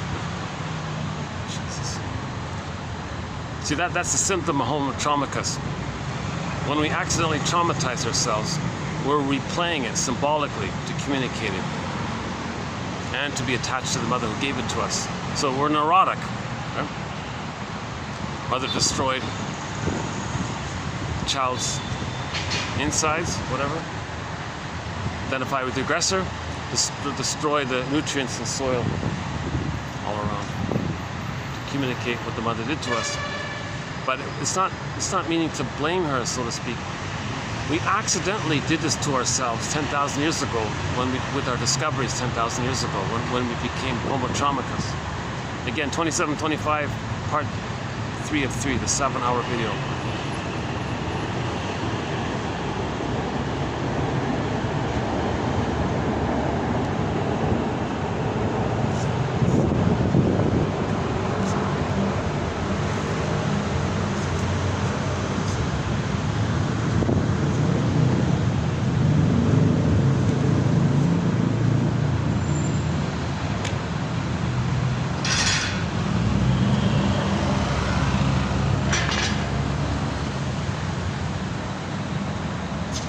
Here's a spot. Maybe we can just wrap it up here, huh? This is sort of the smokers section. Smokers, speaking about smoking, yeah, can you believe it? 5 minutes. 5 minutes. If a mother takes one cigarette, the baby's suffering deeply for 5 minutes.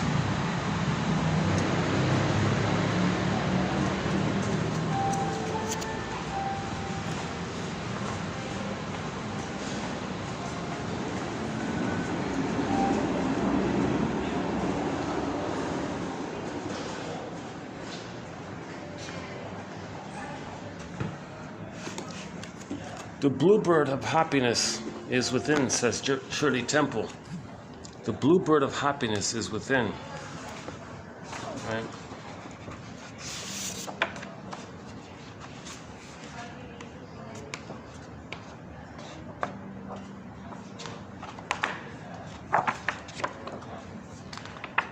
And here it is here. If we strengthen the ego,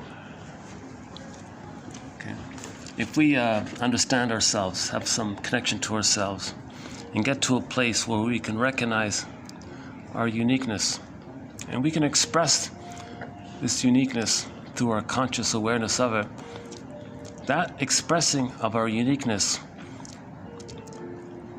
is considered the bluebird of happiness from within. There's a natural pleasure or bluebird of happiness, or natural pleasure or joy, when we express our uniqueness. But to get to our uniqueness, we need self-knowledge about ourselves.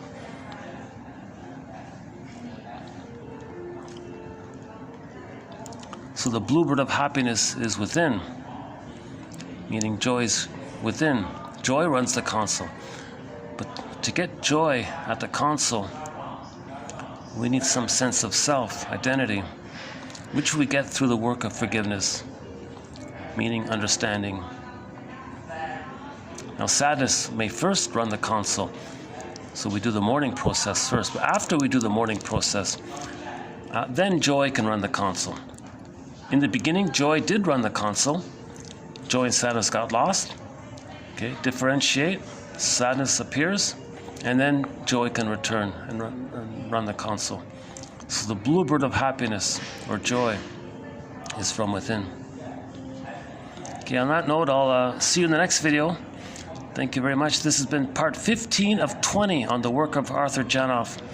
And I think he gives us an appreciation of how we have 3 brains. And be mindful that we have 3 brains. If we are mindful that we have 3 brains, it moves towards the place where the bluebird of happiness can run the console.